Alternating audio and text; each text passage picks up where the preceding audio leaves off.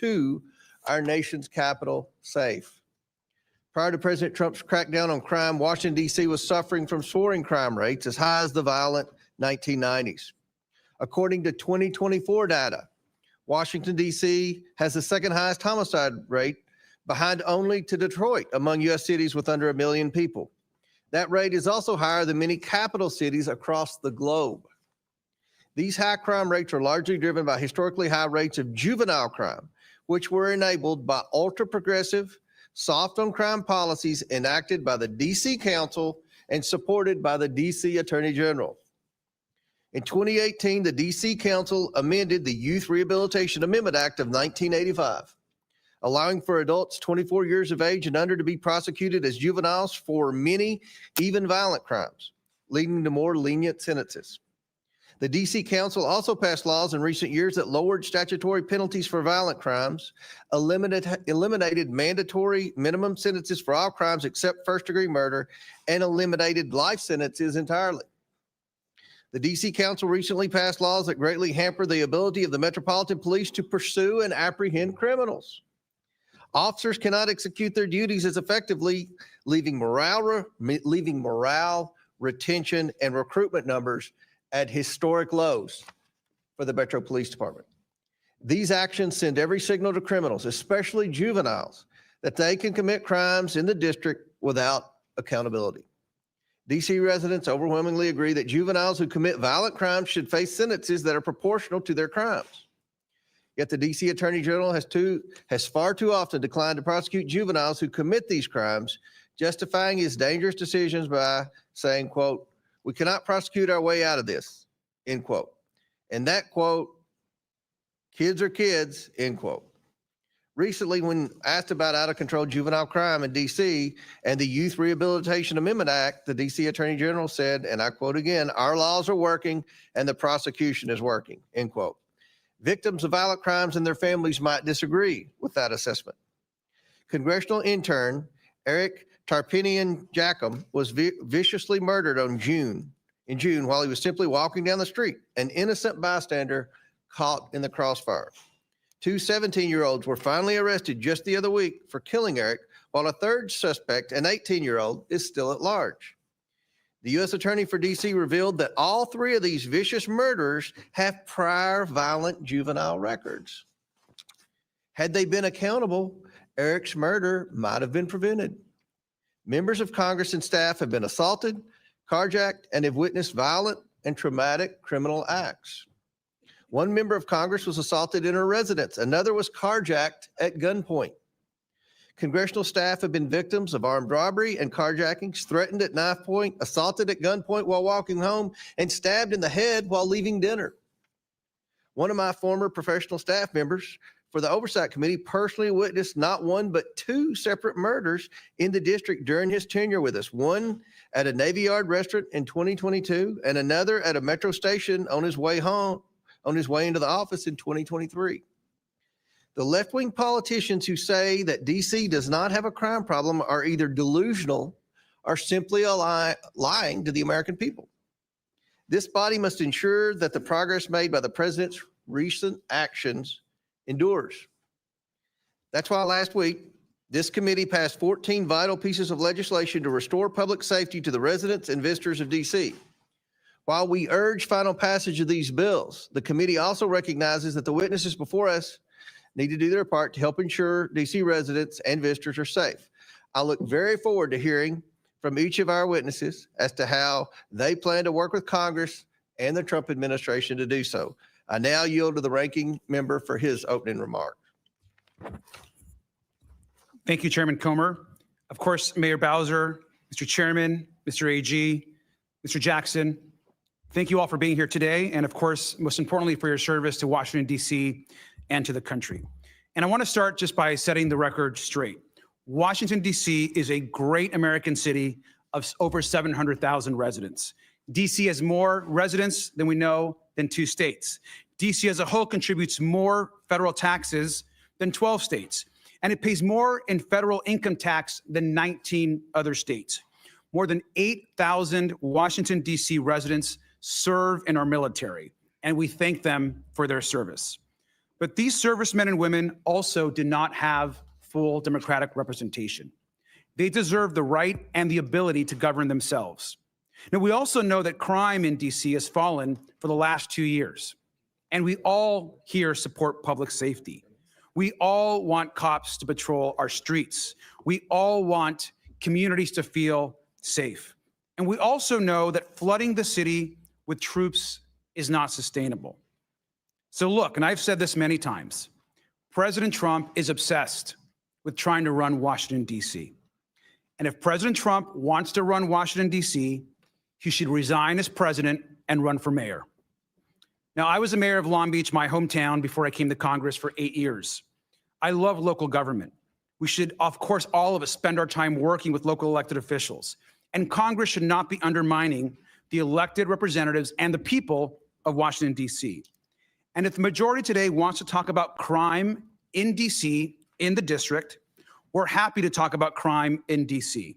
We know that some of the worst crime and corruption in D.C. is actually found at 1600 Pennsylvania Avenue. President Trump is profiting from his office more than anyone in history. Through his crypto grifts, he has profited $1.2 billion. He's denied the rights of American citizens and deported people illegally without due process. He has broken the law to deploy soldiers on the streets of Los Angeles. He's abused his power and canceled federal spending and intimidated Americans who disagree with him, whether you're a scientist, an elected official, or a late-night talk show host. And he's trying to illegally grab control of the Federal Reserve. He's illegally imposed tariffs. He's ripping away health care from 17 million Americans. All the while, he pretends to be tough on crime. And we know that in his first days in office, Donald Trump pardoned hundreds of his followers who beat, tased, and attacked brave DC and U.S. Capitol Police. And right now, since we're talking about crime and corruption in DC, as we speak, Trump is leading a White House cover-up of the Epstein files. Now, just yesterday, Trump's FBI director falsely claimed that he could not release the files, which we know is false. And let's review the facts. Epstein told the reporter that Trump was his closest friend for 10 years. One survivor also said that Epstein's biggest brag was he was very good friends with Donald Trump. In fact, there was an 8x10 picture framed of Trump on his desk. We know the two are very close. Just last week, our committee released the birthday note that Trump personally wrote to Epstein. It's right here. The note said, by the way, and I'll read it, "May every day be another wonderful secret." That's a disgusting message to send to a sex trafficker. Now, the cover-up of this note might be just as bad as the crime, since we're talking about crime in Washington, D.C. today.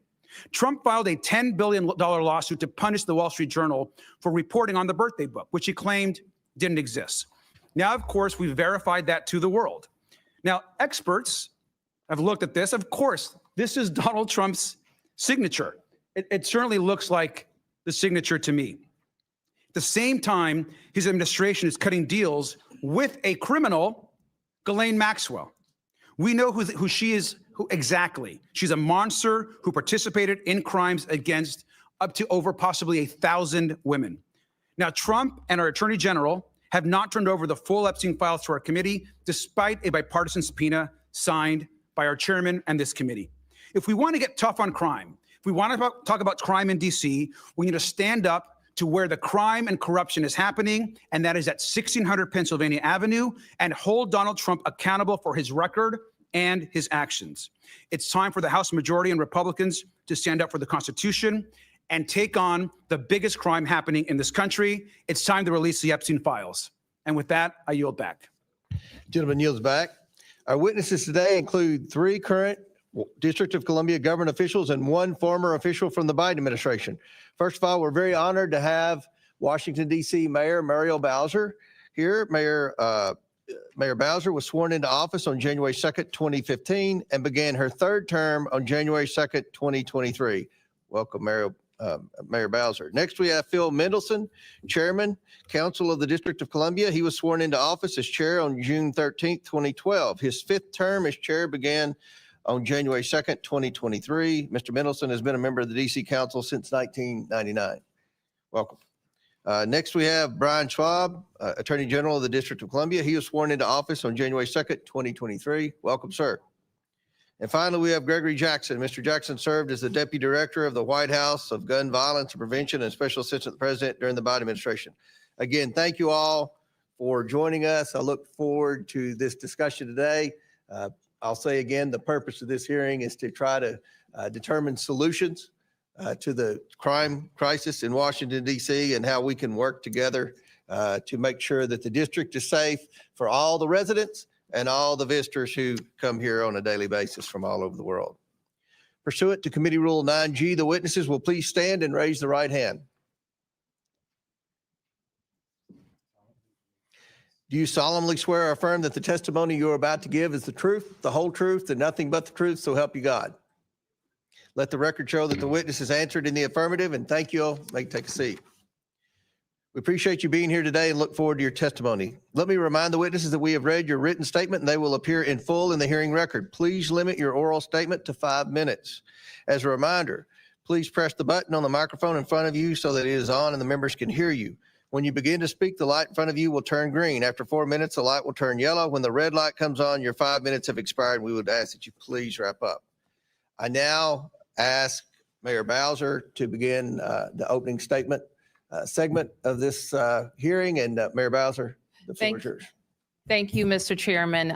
Chairman Comer, Ranking Member Garcia, and members of the committee. I'm Muriel Bowser. I'm Mayor of Washington, D.C., and I'm joined by the Chairman of the D.C. Council, Phil Mendelson, and the Attorney General for the district, Brian Schwab. I'm pleased to be here today to report on the state of the district. First, a bit of a primer about my hometown. As you know, in 1973, Congress passed the District of Columbia Home Rule Act, creating a local government with an elected mayor and elected city council. We are represented in this body by a mighty warrior, Eleanor Holmes Norton, but she does not have a vote, and we have no representation in the Senate.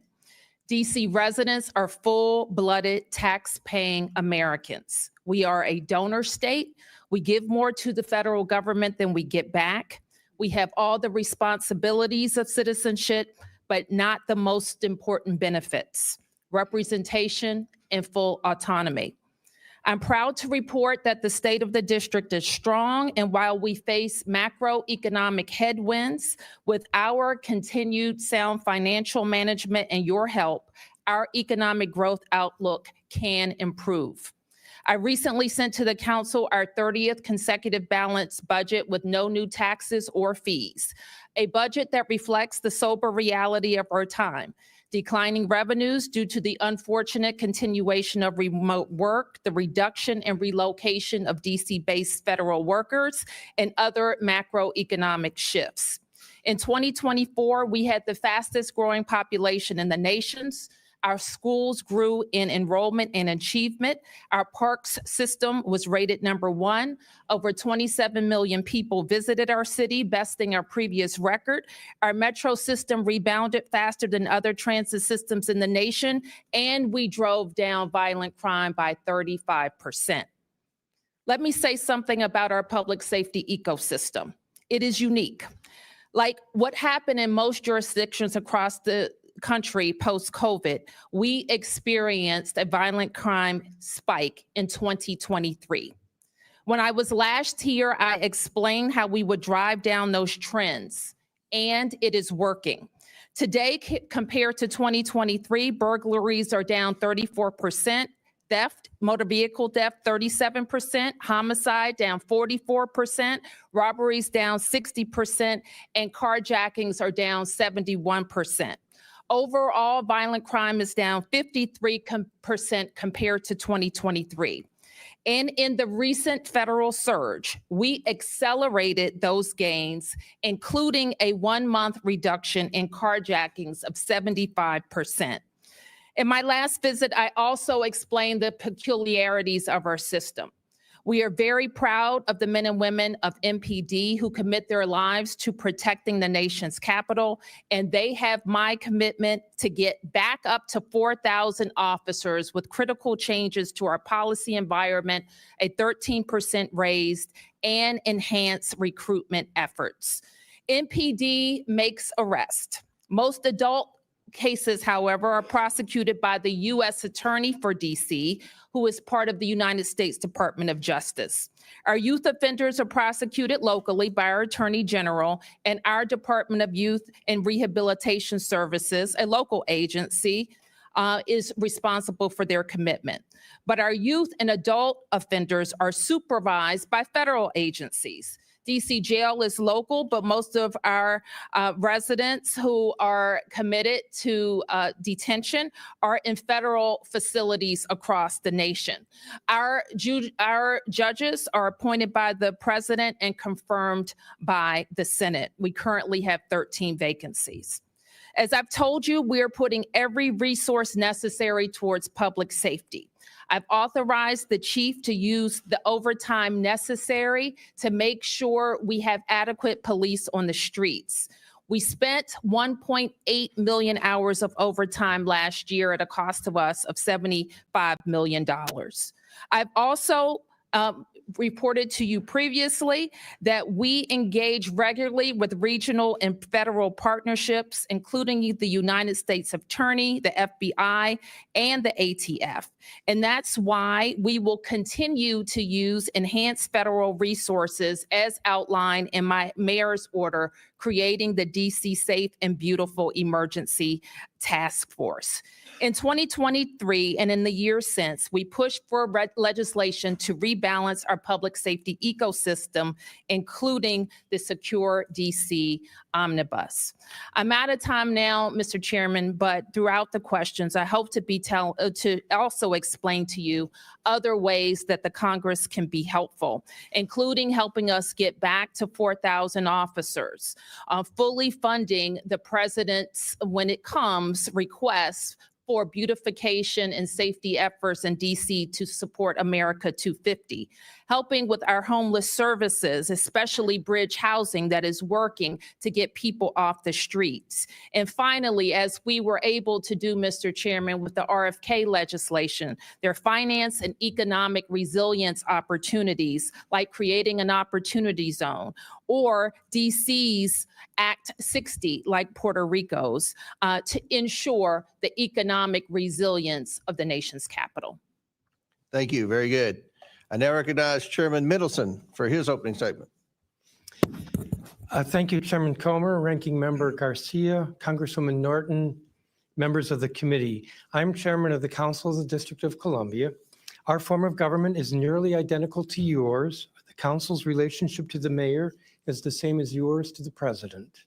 I'm pleased to testify and to finally present our views on matters that are clearly of concern to the committee. We are a beautiful city. Our public parks are well maintained. Our roads are in good condition. We have a world-class public transit system.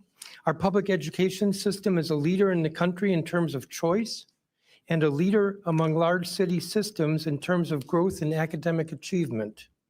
Political rhetoric notwithstanding, criminal activity has been on the decline, with violent crime dipping to a 30-year low last year and even lower this year. The percentage of our citizens with health insurance is one of the highest in the country. Public lands, public transit, public education, public safety, public health, core functions of government, and we are doing well. And we are well managed. We adopt a balanced budget on time every year. We spend within our budget every year. We've had clean audits every year. We continue to maintain strong cash reserves. All of our pension programs are fully funded, and we continue to maintain AAA and AA plus financial ratings, despite Wall Street's expressed concern over the negative economic impact of federal actions. Despite these pluses, we are a city under siege. It is frustrating to watch this committee debate and vote on 14 bills regarding the district without a single public hearing, with no input from district officials or the public, without regard for community impact, nor a shred of analysis including legal sufficiency or fiscal impact. Bills like H.R. 5183, the District of Columbia Home Rule Improvement Act, make the district less efficient, less competitive, and less responsive to the needs of a highly complex, unique local government that serves local, county, and state functions. The SOAR Improvements Act would actually hurt 50,000 school kids in the district by defunding the DC public school system by approximately $17.5 million. It also would void a long-standing compromise agreed to by Congress with district officials. H.R. 5140, the Juvenile Sentencing Reform Act, is actually criminogenic. Data suggests that juveniles tried as adults are not scared straight, but rather are more likely to reoffend sooner and more often than those treated in the juvenile system. Moreover, you criticize the council for being soft on crime, but the current age thresholds this bill repudiates were enacted by Congress. Over the last several years, the council has taken steps to strengthen our criminal laws, and I will note that we have been able to pass these bills while Congress has not. For instance, we have strengthened the probability of pretrial detention. Even before we did that, the rearrest rate for individuals released pretrial was among the lowest in the country. We have strengthened, by clarifying and imposing new penalties, the criminal laws including shoplifting, carjacking, strangulation, and felony endangerment with a firearm. We have reinstated police resource officers in our schools, and we have taken a number of steps to support our police, including approving just yesterday a 13% pay raise for police officers and approving hiring incentives to increase the ranks of our police force. And we're about to adopt a deferred retirement option program to make service more attractive and to incentivize officers to stay longer. Instead of blaming the council, there are tangible actions we need from you because our public safety system is part federal. For instance, the greatest deterrents to crime are arrest and prosecute, but the U.S. Attorney prosecutes our criminals. And the best way to reduce recidivism is prison programming, but the U.S. Bureau of Prisons is responsible for this. And to further reduce rearrests for ex-offenders and pretrial suspects, we need two federal agencies, CSOSA and Pretrial Services, better resourced. If Congress really wants to further reduce crime in the District of Columbia, here's what you can do. Fill USAO vacancies. Double the funding we already provide for MPD hiring bonuses. Adequately fund CSOSA and the Pretrial Services Agency. Fully reimburse MPD for protecting the federal presence. The underfunding by Congress over the last 4 fiscal years totals $83 million. Submit and confirm our judicial nominees. Our courts have a 20% vacancy rate in judges, backlogging the criminal docket. Amend the Federal Privacy Act so that more data can be shared between federal and local law enforcement agencies. Allow our local attorney general to prosecute all misdemeanors because the United States attorney usually does not. And help us pay for a new jail, which houses federal prisoners, just as Congress helped pay for a new forensic lab 15 years ago. Thank you for this opportunity to testify. I appreciate the committee's attention, and I also want to welcome Congressman Garcia as the new ranking member. Thank you. Now recognize General Schwab for his opening statement. Chairman Comer, Ranking Member Garcia, Congresswoman Norton, members of the committee.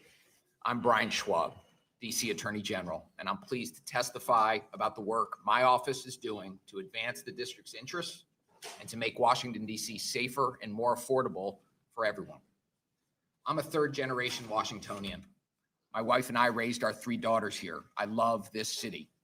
Just like your home districts, D.C. is made up of vibrant neighborhoods, hardworking, talented people who are the backbone of our culture and our economy. We are small business owners, veterans, teachers, nurses, and police officers, committed civil servants. We are Americans who deserve the same freedom to govern ourselves as your constituents enjoy. But unlike your constituents who benefit from having you here to advance their interests, the more than 700,000 residents who call DC home have no vote in Congress. We do, however, have elected local leaders, including an elected Attorney General. As Attorney General, I am committed to ensuring Washingtonians have a first-rate public law office, enforcing their laws, protecting their taxpayer dollars, and advancing the public interest. My office handles thousands of matters across an array of issues, from enforcing child support orders and protecting domestic violence victims to holding companies accountable for fueling the opioid crisis. We protect seniors and consumers from scams. We go after slumlords. We defend district agencies, including our police department, securing and saving hundreds of millions of dollars every year. Nothing is more important to the work we do than making the district safer for everyone who lives here, works here, and visits here. As you've heard, DC's criminal justice system is unique, and its structure is often a source of confusion. Unlike anywhere else in the country, the responsibility for prosecuting local crime in the district is divided between the federal government, the United States Attorney's Office, which handles all adult felonies and most adult misdemeanors, and my office, which prosecutes juvenile delinquency cases and certain adult misdemeanors. Because the vast majority of crime in the District of Columbia is committed by adults, not juveniles, it is the U.S. Attorney's Office that handles the vast majority of prosecution. Despite our limited jurisdiction, we take our responsibility over juvenile prosecution seriously. Our attorneys aggressively prosecute violent juvenile offenses whenever there is sufficient evidence to meet the burden of proof. Kids must face consequences, swift and certain consequences when they break the law. And our prosecutors work every day to hold them accountable and ensure victims receive justice. Last year, we prosecuted 84% of all violent juvenile cases, including over 90% of homicides and attempted homicides, 87% of carjackings, and 86% of gun cases. Crime rates last year reached 30-year lows and have continued to decline this year, but there is more work to be done. We must continue to pursue a comprehensive public safety strategy. Effective policing and prosecution are critical, so too are preventive efforts designed to stop crime before it happens. Keeping people safe is not a choice between law enforcement or prevention. We must do both. As the nation's capital, public safety in the district has always required a strong working partnership with federal law enforcement, regardless of who is in the White House. We have worked and will continue to work closely with our federal law enforcement partners every day. But declarations of emergency and unilateral federal actions taken without coordination or advance warning do not promote long-term public safety. Sending masked agents in unmarked cars to pick people off the streets, flooding our neighborhoods with National Guardsmen who are untrained in local policing, attempting a federal takeover of our police force, none of these are durable, long-lasting solutions for driving crime down. In fact, they threaten to destroy critical trust between local communities and the police, trust which is essential to effective, efficient policing and prosecution. There are constructive ways the federal government can work with us to continue driving crime down. For example, Congress can help combat the flood of illegal guns pouring into our city. 95% of illegal guns that end up on our streets come from outside the district. We also need help filling longstanding judicial vacancies, confirming our highly qualified nominees. The vacancy crisis has led to severe case backlogs, with felony cases being scheduled into 2027, resulting in delayed justice for crime victims and the community. Finally, Congress could help by investing desperately needed services in facilities like a psychiatric residential treatment facility for youth with serious mental and behavioral health issues that often contribute to crime.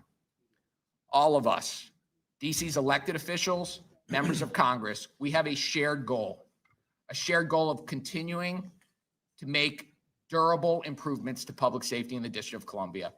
I and my office are ready to have serious discussions on how best to do that with anybody who is willing in good faith and in a spirit of partnership to have them with us.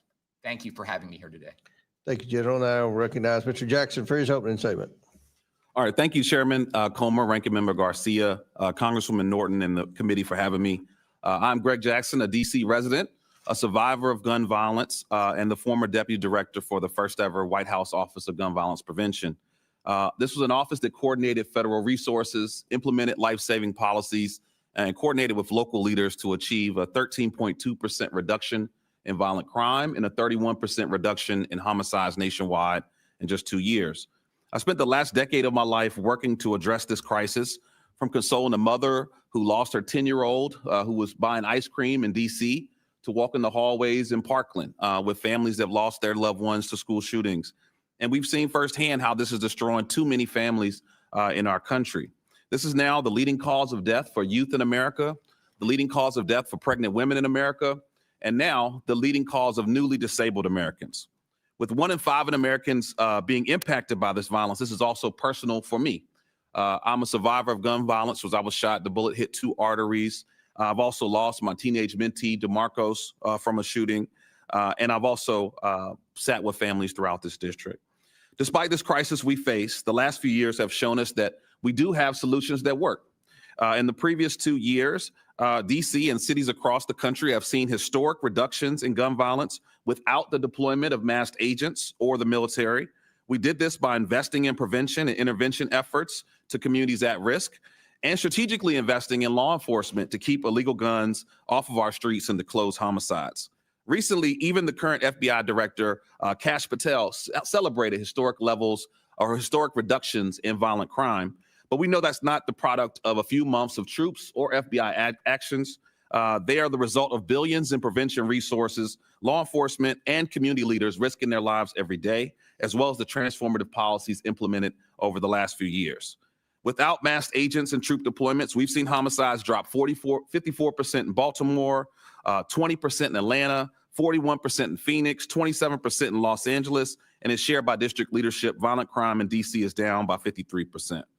We got here in major part because Republicans and Democrats came together to enact a bipartisan law that provided historic resources for violence prevention, law enforcement strategies, as well as enhanced our background check system for those under 21, preventing domestic abusers from accessing guns, making the largest investment in youth mental health in history, as well as community violence intervention, and making gun trafficking a federal crime, prosecuting those who are flooding guns into our communities.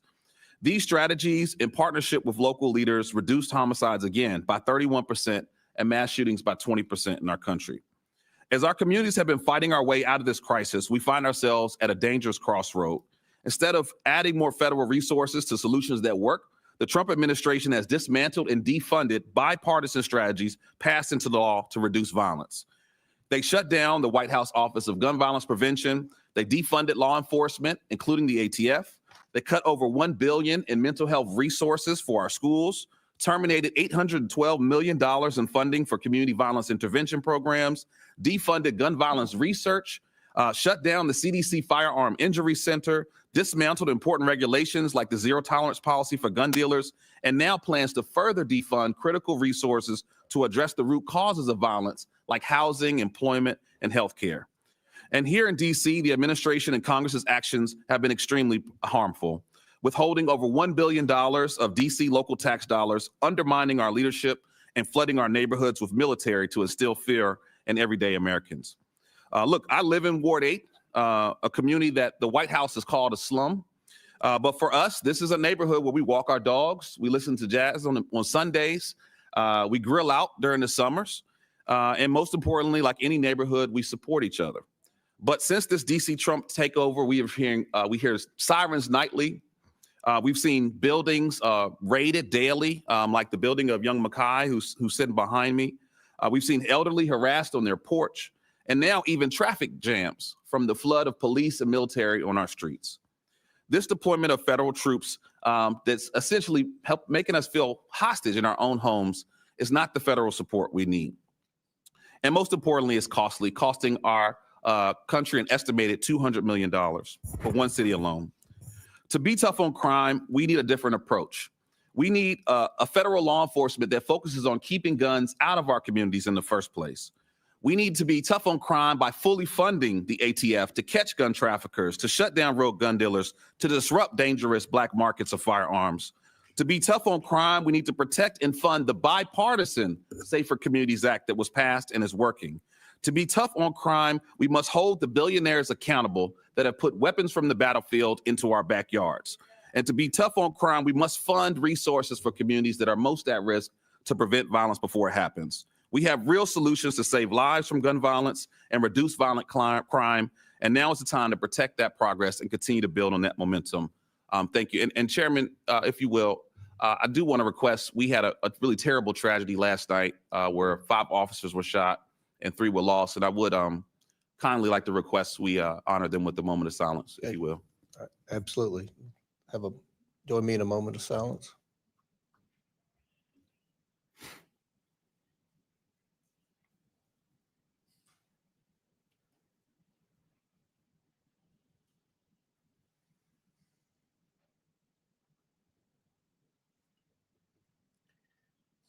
Thank you. Thank you. Thank you for your statement, Mr. Jackson. That concludes our opening statements. We're now going to proceed with questions. The chair recognizes the gentleman from Arizona, Dr. Gosar, for 5 minutes. Thank you, Mr. Chairman, and welcome, Mayor Bowser. I often say that trust is a series of promises kept, and it's been made clear that Congress can't trust the swamp to enforce the rule of law. Last week, this committee passed my bill, the District of Columbia's Home Rule Improvement Act, to ensure our nation's capital is safe, stable, and governed responsibly. Congressional oversight is vital to rehabilitate the District of Columbia from its chronic crime epidemic and restore law and order. Failed leadership, soft on crime policies, rampant corruption has left DC more dangerous than war-torn Baghdad. This committee's investigation reveals Metro PD falsified crime statistics while the Attorney General's office seals the juvenile criminals records to protect those so-called minors. But let's be honest, they aren't kids. These are 24-year-old criminals. By allowing adults to be tried as minors, Washington, D.C. is aiding and abetting criminal activity that threatens the lives of residents, visitors, and everyone who works in our nation's capital. Washington, D.C. must earn back the trust of President Trump and Congress, but it does not happen just by blatantly manipulating crime statistics, seeking politically motivated litigation, and spending irresponsibly. Mayor Bowser, I must tell you, I've never felt safer in D.C. There's a record low crime rate, an increase in gang-related arrests, and friendly National Guardsmen patrolling the streets. Why is D.C. safer now than it was 38 days ago? Thank you for the question, Congressman. And as I explained when we were here 2 years ago, it is true that we experienced, like many places, a spike in 2023. I can say unequivocally, this is not 2023. In each of the past 2 years, we have driven down crime. In 2023, we finished the year 35% down. Last year, we finished the year, I believe, 24% down. And all throughout this year, we were driving down to more than a 20% decrease in violent crime. I have also testified that during the surge, we experienced many hundreds of federal officers and agencies that we typically work with. And we did experience further decreases in all categories. The most substantial was in carjackings. Gotcha. Now, Chairman Mendelson, you voted in favor of the Youth Rehabilitation Amendment Act of 2013, right? Correct. Okay.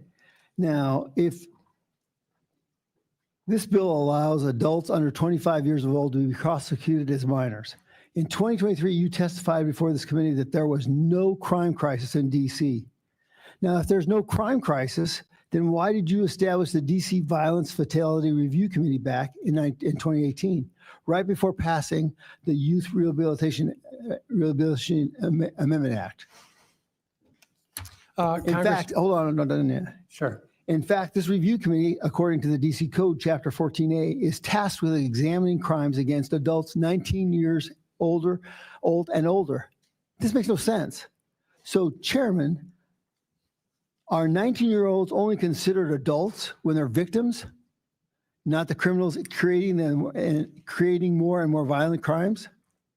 Your juvenile curfew emergency declaration resolution of 2025 states, since 2023, the district has seen a rise in unruly behavior by juveniles. Which is it?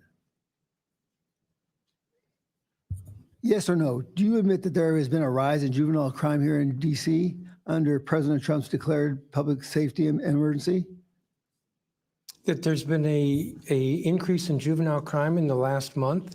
I've not seen the data. I don't think so, though. Okay. But let me just say that the Youth Rehabilitation Act doesn't allow adults to be prosecuted as minors. They're still prosecuted as adults. Well, I mean, it's very confusing when you have the definition of a minor is 25 and under.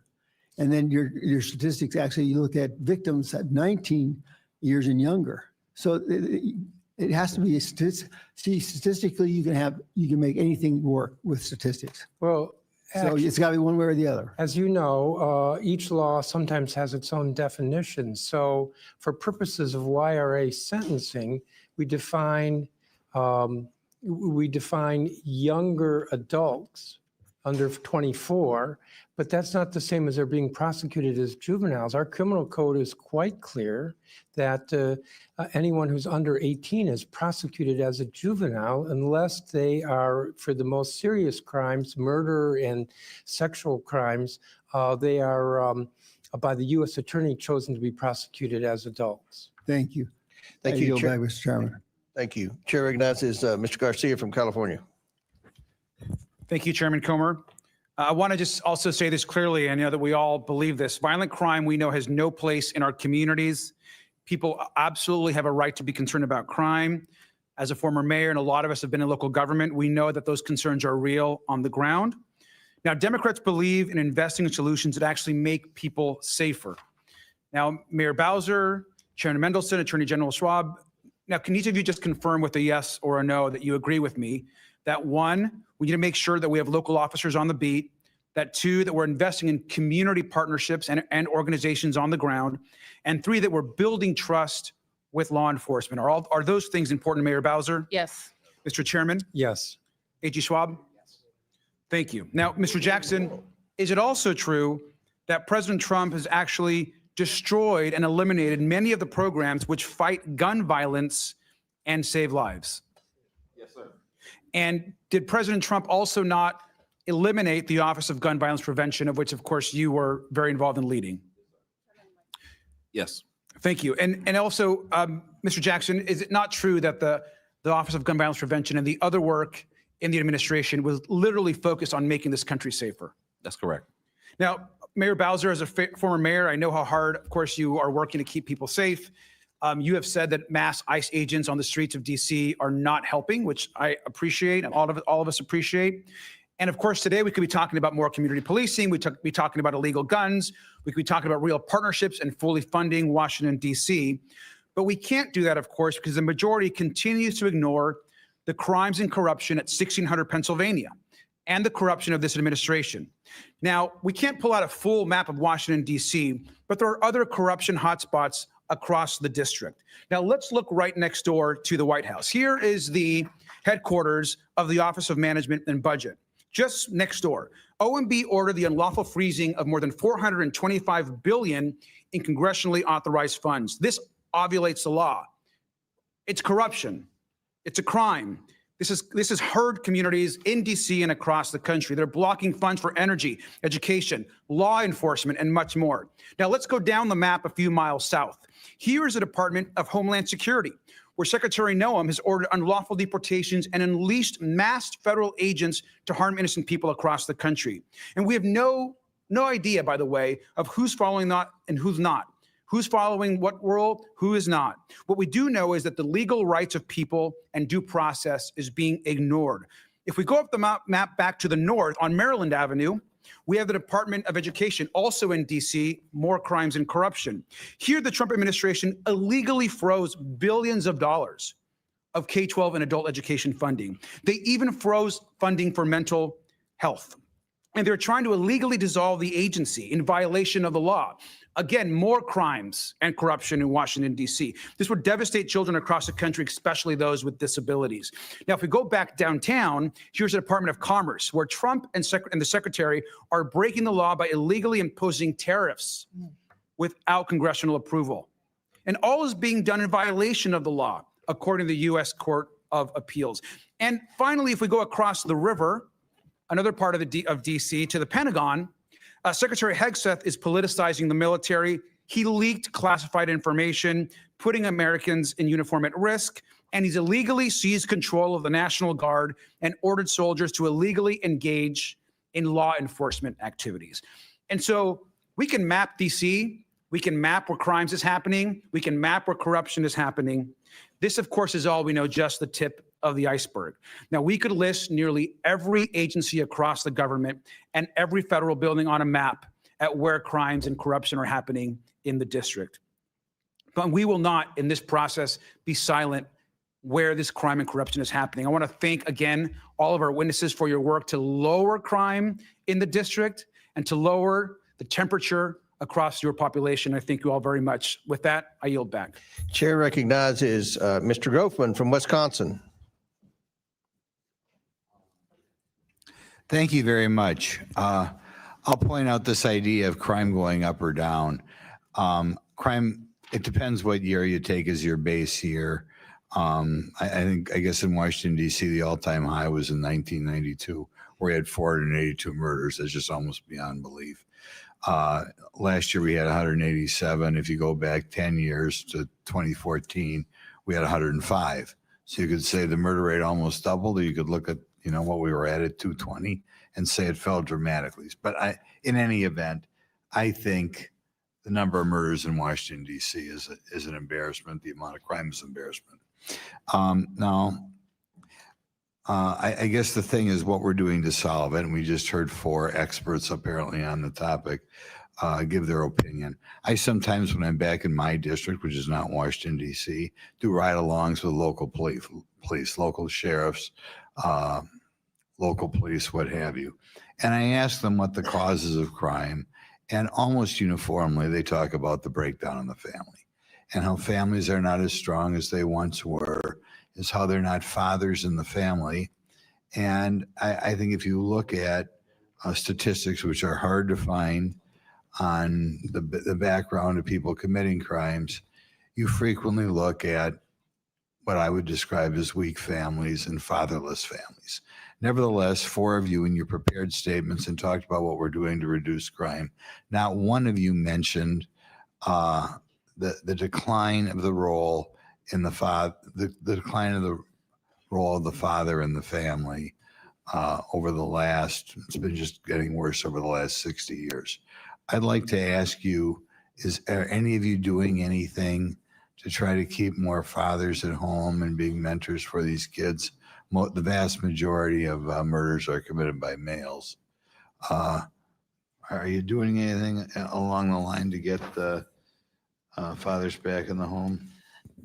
Congressman, let me answer that by saying and I know that I focused a lot on our law enforcement efforts, but we commit to and invest in a lot of prevention efforts as well, from incredible and effective funding of our public schools to our. Yeah, I only got 5 minutes. We got to Yes, to address our- the topic. What are we Yes. doing to get fathers in the home?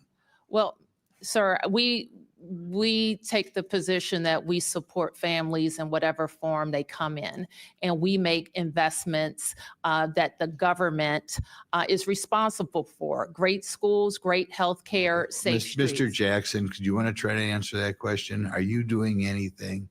Yes, Talk about the a importance. major priority for funding for community violence intervention programs focus directly on mentorship with young men. In DC, we have a program called Pathways. We work directly with those who are most at risk. And it's about everything from not just preventing violence, but how to strengthen their ability to be fathers, to be leaders, to be providers and protectors in the home. Well, are we doing anything to make sure that a higher percentage of children born in the district are born in families in which there's a father in the home? Are we doing something to address that problem, which to me is the big problem?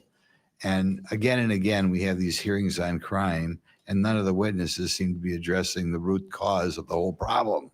If I can, that $812 million that was terminated by the Trump administration cut community violence intervention programs. Many of them do precisely that. So if that's a priority, we should be funding, doubling down, and scaling out that work.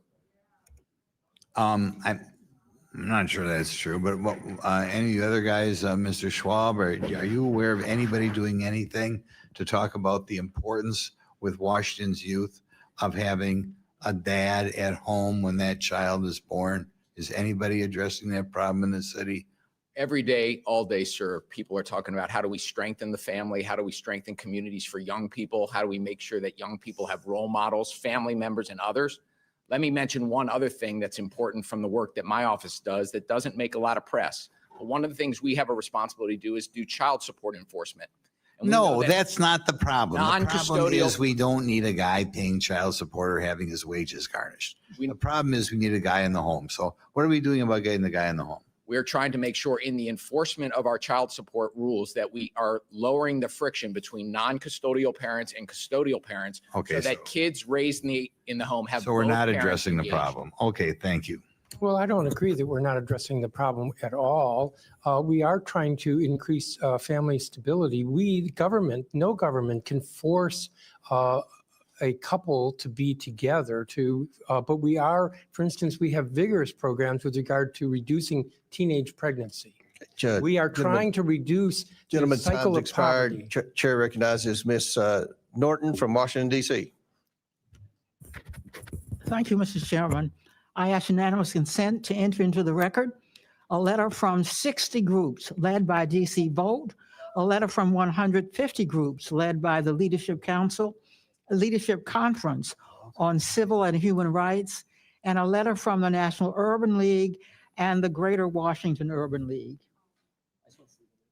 Without objection to ordered. District of Columbia residents have all the obligations of American citizenship, including paying federal taxes, serving on juries, and registering with Selective Service. Yet Congress denies them full self-government and voting representation in Congress. The only solution to this undemocratic treatment is to grant DC statehood. I ask unanimous consent to enter into the record a letter from leading constitutional scholars explaining why DC statehood bill HR 51 is constitutional. Without objection to ordered. The admissions clause of the Constitution gives Congress authority to admit new states. All 37 new states were admitted by Congress. The district clause of the Constitution gives Congress authority to reduce the size of the federal district, which Congress did by 30% in 1846. HR 51 reduces the size of the federal district from 68 square miles to 2 square miles, consisting of the White House, the Capitol, the Supreme Court, and the National Mall, and remaining under the control of Congress, under control of Congress. The new state consists of residential and commercial areas of DC. The admissions clause does not establish any prerequisites for the admission of new states, but Congress generally has considered 3 factors: support for statehood, commitment to democracy, and resources and population. 86% of DC residents voted for statehood in 2016. DC residents have demanded democratic rights for more than 220 years.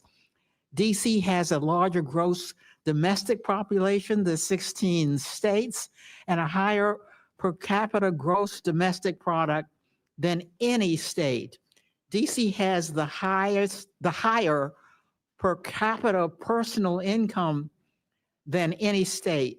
DC has a larger population than 2 states. Republicans do not like that DC votes for Democrats, so they deny DC statehood. Mayor Bowser, Chairman Mendelson, and Attorney General Schwab, my question for you is, why should DC be a state? Representative Norton, across the globe, Washington, D.C. symbolizes the power and the virtue of a representative democracy, a government that is of the people, by the people, and for the people. And yet, the 700,000 of us that live here in the District of Columbia are the only residents of the capital of a democratic country that do not have a voice in our national legislature. That's wrong. That's un-American. D.C. residents are Americans too. The lack of voting representation harms the District of Columbia. We, at this moment in our country, should be expanding democracy, not constraining it.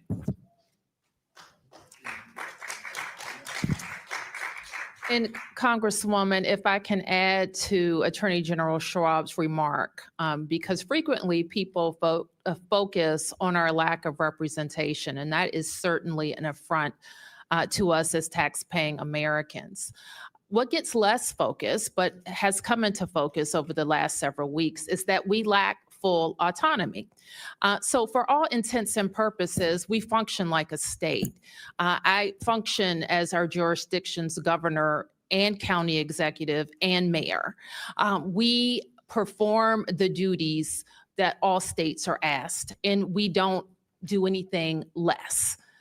But we don't have control of our National Guard, and a peculiarity of our home rule charter, a president can declare an emergency in the district. So lack of full autonomy also prevents us from using the money that we raised in taxes, like happened this year.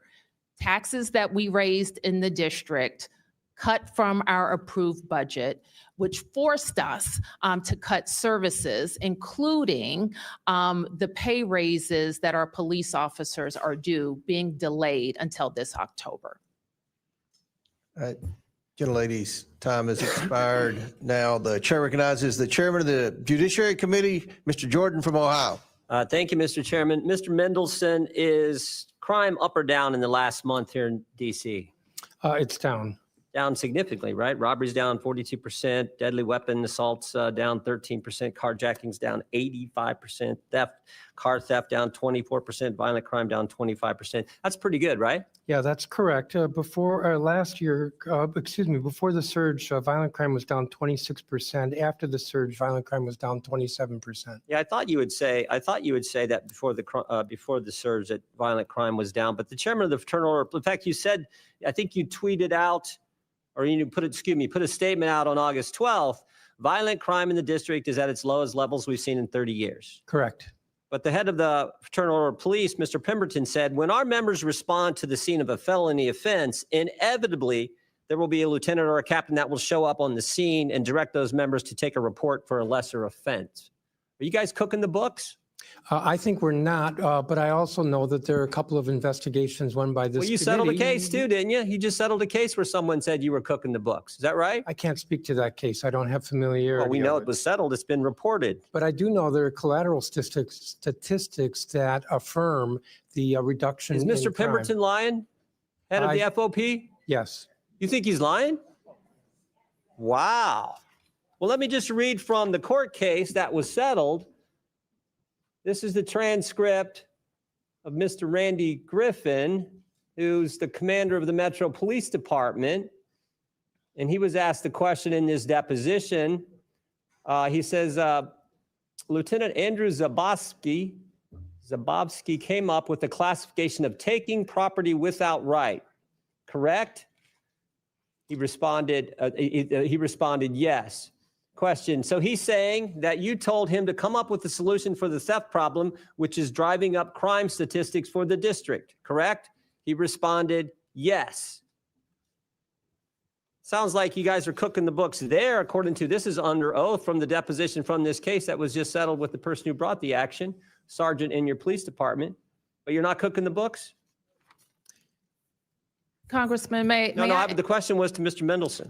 As I've said, there are two investigations. I know there's one internal in the Metropolitan Police Department. I know that there's an investigation by this committee. I think that the three of us What's here taking welcome property that without right? investigation. What's taking property without right? Oh, that would be theft.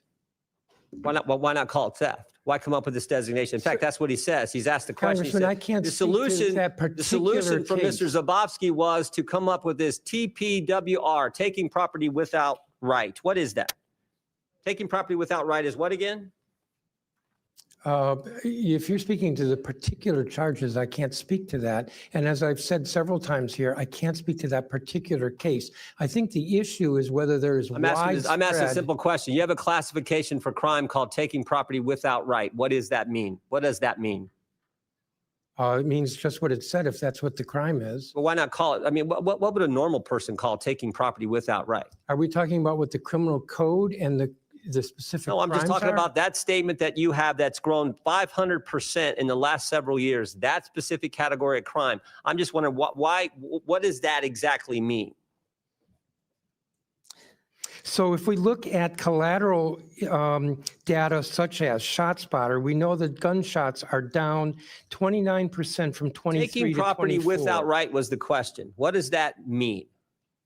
I've already answered you, sir. And what'd you say again? I said that if you're speaking to a particular offense in our criminal code, I cannot speak to that particular offense. Why not just call it stealing. That's what we would all, someone comes and takes something that belongs to me, or someone comes and takes something that belongs to you. We call it stealing. Why well, create this sir, new category that grows 500% that I think allows you to cook the books Sir, as the head of the FOP in your city as said you so? know, as the chair of the Judiciary Committee, there are for many offenses a range of possible charges from misdemeanor to felony and different shades of felony. So I'm not I am not familiar with that particular offense. Is it a good thing that, are you against having the National Guard here? Or do you think that's been helpful to the citizens and the families and the people who live in the DC area? We think that the DC National Guard is a very valuable and wonderful asset to the city. That's a little bit different than having thousands of guard troops stationed around the city when there is not, they are not trained in law enforcement. And my understanding is that many of them were looking kind of bored with what they were doing. My time is run out. I yield back, Mr. Chairman. Chair recognizes Mr. Lynch from Massachusetts. Thank you. I want to thank the witnesses for your willingness to come before the committee and help us with our work. Mayor Bowser, back in March, the Republican leadership here in the House cut $1.1 billion from the DC budget. Yes, Is that correct? that's correct. So I live in Boston. We have about 700,000 people in our city, pretty much the same size as DC. I know taking $1 billion out of our budget would kill us, in terms of our ability to deliver services and fund a police department. Can you talk about what that meant? It is ironic. It is ironic that the same people who cut $1.1 billion out of your budget 4 months later are saying, we're going to take over the city because you're not taking care of law enforcement. That's correct, Congressman. And it was especially problematic because it came mid-year.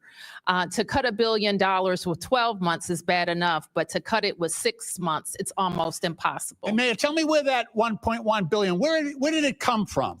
It came from every one of our sectors. And when you have to cut that much money. The source, was that from DC taxpayers? 100% local dollars. Okay, And so they cut $1.1 billion of the tax money paid by DC residents. That's They correct. cut that from your budget so that you can't provide as much law enforcement and police officers to patrol these streets. Is that right? That's right. And Chairman Mendelson, you mentioned earlier that it had about $83 million underfunding of the police department directly. Is that correct? That is correct.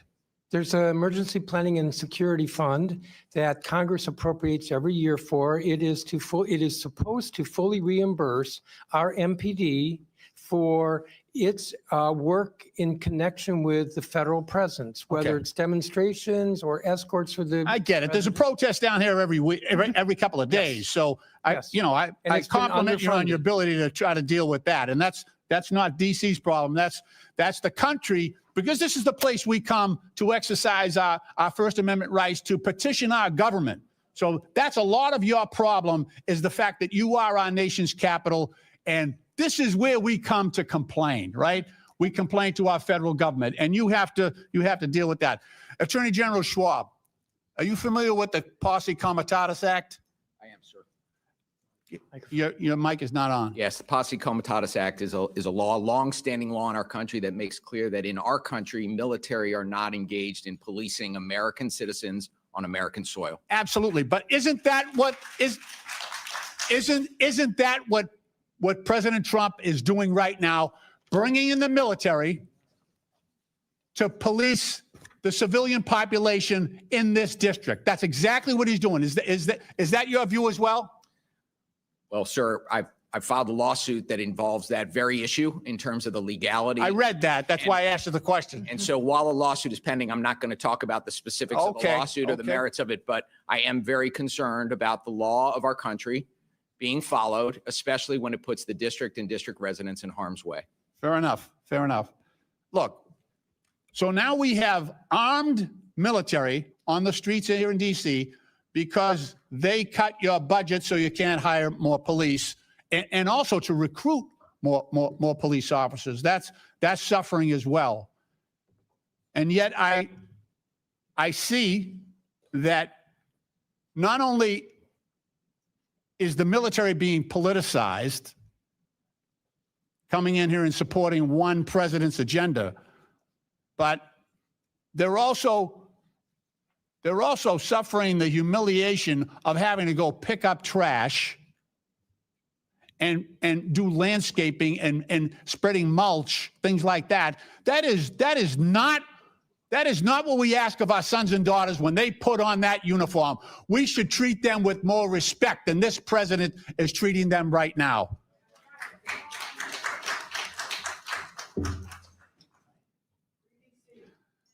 Madam Mayor, how many additional police officers do you think you could hire with that $1.1 billion that was cut from your budget?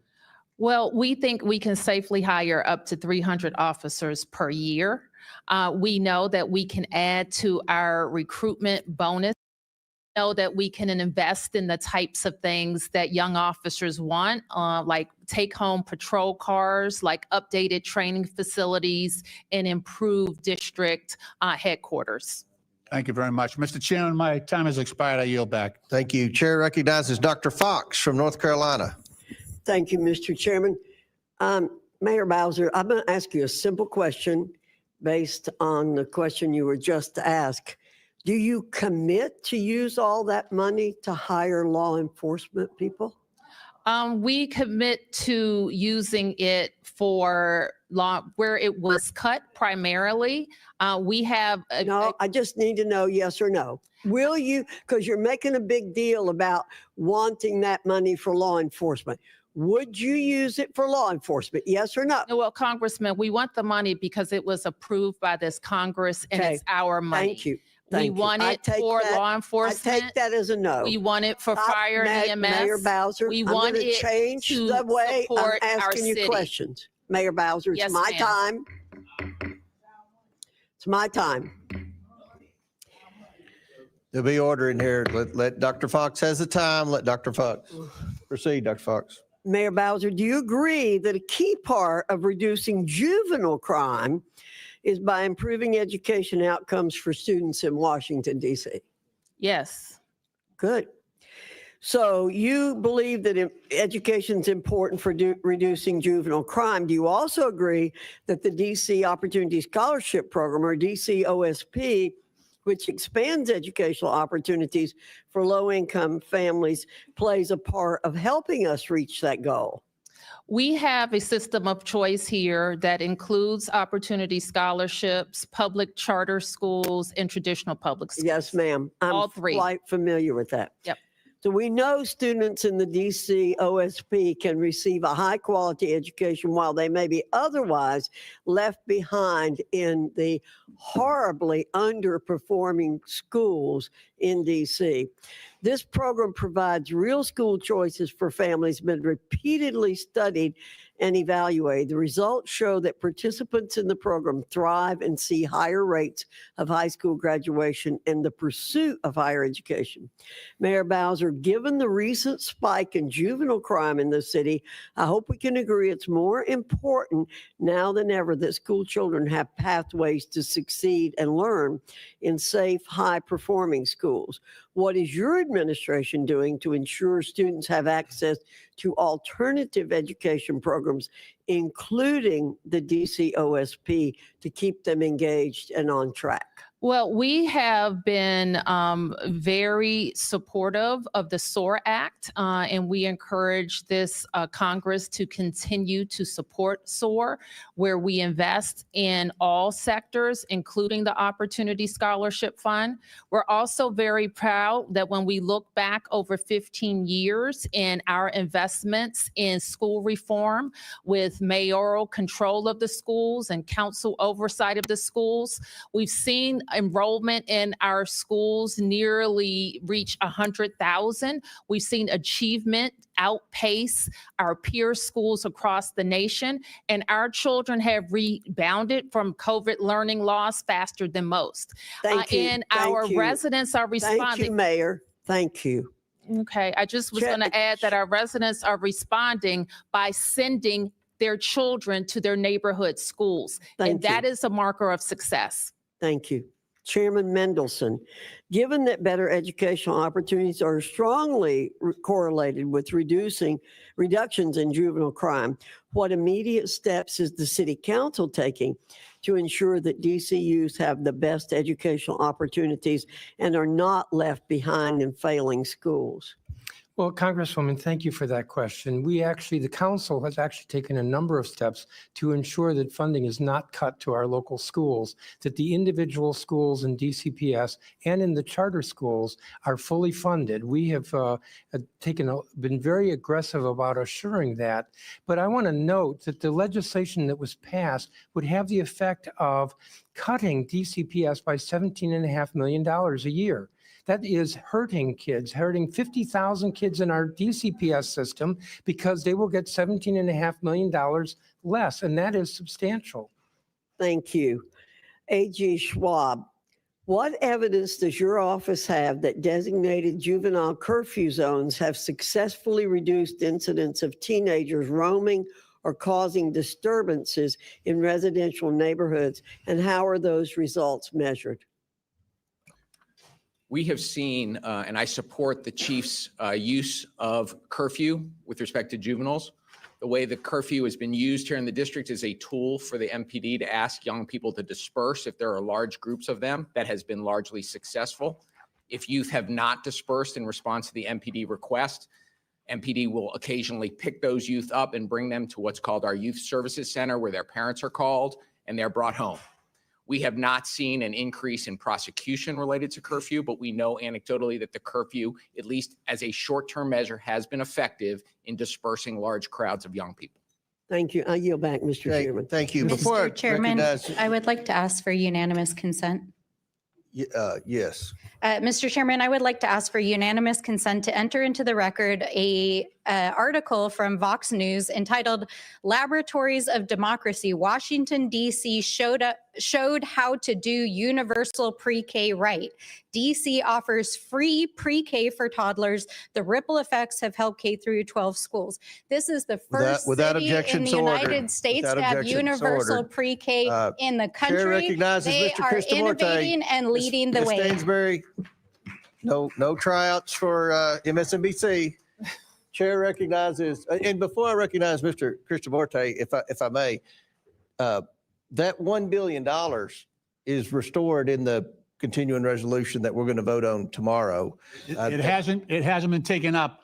The Senate took it up a long time ago, and this Well, House has I've been a refused to take that proponent up. for that. And Well, let's not I've talk about publicly- what we're going to do. Let's talk about what we've done. Well, are you going to vote for the CR, Mr. Lynch?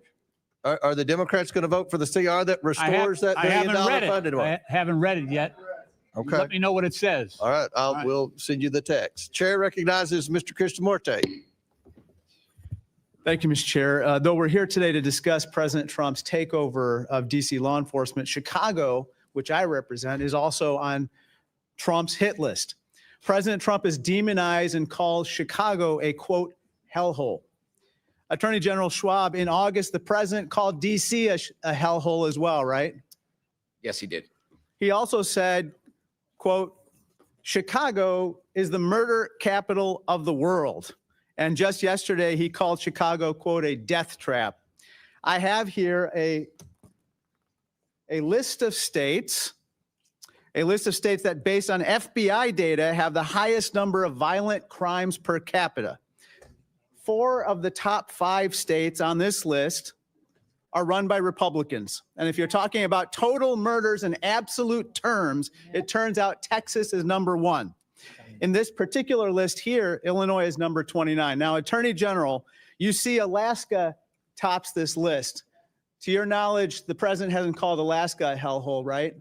I have not heard that. And Arkansas is number 4 here. He didn't call Arkansas a hellhole, correct? I've not heard that. And you haven't heard the president talk about deploying the National Guard in Texas, correct? I have not. Folks, this isn't about crime. It's about politics.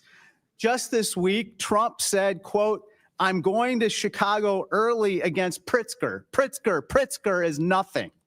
That's not how a president should be talking about any governor or any state. I'd like to talk about the National Guard deployment here in DC and the cost of it. Now, Mr. Jackson, as you said, I believe that the DC deployment is going to cost over $200 million, correct? Correct. That's projection. Let's see how this money is being used. Trump says it's for fighting crime, but here's a guardsman carrying trash. Here's a guardsman mowing the lawn.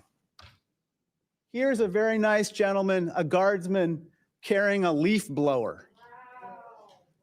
Honorable work, certainly, but this is not why the taxpayers fund the National Guard. If Trump was serious about crime, he wouldn't cut nearly $4 million in federal funding for local violence prevention groups in Chicago. Attorney General, you'd agree the president should be funding these crime prevention programs, not cutting them, right? As I said in my testimony, sir, prosecution and prevention are both essential to making sure cities are safe, and we have to do both. Crime intervention work, violence intervention work has been successful here in the District of Columbia in terms You shouldn't be cutting that of work, driving right? gun violence down. We need to invest in it. Not cut it, right? Correct. This week, I want to turn to another topic. In Elgin, a Chicago suburb in my district, an American citizen was pulled from his home, cuffed and detained by ICE. And another U.S. citizen in Des Plaines, also in my district, was tased in the face and detained in another ICE operation. This is shameful, and I'm extremely concerned about the safety and well-being of my constituents. I'm also concerned about the devastating impact that out-of-control ICE raids and the deployment of the National Guard will have on the economy and jobs back in the Chicago area. Let's look at a couple stats. Foot traffic for Chicago's second most profitable business corridor on 26th Street is down 60% since ICE raids began. And this is not just a hypothetical concern that the same would happen with the deployment of National Guard. Let's look at what's happened to DC's economy. Mr. Schwab, CNN has reported restaurant reservations decreased by as much as 31%, and foot traffic in retail stores is down 81%. Those reports show that the president's unilateral deployment of the Guard is hurting the local economy, right? That's consistent. Folks, our economy is softening. Unemployment and prices for necessities like vegetables are soaring.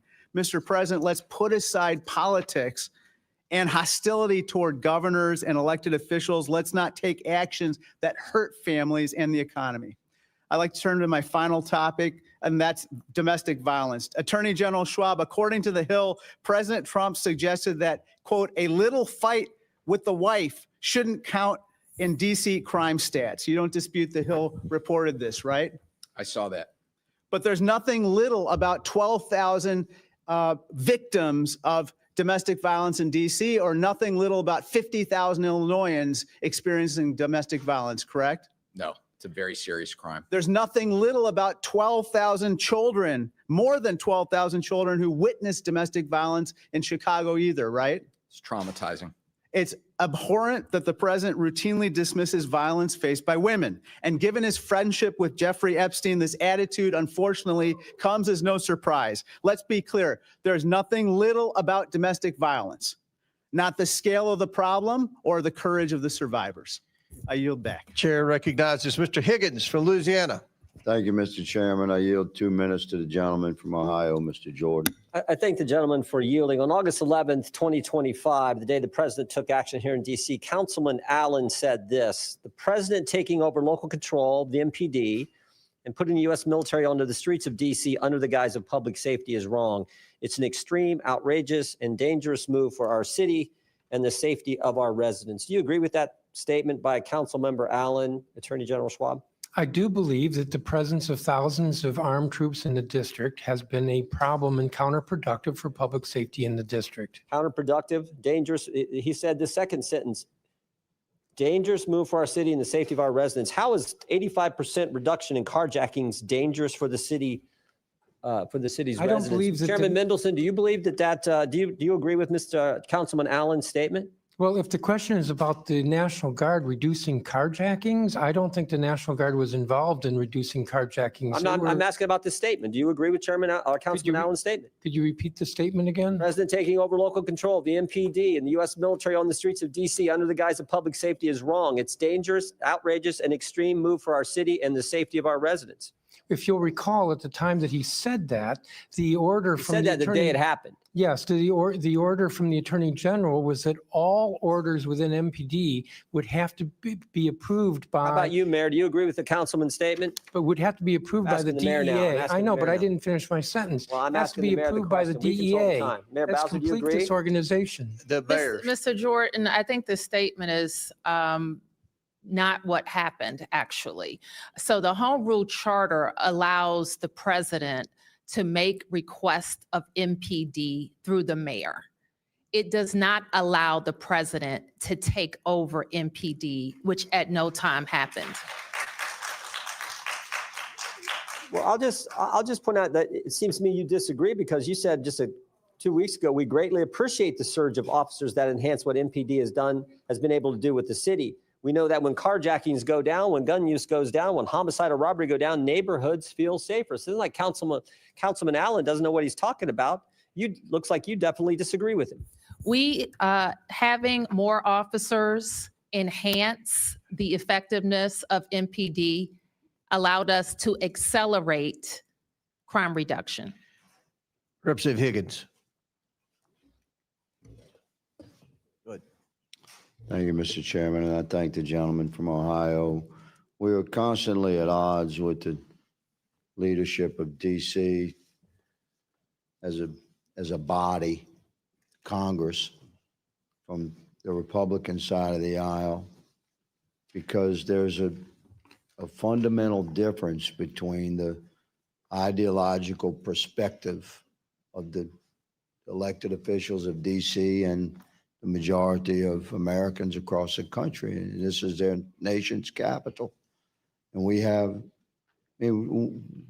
can admit that. It's okay to have ideological variances. The city of DC plays a special role, and it's our nation's capital. So there needn't be this level of friction when we're discussing variances of political and social opinion that exist within our own family. But this battle about the authority of Congress within our nation's capital and over our nation's capital that doesn't have to be a fight. The Congress shall have the power to exercise exclusive legislation in all cases whatsoever over such district. The indispensable necessity of complete authority at the seat of government carries its own evidence with it. This is baked into the birth of our country. And I have respect for the process that has elected you, good lady, and you, gentlemen. And I very much respect you, Sir Mr. Jackson, of everybody here. You're plugged into the reality of the street. And I would like to talk to you further about some of the programs that you embrace. That's a different conversation. That's not elected guys with scripted answers scrubbed by attorneys. You're for real. And I'd like to talk to you more. I was happy to yield much of my time to the gentleman from Ohio. And Mr. Chairman, thank you for convening this hearing, and I yield my time. Thank you, Mr. Higgins. Mr. Chair, I request unanimous consent. Okay. I request unanimous consent to enter into the record this August 22nd, 2025 article from CNN titled "GOP Governors Are Sending Troops to DC. Their states have 10 cities with higher crime rates," which shows the blatant hypocrisy of the GOP when their states have higher crime rates. Without than objection, DC, so ordered. And yet choose to pretend. Chair otherwise. recognizes. Thank you very much, Mr. Chairman, and I want to thank you and the Vice Chair for convening us. the ranking member, I should say. Madam Mayor, good to see you again. Good to see you. And you have a very tough job, and it goes without saying that the 800-pound gorilla in this room is a realization that you're fighting with one hand tied behind your back, and you're strapped in as a result of policies and rulings and law that prevent you in many instances from being the mayor that you want to be every day without being constrained. So I just want to say that on the record. It's easy for a lot of people to point fingers, but until you sat in that seat and had to make those decisions, it's very difficult. And one of your arms have been tied behind your back. Let's make no mistake about that. I want to thank all of you who are here, but one thing that I want to do is to go back and underscore the comments of Delegate Eleanor Holmes Norton.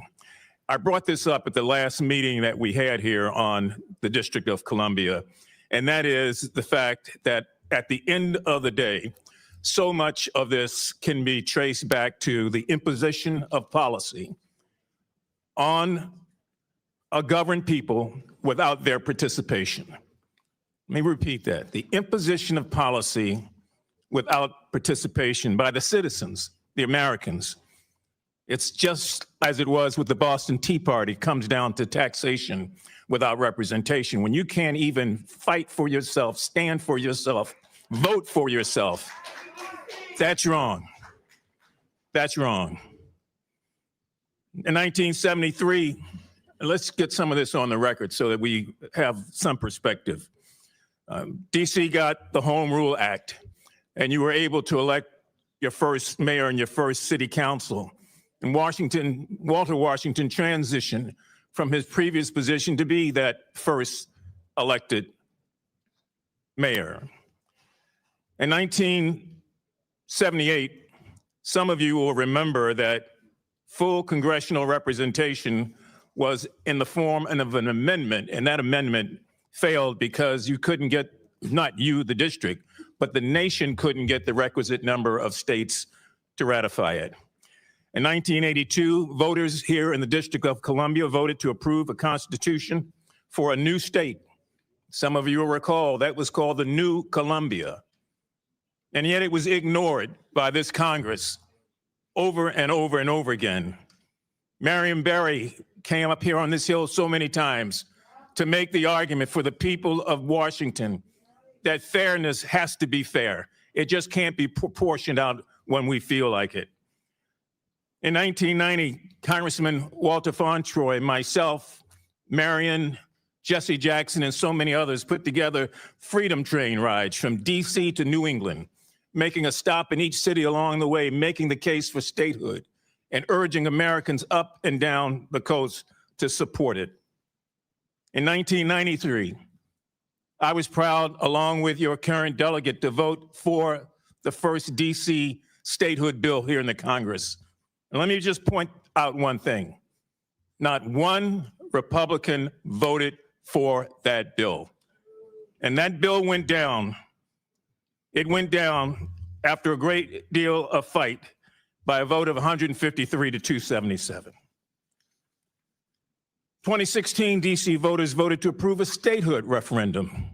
The people voted 86% to approve that. This Congress ignored it. In 2020, the 116th Congress, H.R. 51 became the next statehood bill. It was defeated. And the following year in the 117th Congress, we came back with the same bill. It was defeated again without any votes or representation from the other side. So at some point in time, you have to ask yourself, if this is so partisan, what is the issue? Now, some people argue the issue is racial. I know I shouldn't say that, but I'm going to say it because people feel that way. They think that if this was any other population, majority population, that this would not be taking place. We all know that it's partisan, even though some people will say it's not partisan, because the district tends to vote Democratic. So let's not play games here. Let's be honest and true. And if we are true about making sure that Americans, no matter where they are, but especially here in this district have rights that others don't have. Stop treating the District of Columbia like a donor state. They donate their taxes, they donate their military officers, they donate their brain trust, and they give of themselves. And at some point in time, we as a body have to give back. Taxation without representation is as wrong today as it was when the Boston Tea Party exploded over the same issue. Thank you. Gentlemen's time's expired. Thank you, Mr. Mfume. Chair recognizes Mr. Biggs from Arizona. Thank you, Mr. Chairman, and thank you, all of the witnesses for coming in today. Attorney General Schwab, do you remember the case State of Maryland and District of Columbia versus Engage Armament, LC, et cetera? I do. And in that case, just for anybody who's not aware of it, the district joined Maryland and sued 3 Maryland firearm retailers for allegedly making straw purchases. In your lawsuit, you engaged 2 outside counsel, one firm, I think it's called Every Town Law, and another was Perkins Coie. Do you remember that? I do. And how much did you pay Perkins Coie, and how much did you pay Every Town Lawsuit? Both of those outside firms are on a pro bono basis, so no money has been paid to them. You didn't pay him anything. Okay. You filed that lawsuit was baseless, right? You'd agree with that now after you've read the verdict of the district court, and I'm going to go through that with you pretty clearly. Well, Mr. Biggs, as you know, that case has been dismissed and is on appeal. And given the fact Right. that it is still part of active litigation, You don't want to talk about it. I don't blame you. I'm not going to talk about the merits while it's in active litigation. Right. I don't blame you for not wanting to talk about it, because I go through here and at least 10 times the judge said there's absolutely no basis. There's no factual basis for bringing that lawsuit. So that's pretty damning. And not only that, under Maryland law, and basically Arizona's the same way. Most cases is every bit of deference is going to be given to a party who's defending against a motion to dismiss or motion for summary judgment, right? I mean, that's normal. That's Maryland law, right? Yes, that's the standard. Yeah. And in this particular case, the judge made some very interesting comments. This is what he said. Ordinarily, leave to amend in Maryland is freely granted, particularly when a case is in an early stage, unless leave to amend would be futile or inappropriate for other reasons. This case presents such an occasion to deny the request, close quote. I don't know, I used to practice, I used to do a lot of trial work. I don't remember ever seeing something like that. That's pretty damning stuff from the court. And then it goes on, the judge goes on to say, at bottom, in the court's view, the plaintiffs hope to use the discovery process in order to construct a case. And the court correctly notes, through that discovery, the plaintiff wants to find sufficient facts to state a viable claim for relief. But right then, in the complaint, failed to state any claim for relief.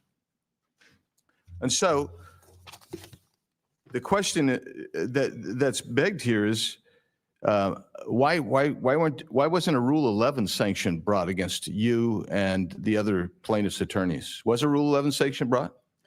No, sir. And while we obviously disagree with that ruling, we are pursuing an appeal as the rules allow us to do, and I'm confident that we'll get it turned around at the Court of Appeals. Yeah, of course, you were confident you were going to win the case when you didn't have jack squat, but you went after 3 FFLs because you had a political agenda. There were no sanctions. Did you have to pay attorney's fees or costs? Were any of those ordered? I didn't see them ordered in here. I assume they weren't ordered. There were no sanctions. There were no costs. The important thing is we were working as hard as we can in this city to keep illegal guns out. No, the important thing is, and sir, listen to me for a second. Listen to me for a second. The important thing, Mr. Attorney General Schwab, the important thing was that you were using your office to abuse gun FFLs because you don't like them. And that's the deal. Because as the judge said, you basically didn't have a case whatsoever. But you decided to use your power and your authority and make the process the punishment.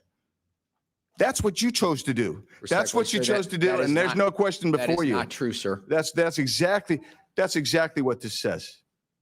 And that's a shame, because that's an abuse of power right there. And so you come in here, sit here and tell us all this righteousness about power. But I'm telling you, when you're using the process itself to go after political opponents, which is exactly what you're doing. This is a philosophical issue that you have. And you used them and you used two firms that you know and I know that that's their motive. The law firm, every state, that is their job. That's what they want to do. They solicit funds to go out there and sue FFLs because they don't want the Second Amendment to even exist. Read their statements. And you joined with them. Mayor Bowser, it's good to see you again. I know you do have a tough job. I'm the first to admit it. Thank you. But it's good to see you again. Thank you. And I'm out of time, so I can't ask any questions, but I do have some things I want to, Mr. Chairman, I have some UCs. Yes, proceed. First of all, I wanted to introduce the memorandum decision and order from the case State of Maryland, DC versus Engage Armament et al. Without objection, so ordered. The letter from the committee to the Honorable Brian L. Schwab dated June 11, 2025. Without objection, so ordered. Which we're still waiting for answers for. This one, Mayor Muriel Bowser says Trump's surge of federal law enforcement has lowered crime in D.C. Without objection, so ordered. Trump's D.C. crime crackdown busts another alleged Trinidad gang member. Make D.C. safe again. Without objection, so ordered. This one, Trump's executive orders target D.C. crime as the city hits 12 days without a homicide. Without objection, so ordered. This one is radical D.C. officials treated officers like crap, police leader says. Without objection, so ordered. Murdered congressional intern's mom says Trump should take over Washington, D.C. Without objection, so ordered. Yes, prosecuting and arresting criminals would have immediate impact on D.C.'s crime. Without objection, so ordered. Thank you, Mr. Chairman. Thank you. Chair recognizes Ms. Brown from Ohio. Thank you, Mr. Chairman, and thank you to our witnesses for being here today. So we want to talk about abuse of power, huh? Well, let me start here. President Trump's only expertise on crime is committing it, not preventing it, enabling it, not ending it, and covering it up, not cleaning it up. He is a convicted felon. He has illegally frozen federal funding. He has assaulted the rule of law at every turn. He has consistently violated constitutionally protected due process rights, and he has unleashed a corporate agenda to enrich himself and his wealthy donors. Right now, as we sit here, Trump is bending over backwards to protect Ghislaine Maxwell, a convicted sex trafficker who preyed on children, and blocking the release of the Epstein files to shield criminals from accountability. In the last 10 months alone, he has pardoned countless white-collar fraudsters who ripped off the American people, often conveniently after they cozied up to him. And let's not forget, Trump pardoned every single person charged or convicted in the January 6th insurrection. That included 172 people who pleaded guilty to assaulting law enforcement. It included dozens of repeat offenders, people with prior convictions for rape, manslaughter, and sexual abuse of a minor. And it included at least 10 individuals who have already been rearrested for new crimes. So spare us the talk of law and order, because under Trump, that only means lawlessness for his friends and punishment for everyone else. Now, let me be clear. I care deeply about public safety in my district, in every district across America. Every person deserves to feel safe in their neighborhood, at their job, and their school. And if I may, there is some good news. Violent crime has been consistently decreasing across America. And yes, we have more work to do, but we also know what works to keep it that way. So if you are really serious about public safety, let's increase funding for violence prevention programs. Let's pass common sense gun safety bills. And let's provide additional federal resources to our local partners to recruit and train local law enforcement. But what has this administration done instead?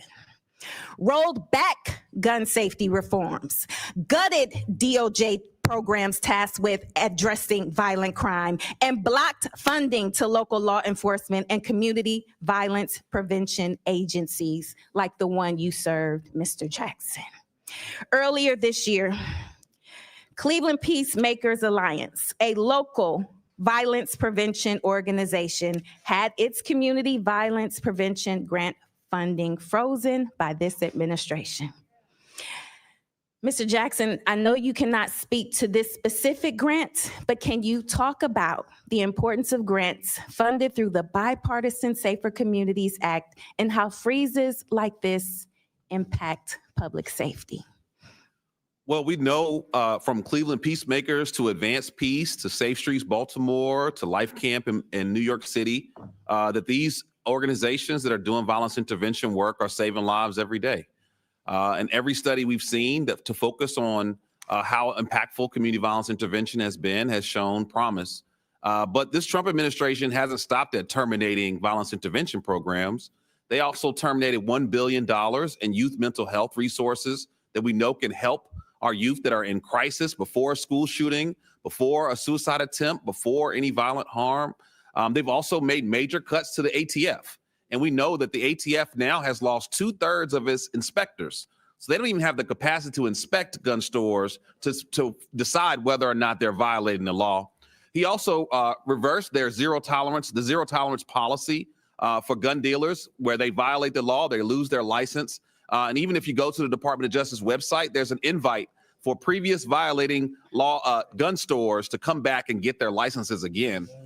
So he's not only defunding programs that we know are preventing violence, that are working with youth, that are working in schools and working with homes. He's also stripped and dismantled and defunded federal law enforcement to keep guns out of our communities. Thank you so much.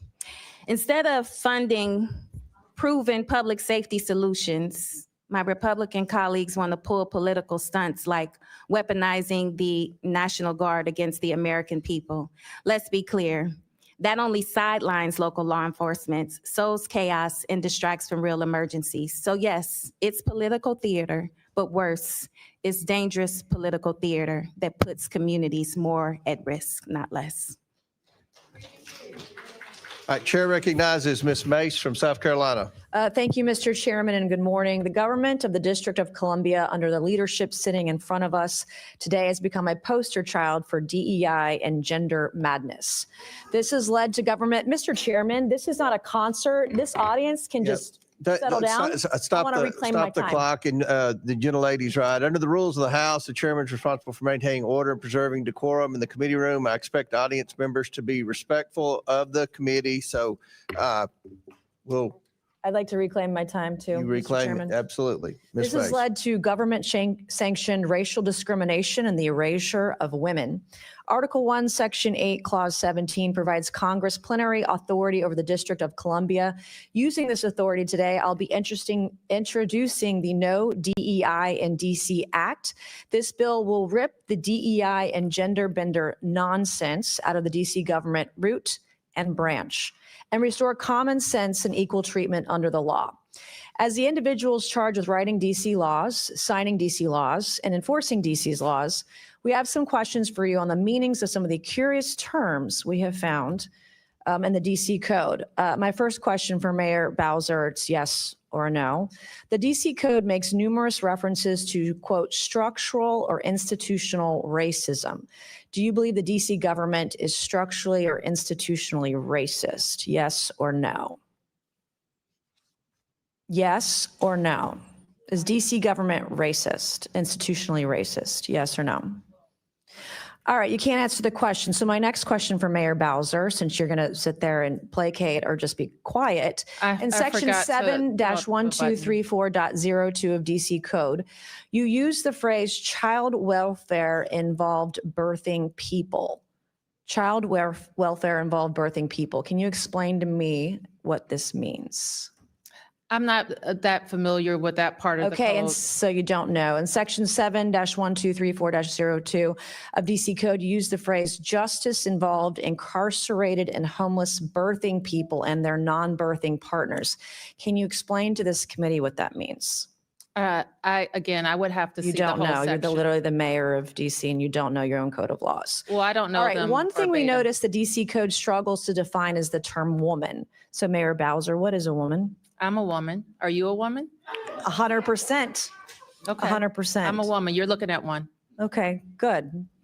You actually, in section 3-703 of the DC code, you use the phrase, the intersectionality of gender and race to create unique dynamics and effects. Can you explain what this means to the committee? Where is that, ma'am? Section 3-703 of the DC code. Do you know what that means? No, Could you you give don't me know the what that means. title So of the- chapter 14D of the DC code establishes Mr. the Chairman, commission. I'm happy to answer questions. Mr. but Chairman, I'm going to can't- reclaim my time. This is not her time, it's my time. You can be quiet as I ask you questions, and then you can answer them. Ms. And then Mace. you can If answer you them. would give, I'm not, Mr. Chairman, this is my time, not hers. I'd like to reclaim my time. let's make good use of the time, Ms. Chair Mays. I'm making very good Chair use of my recognizes time. Ms. There Mace. And you're is- Ms. Mace making has my the point. floor. You're the mayor of DC and you don't even know your own code of laws. What is a birthing person? I would assume it's someone who gives birth. All right. Why don't you use, are these women? Are these moms? You think it's appropriate to call them birthing person? Can a man birth a person? Well, Be a that's birthing what I person? would call it, but I don't write all the laws and I'm not familiar with every Can section. men get pregnant? No. Can men become women? Can a man become a woman? Yeah. Can a If- man if become a you're- woman? Miss Yes Mace, or no? Can a man become a woman? Yes or no? Miss Mace, I'm not here Okay, to my talk next about that. question, chapter 14D of the DC code establishes the Commission on Reparations and a reparations fund to provide eligible African Americans monetary reparations or other forms of redress. Is it the position of DC government benefits should be provided to individuals on the basis of race? I believe that the legislation requires a study.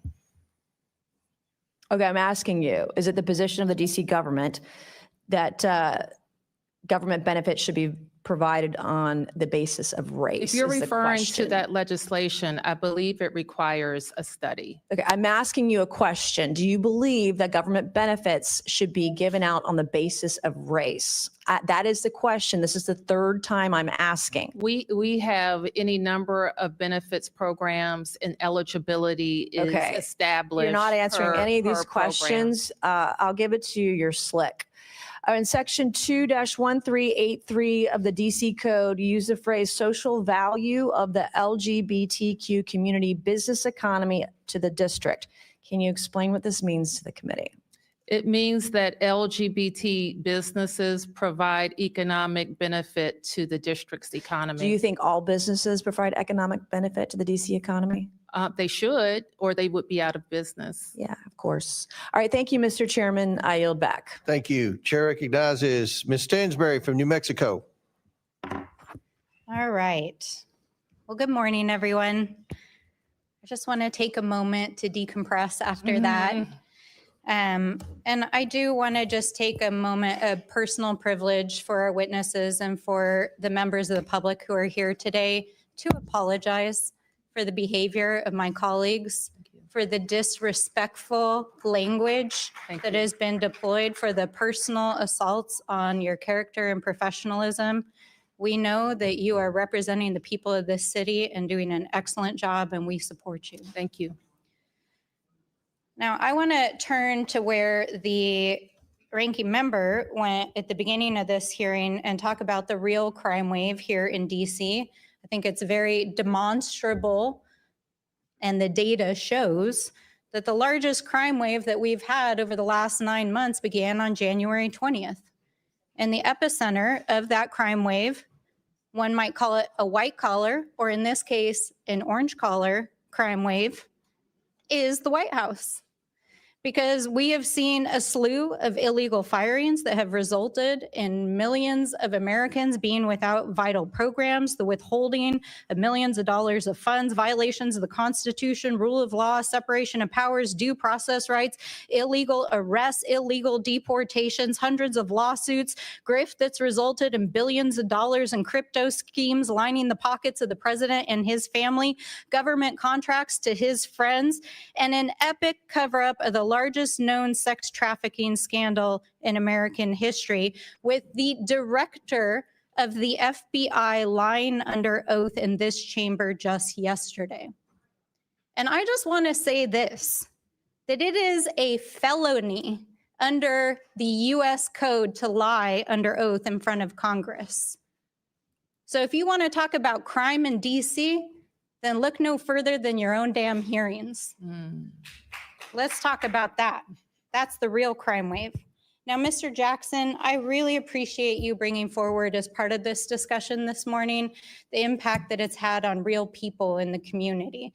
Because I think for people who do not live in Washington, D.C., who have never stepped foot in front of City Hall, gone to a city council meeting, have never met with the mayor in her chambers, have never talked to the people of Washington, D.C., they don't understand how this is impacting the communities who live here, of having this occupation in their midst.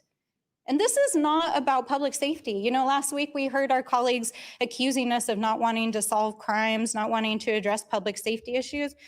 I mean, I'm trying to swear less, but that's just total bullshit. I mean, that's just a lie. That's just not true. We care a lot about addressing public safety. It's one of our top priorities, but that's not really what this is about. Because if this was really about addressing public safety, you wouldn't have had the vice president and Stephen Miller walking into Union Station, making fun of, deriding, and putting down the people of DC while they're deploying National Guardsmen from across the South to stand on street corners to talk to their friends and be on their iPhones all day. I mean, I want to be real. Like, this is not law enforcement. I come from a veteran family. I support our law enforcement. I support our military. But this is not about law enforcement. And if you talk to any cop on the DC streets right now, you know, thank them for their service. Because in addition to actually dealing with real crime on the streets as trained law enforcement professionals, they had to spend the last month dealing with the bullshit of the Trump administration and a bunch of people who are standing around in the way of them actually doing their jobs. So if this administration actually wants to address public safety issues, stop holding the city of Washington, D.C. hostage. Now, this is just exhausting to listen to this all day. And so I would love to hear from you, Mr. Jackson. You've shared already this morning. With my remaining time, I would love to hear from you what you think Congress can do to help support the communities that you work with in D.C.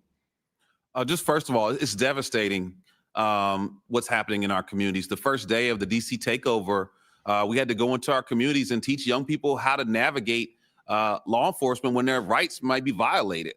Instead of teaching them about going to school and studying math and playing sports, they're trying to figure out how to navigate masked agents raiding their neighborhoods multiple times a day. Elderly folks that are getting arrested for petty crimes, 55 and plus, are now coming to us and saying, what can I do when these masked agents run into my neighborhood? And that's not how we solve crime. We don't scare and incarcerate our way out of this issue. We tried that in the 90s. It failed. The way that we address a public health crisis is we invest in prevention strategies. We look upstream to keep guns from pouring into our communities. You know, 95% of guns in this city come from outside of the district. We only have one gun store, but yet the FBI director is bragging about apprehending guns in D.C. while President Trump's son is literally profiting with the smart gun company. And so what we really need in this moment is for federal government to do its job to keep guns from getting into our communities by cutting down on gun traffickers, by going after rogue gun dealers, by holding the gun manufacturers accountable, and being tough on crime, specifically on those who are profiting off of the pain and death in our neighborhoods. Thank you, Thank Mr. you. Jackson. Time's expired. Chair recognizes Mr. Cloud from is it Texas. Palmer or Cloud? Cloud from Texas. Oh, the great state of Texas, as we like to say. But thank you for being here. Thank you, Chairman, for holding this committee. There's a lot of consternation today about President Trump deploying the National Guard to help crack down on crime. I can remember it wasn't that long ago where the Biden administration had deployed the National Guard to block access to the people's capital. I would much more be in favor of helping solve the crime situation here in DC. There didn't seem to be a lot of consternation coming from the left during COVID when our capital was surrounded by barbed wire and the National Guard were camped out. over the last 3 weeks is pretty undeniable. I mean, I remember what DC looked like, and it was just a couple months ago when Trump was elected. You can go by Union Station. There were homeless camps camped out. We had 2 staff members who had to deal with situations at gunpoint where they were accosted at gunpoint. We had another staff member who had to move out of their apartment after being threatened. I was coming to, took a train into Union Station and missed being present for someone getting shot. My chief of staff at the time was sitting out front and saw it happen. Missed it by 3 minutes myself. You know, and you look at the stats of what's happened, and it's important to, you know, there's a lot of comparing today apples to oranges and trying to, you know, you put up charts and the numbers don't. But if you compare the 3 weeks this time to the 3 weeks last time, it's dramatic. 38% decrease in homicides, 44% decrease in sex abuse. I mean, this is extraordinary. If those trends were to continue, that's 50 people walking around the city alive, 50 families that haven't been broken up over the course of a year. That's extraordinary. Chairman Mendelson, can you not agree that DC is a safer place than it was 5 weeks ago? There's no question, but that if you look at the data, the crime statistics, that there was a reduction in crime during the surge. Yeah, okay. But as we have said, if you want to add 500 officers working with our MPD, of course we're going to see a reduction in violence. That's not the same as ICE raids, masked It's men. important. It's not the same as the National Guard who's landscaping on the mall. Do I need to go back to my National Guard point? You didn't have a problem when the National Guard was blocking access to the nation's capital, prohibiting people from coming here. And to that point, DC is different than other cities.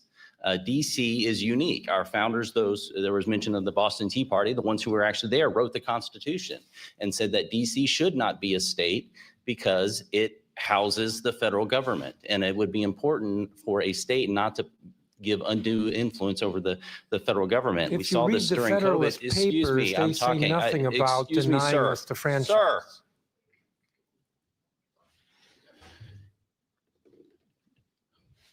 In September 20th, Capitol Hill Baptist Church was denied a permit to worship outside because of COVID-19. Yet we had a number of Black Lives Matter protests in this community.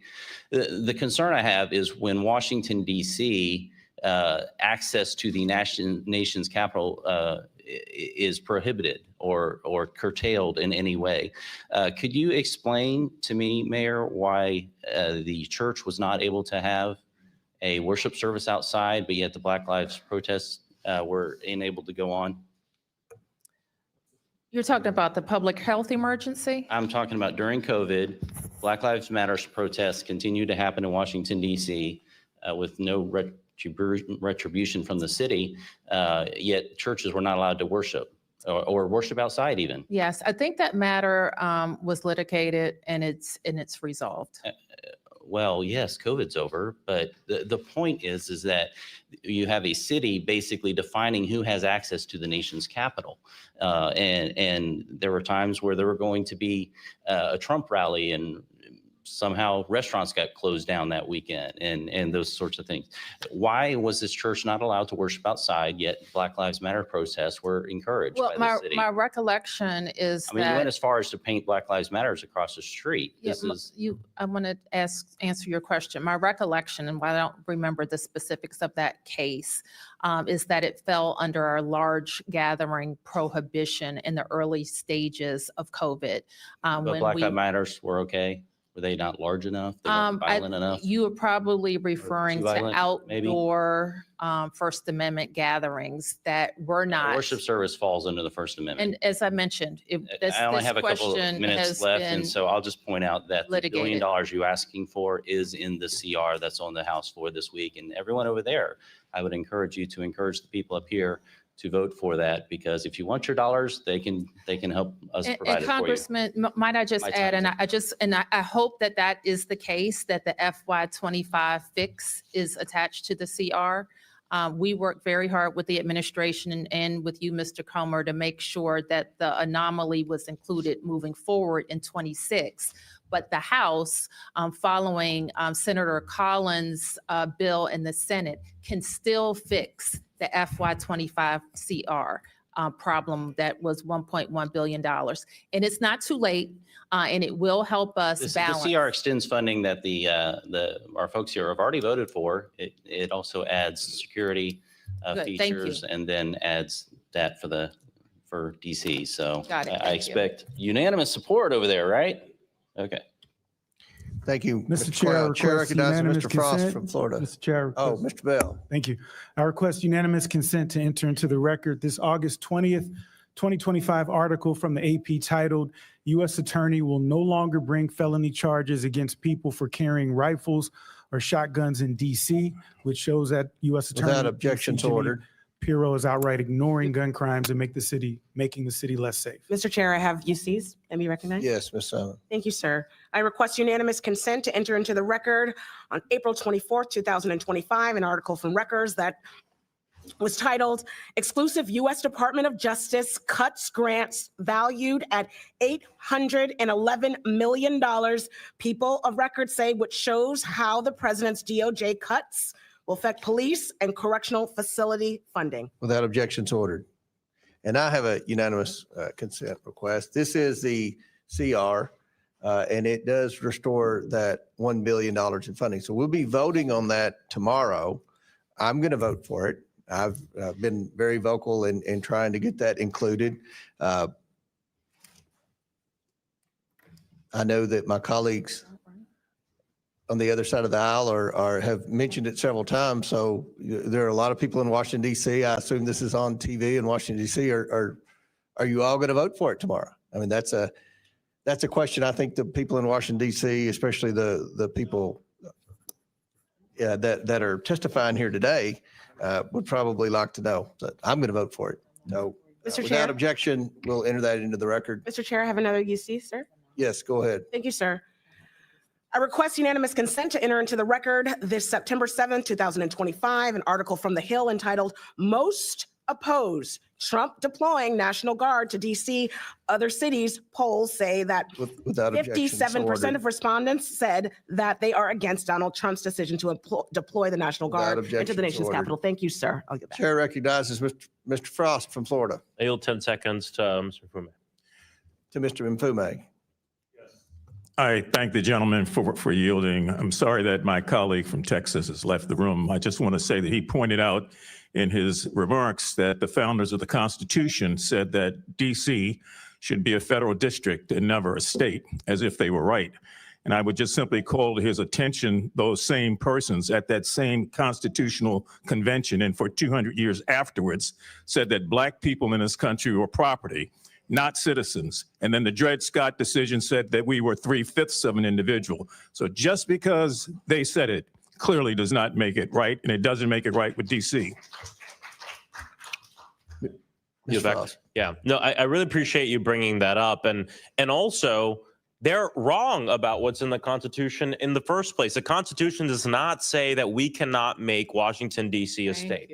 It does not say that. You claim to know the Constitution and you haven't read it. Nowhere in the Constitution does it say that we can't do that. What it says is there should be a federal district. And the legislation put forth by Representative Norton and supported by House Democrats would make the federal district encompass the places that we work, the White House, the United States Congress, the Supreme Court, and not include the 700,000 people who live in D.C. who pay taxes but don't have proper representation. That's right. You know, usually when we're talking about DC in this committee, it's, you know, usually we have just folks who can watch in the audience. But I'm happy that today is different because we have representatives from the district's local government and Mr. Greg Jackson Jr. here to give voice to what's going on in Washington, D.C. Greg, you've called the district home for decades. You bring the perspective of the D.C.'s people to this committee. You bring years of expertise and experience in crime reduction to this hearing. And of course, a survivor of gun violence yourself. But Before President Trump started playing dictator with the people of DC, he started dismantling important community safety and violence crime prevention programs, most notably the White House Office of Gun Violence Prevention. Not a partisan office, an office that worked at reducing crime in all of our districts. As a former deputy director of that office, can you describe some of the important work that has stopped due to this administration? Yeah, one of the most critical things was we were coordinating the response to mass shootings and concentrations of violence. And so without that coordination, cities, states, and local jurisdictions are on their own to navigate these mass tragedies. We implemented 54 executive actions, including adding $2 billion to the Victims of Crime Act fund. And I will note that on August 2025, multiple states, I believe 24 states, sued this administration for withholding $1 billion in resources for victims of violent crime. But we were the ones that were pushing more resources to victims. We also fully implemented the Bipartisan Safer Communities Act that each party came together on and voted for in 2022. And then lastly, we worked directly with local leaders to make sure that we're elevating strategies that work across the country. You also prevented serious crimes by ensuring that we prevent access to illegal guns, correct?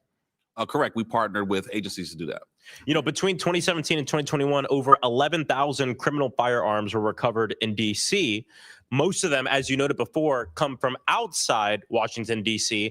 And an interesting statistic, too, is a third of those guns traveled over 300 miles. Over 300 miles to come here. You want to know where they came from? South Carolina, North Carolina, Georgia, Mississippi, Louisiana, Tennessee, Ohio. These are the states where these guns are coming from. States that don't have good gun laws. States that aren't keeping their people safe. And as a result and byproduct, have wreaked havoc on the people of Washington, D.C. Trump's total disregard for American safety is obvious from his current budget requests. Having already fired a majority of the federal gun dealers inspectors, now he wants to slash another $1 billion that could be used to crack down on these guns. Congressional Republicans are also doing their part to make us less safe. They're trying to remove restrictions on silencers, trying to remove restrictions on rifles, even on firearms designed to look like everyday objects. And we even know that they're insincere in this because I just listed states that have some of the highest murder rates in the nation. I asked this question last time and asked it again. Where's their bill? If this is the way to end crime, and this is the thing everybody wants, why don't they have a bill to invite the military to occupy their states, which have a highest crime rates in this nation? They're not going to do it because they don't want the military to occupy their communities in their states because they know it's a load of crap and they're insincere about it. I yield back. Chair recognizes Mr. Palmer from Alabama. Mr. Chair, I have a unanimous consent request. Okay, who said that? I'm looking. Oh, Frost. Oh, yeah, Mr. Frost. This is a Washington Post piece by E.J. Dion Jr., The Good News About Murder, Homicides Way Down, What Happened, What We Can Learn, and How Progressives Became Crime Fighters. Without objection to ordered. Chair recognizes Mr. Palmer from Alabama. Microphone. Attorney General Schwab, are you aware that the FBI requires that all states and local governments, police departments report crime to the National Incident-Based Reporting System? I think that is correct, sir. Okay. Washington, D.C. has not done a good job at that. As a matter of fact, you've been accused of cooking the books, and it's not just a problem in Washington. Mr. Chairman, when this went into effect, Illinois only reported 30.6% of their police departments reported. New Jersey, only 28.7%, New York, 13.8%, Maryland, 9.5%, California, 1.9%. I would argue that when you're presenting crime statistics, that these are highly suspect because state and local police departments are not reporting the data. We've known this for a long time, that the homicide rates are underreported. The FBI has made that clear. I want to move to something else. We do have a crime surge, violent crime, property crime, particularly vehicle theft. Washington, D.C. has a truancy problem. Almost 33% of the students are chronically truant, second only to Baltimore. What are you doing to resolve that, Mayor Bowser? And I want to add that 18,000 truancy cases went uninvestigated over the last 3 full school years. Well, first and foremost. I'm just asking, are you doing anything? Yes. What? We have in place a regime where schools report, and we've most recently updated it to focus more on our human services department, a department. Ma'am? Yes. When I'm asking you about investigating truancy cases, that means going out and finding the kid and getting them back in the classroom. Oh, we do that. The police do that every day. 18,000 went uninvestigated. No. Half of your carjackings are by juveniles. So You've got 5 times more middle school students truant than you did a decade ago. That's a crisis. Do you believe that kids that are chronically truant are going to wind up becoming dropouts or undereducated, that it might lead to an increase in crime in that population? we think the best place for kids is in school. No. How does it impact their life going forward? Because I'm a big believer in getting kids out of failing schools. My wife and I support 2 private schools that are targeting inner city kids. These kids don't show up truant. They come to class, they graduate, they get jobs, they go to college. What are you doing to find these kids? And I'm not talking about giving them a free lunch. I'm talking about getting them back in the classroom. I mean, you said something about the National Guard mowing lawn. Maybe the National Guard ought to be helping find these kids and get them in school. Congressman, if I may, the council has had hearings at least once a year. We have a hearing scheduled Well, it's not doing next any month good. with regard to attendance and what we're doing to reduce truancy. Yeah. I agree with What you. about all that these kids that are- you've already I lost agree because you with sat you. on your butt and didn't do anything about it? Well, 18,000 went uninvestigated. I agree with you that attendance is important and truancy is a problem. Truancy is actually down. It's down 22% since school year 21-22. And serious Still 30, absenteeism, almost which is 30% 33%. of days, is down 43% since It's school down year 5% in 21-22. Baltimore from 54% to 49%. That's half your kids. So it's down below that at this point. We get a report every fall. I don't know if you've seen the reports from the Attorney General, from Child and Family. Let me ask excuse the me, mayor from- this. Do you plan to take full advantage of the $1,700 tax credit scholarship program that can go to scholarship granting organizations to help kids get into schools where they're safe and where they can learn? We do take advantage of the Opportunity Scholarship Program. That was in the One Big Beautiful Bill, by the way. We are committed to trying to help kids get a good education. So are we. Well, I appreciate that, Mr. Chairman. I'll yield back. Gentleman yields back. Chair recognizes Ms. Lee from Pennsylvania. Thank you, Mr. Chair.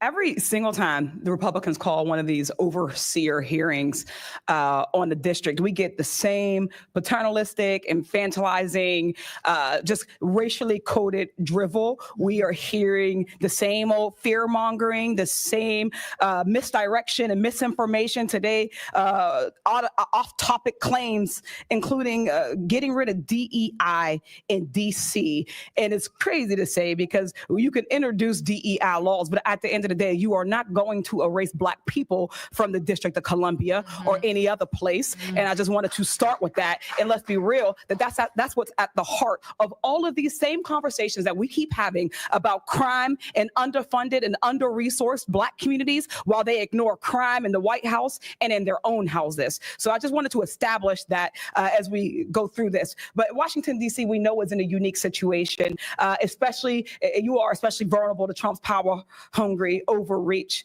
Their elected officials don't have the same resources and also don't get the same respect incidentally from members of this panel that they would give to their own elected officials. But you don't have the same protections, congressional voting power or representation as other states. That's why Trump is using DC as a test kitchen for all of the horrible policies that they're cooking up.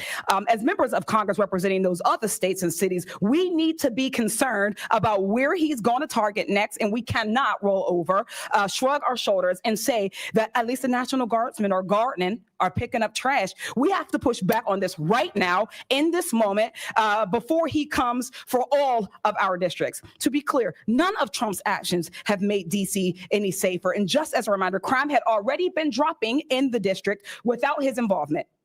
He's been terrorizing DC residents with these mass and unaccountable federal agents and armed National Guardsmen.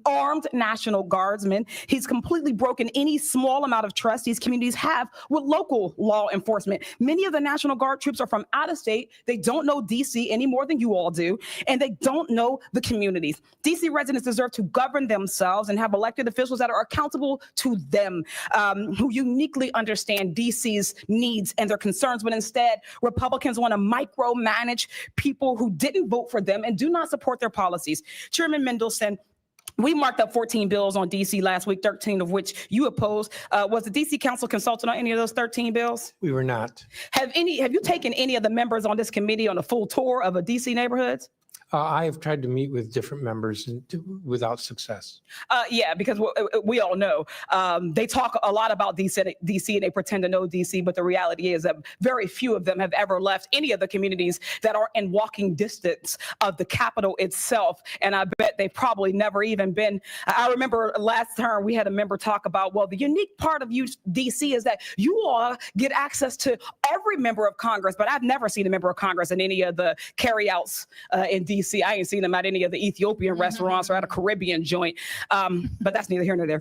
Do you think it's necessary to work with local officials to improve public safety? Absolutely. Has the Trump administration reached out to the council to ask you all what you need to help keep DC safe? They have not. Crime is especially easy to exploit and use as a political tool. Everyone, regardless of how they vote, cares about safety. We care about community safety. That's why I launched the Community Safety Agenda and Caucus, because we have community-based, evidence-backed solutions that we know work. But instead of offering real solutions to prevent crime, to respond to people in crisis and stop violence, which DC and many other cities have invested in, Trump's scare tactics and political theater only makes these communities safe. These proactive investments in communities that actually bring down crime. The data could not be any clearer. It's the programs that work to stop crime before it can happen rather than just responding afterwards. Yet DC is struggling to fund these types of programs because y'all have not restored and passed the $1 billion that Congress owes them.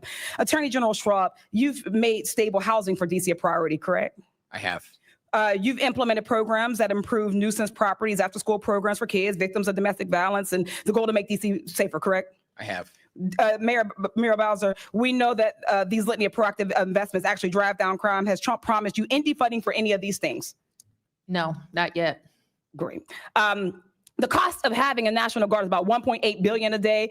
We're up to about $40 billion. They say about $200 billion. A bunch of that these out-of-state guards in the Rome industry is not a sustainable solution. That is not more sustainable than actually investing in these things, investing in our communities. We know that if you really want lifelong safe communities, then we need to invest the same way that these people invest in their people, and their communities, and their loved ones. Invest in these folks the same way and stop talking about crime and fear-mongering these people. With that, I yield back. Chair recognizes Mr. Perry from Pennsylvania. Mr. Chairman, I have a unanimous consent. Okay, yes.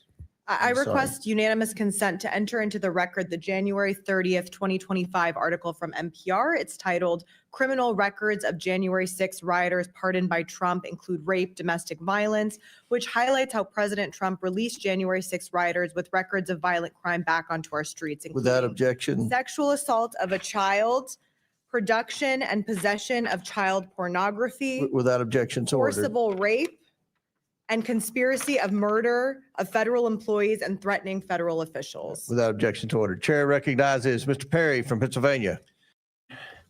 Mayor, thanks for being here. Thanks for being in the arena. We know it's difficult. I think the case that we're trying to make today is that there's a crime problem, and when you prioritize solutions, you can actually make a difference. And I'm just going to quantify that statement because I think that Washington, D.C. has a crime problem. Shouldn't just say that, but if it's true, it'd be evidence. And the House Budget Committee reported in early 2024 that crime surged by nearly 40% last year, which is 2023, with over 270 murders, 950 carjackings, and 106 children shot. reminiscent of the 1990s crack epidemic. And of course, you've heard the stories of staff members here. We all kind of, believe it or not, know somebody that had been a victim of crime right in the nation's capital, right? As of October 2023, the violent crime rate in DC hit 664.2 per 100,000 people. For comparison, New York City had a violent crime rate of 184.4 per 100,000 people. So that's dramatic, right? 184.4 versus 664.2 for DC. Dramatic. In 2024 in Washington, D.C., 72% of all property crimes were larceny, theft, and motor vehicle theft, burglaries, et cetera. Washington, D.C. had 3,693 offenses per 100,000 people, which would rank it first among all states in terms of highest property crime rates per USA Facts. And that's if it were a state. So that's what I'm saying. I think DC does have a crime problem. And look, there's been a lot of complaining here, not necessarily by you, about, what the president's actions are. The Guard being in DC. In one case, they're, claiming that they're policing DC. In the next case, they're, blowing the leaves away. It's one or the other, but it's not both. But let me ask you this. You got a problem. You're the mayor. You probably know. You're living here too. Did you ever reach out to the president, to any president, and say, look, we've got a problem here. Will you deploy the Guard? Will you help us with police? We're not handling it. We can't fill our ranks. We can't afford to. Have you ever done that? I have called on the National Guard in DC. I called on them during COVID. I've called on them in other weather emergencies. But yes. what about as a general, look, the crime stats I just related to you are ongoing, right? This is not just a surge. This is just not a momentary COVID thing. Yes, This is a daily thing for the people of Washington, D.C. to endure, and the people of the country that want to come to their nation's capital who are afraid to come to endure. So have you ever done it on a consistent basis, saying to the president of the United States, this is the nation's capital, you reside here, can you send me the Guard to help assist with law enforcement or assist with policing? Have you ever done that other than episodically? No, I described to you the times that we have done it. And we just have episodic. And so my point is that the problem has to be focused on, and it has to be Mr. fixed. Perry, can I answer you a different way? Yes, ma'am. Because we don't regard the Guard as a law enforcement agency. It's not a law enforcement agency. It And can so assist in law enforcement. we wouldn't call on them to But police you our neighborhoods. would agree that right now crime has dropped Let me dramatically finish, since Mr. Perry. they've been present. Mr. Perry, what Yes, ma'am. has worked is not the National Guard in helping enhance MPD services. What has worked is more DEA, more FBI. So you're saying the Guard has had no impact in DC? No, what I'm saying is the Guard is not, as has How do been you described to us, quantify has that? not Can you been- quantify that? I can't quantify a causal Okay, relationship. You can't quantify it, so you can't make the claim. But I can quantify something. Listen, I want to talk to you about something else, which is. But I do want to make the point. I want to ask you this question. I'm Yeah, running out of time, and I okay. want to be respectful of everybody But I don't here. think the Guard has made any arrests. I want to ask you. So you've employed a bunch of traffic cameras. Can you, a whole pile of them, hundreds and hundreds of them, are traffic cameras for safety or for revenue generation? They're for safety. But it says here that you plan to fill a $580 million revenue hole in your budget shortfalls using traffic cameras, right? No. You said that. No, what we said is that our budget includes revenue generated from traffic Expected cams. 580. You said this, ma'am. We want to drive. It's per the Fines and Fees Justice Center. Let me just, because I want to quantify this as well. In 2006, you had 43 fatalities, traffic fatalities. But in 23 and 24, you had 52 each of those 2 years. The traffic cameras are not making your people safer, and particularly in wards 7 and 8, where it's predominantly a black population, 20% below the poverty line. These fines are imposed on them, hurt the worst for people. So traffic cameras And automatic traffic enforcement, it should be about safety, but it's unfortunately about revenue generation, and it's imposed on the Regular order. people that can least afford it in the District of Columbia, the people that you represent. Well, Mr. Mr. Chairman, I Perry, yield the balance. I wish that you had also pointed to this year's traffic fatality and collision information. So in Ma'am, this addition, year's not done yet. well, it's trending in the right direction. Yeah. Yes, but the trend is so that we would be at it well below those numbers. And our traffic cameras are a part of that equation. The traffic cameras, engineering ma'am, with all due fixes- respect, you have the worst traffic in the country by city as regarding according to Consumer Reports, and that includes LA. And not allowing people to turn right on red is a contributor to that, and then fining them, especially in the places where people can least afford it, is grifting on the people that support your city, and it shouldn't be done. It should be about safety only. The fourth most populated city in the country, Hoboken, has 0 cameras and 0 fatalities, ma'am. I yield. Thank you. Chair recognizes Ms. Simon. Thank you, Mr. Chair, and thank you, Ranking Member. Before my remarks, I just have a couple of questions. My first question is to the elected AG of the District of Columbia. Can you talk very briefly and educate all of us on the victim services that your office provides to victims? In virtually every case where we have a victim that's been harmed, we're working with them, not just to make sure they're available,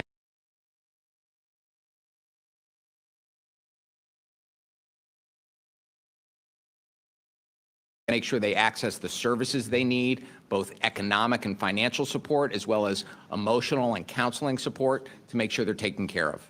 And AG, would you say that your Victim Services Division is equitably funded? We can always use more money to make sure that we're providing that critical service, but the team I have is doing an extraordinary job with what we have. And what you all provide is not only protection for witnesses, is that correct? We certainly do more than just protecting the witnesses, Is yes. it also making sure that victims of domestic violence have opportunities to leave their abusers and save their own lives?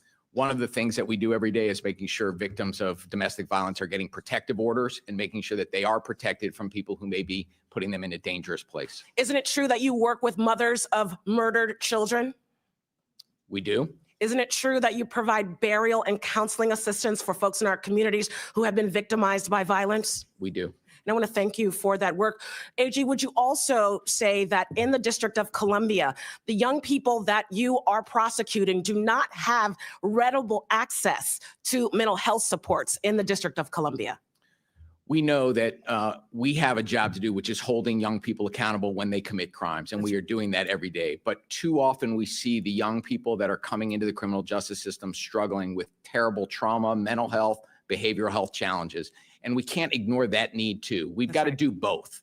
And while we will do the prosecution work, and we will continue to do that, we can't ignore the fact that there are causes that lead to repeat offenders, violent offenders, and sometimes it's the mental health and trauma that young people are carrying around.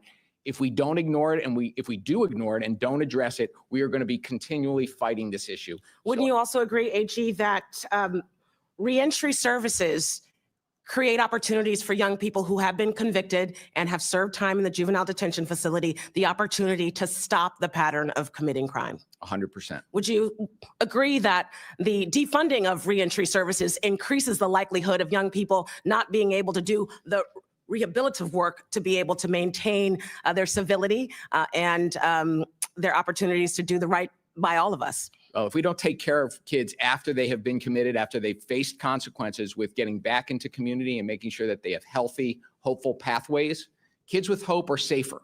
And that's not soft. I would say that that's not soft on crime. Would you agree that if you have to charge every 14-year-old and put them in an adult cage, that when they get out, because they will get out, that they will be worse than when they came in? We know that to be true. We know that to be true. Over 40% of young people who are charged as adults, they do get out and they are more likely to offend than if they were processed and rehabilitated in the juvenile court. Is that not fact? We need to make sure that young people, when they commit crimes, are held accountable with swift and certain consequences. And we are doing that. Long prison sentences or putting kids into the adult criminal justice system does not make us safer in the long run. And that's what I'm committed to. I want our DC to be safer now and into the future, and we can do both. One of the reasons why I abandoned my my prepared remarks, I spent almost 30 years working with some of the most troubled young people in my community. And in the programs that I developed and implemented, we reduced crime and recidivism by almost 70% of young women who are in the juvenile justice system. And that work was not done by prosecuting them as adults and putting them into cages to rot. What we did was invest deeply in their rehabilitation, but also in their accountability and ensuring that the victims were made whole. So I want to thank you all for your assertion that DC not only can govern itself, but if we were to do right by victims and right by children and right by families, we would fund education, we would have free childcare, we would ensure that every person who was seeking health care could get it. We are so far from that vision. So instead of problematizing the elected leaders of this city, I would hope that in the future, that folks who have no experience in law enforcement on this body listen to the experts. Thank you so much, and I yield back. Thank you. The witnesses have requested to recess, but we're going to recognize one more member, then we're going to have a 15-minute recess. Chair recognizes Mr. Crane from Arizona. Thank you, Mr. Chairman. I want to say thank you to the guests for showing up today. Since I only have 5 minutes, my first question is going to be a yes or no. Does DC have a crime problem, Mayor Bowser? Any crime is too much crime, Mr. Crane, but we're trending in the right direction. Sorry, just yes or no? It's not a yes or no question. Okay. Chairman Mendelson, does DC have a crime problem, yes or no?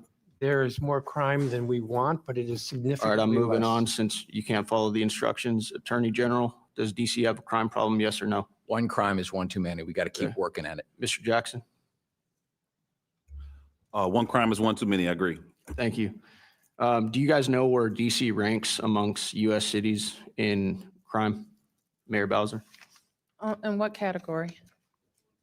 Crime rates. You would have to be more specific, and I don't It's I don't okay. have a list It's of okay. other cities. You guys or actually states. rank number 7. Okay, So you're in the top 10 of most violent cities in the United States. And this is, as other members have pointed out, our cities, our nation's capital. A lot of people come here. And Mayor, I know you, like many of my colleagues have already mentioned, you got a very tough job and we all appreciate that.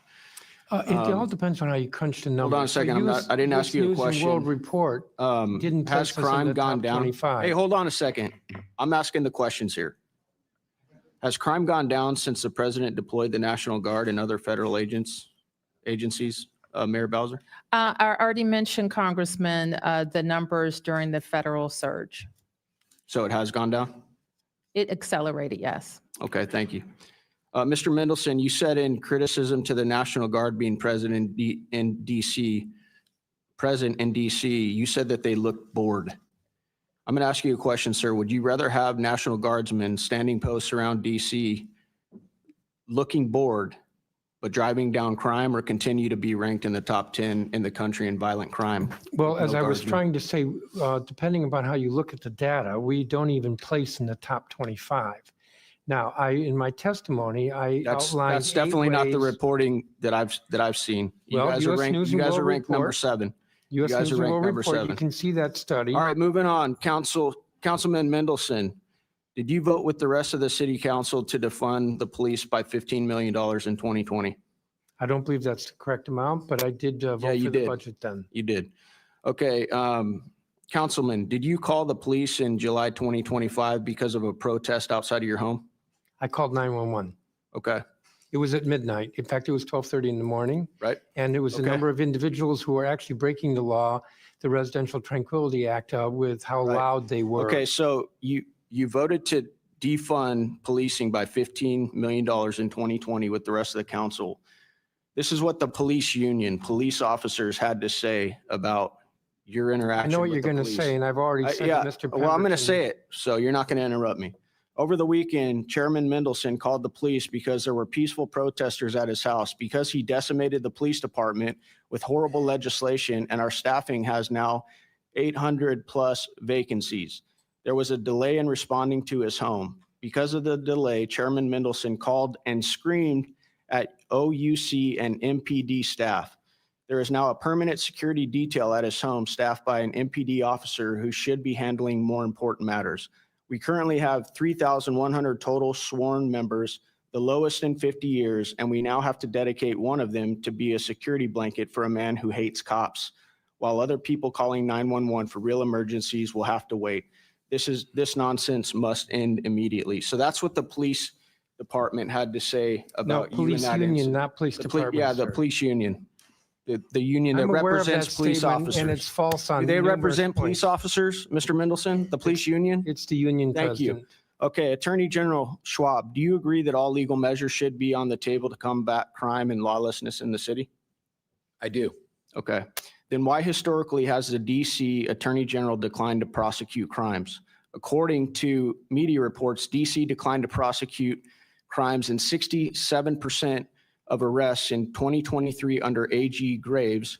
The DC quarterly clearance reports from your office show a similar trend in 2025 through Q1 and 2.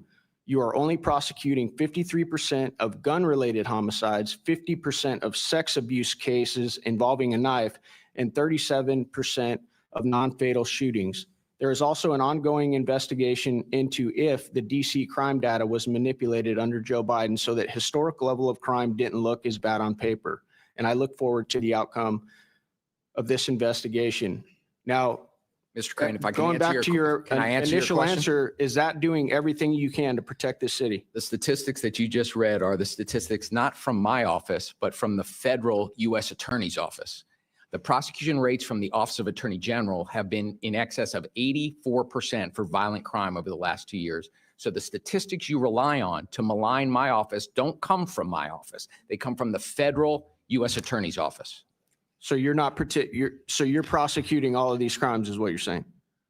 The jurisdiction of the Office of Attorney General in the District of Columbia is to prosecute juvenile delinquency crimes. And last year, we prosecuted more than 84% of the violent juvenile crimes that MPD brought to us. We prosecute every violent crime where we have sufficient evidence to meet our burden of proof. Kids need to face consequences and I be held agree. accountable. And we are doing that. The rates speak for themselves. Are you in support of moving the age of minors here in DC? That's one of the bills that we have this week. The representative, the residents of the District of Columbia, the 700,000 of us who live here, know more and care more about how we're going to make our city safe than anybody else. You didn't answer my question. The residents of the District of Columbia and their elected officials do not believe we're going to make ourselves safer. Why do you think the rest by of the church. country, why do you think the rest of the country considers somebody at 18 years old no longer a minor? Yeah, what is it here in DC? The age of anyone younger than 18 is a juvenile in the District of Columbia, just like the rest of the country. Don't you guys consider people that are 20, 25 and below minors? I think you And the gentleman's misunderstand time's the law, expired, sir. but feel free to answer that, General. Well, I think you're misunderstanding the law, and I think you're referring to the Youth Rehabilitation Act. But in our city, youth younger than 18 are treated as juveniles. The Youth Rehabilitation Act involves a totally different set of adult defendants in criminal cases and involves a different issue that the city has confronted. And I think that issue has been conflated in some of the laws that this body has put forth. And I really wish we could have had a conversation beforehand so we could have explained better what the YRA does relative to all of the other laws that we have in our city that we're working every day to help drive juvenile crime and violent crime down. Thank you. So you support the Youth Rehabilitation Act? I think that was the question, one of the questions he was asking. Do you support that? The question was whether or not Do you support the Youth Rehabilitation Act? That's part of what we're repealing. Okay, all right. Time's expired. We pursuant to the previous order, the chair declares the committee in recess. Subject to the call of the chair, we plan to reconvene in 15 minutes at the request of the witnesses. Committee stands in recess. Did you request? I didn't request.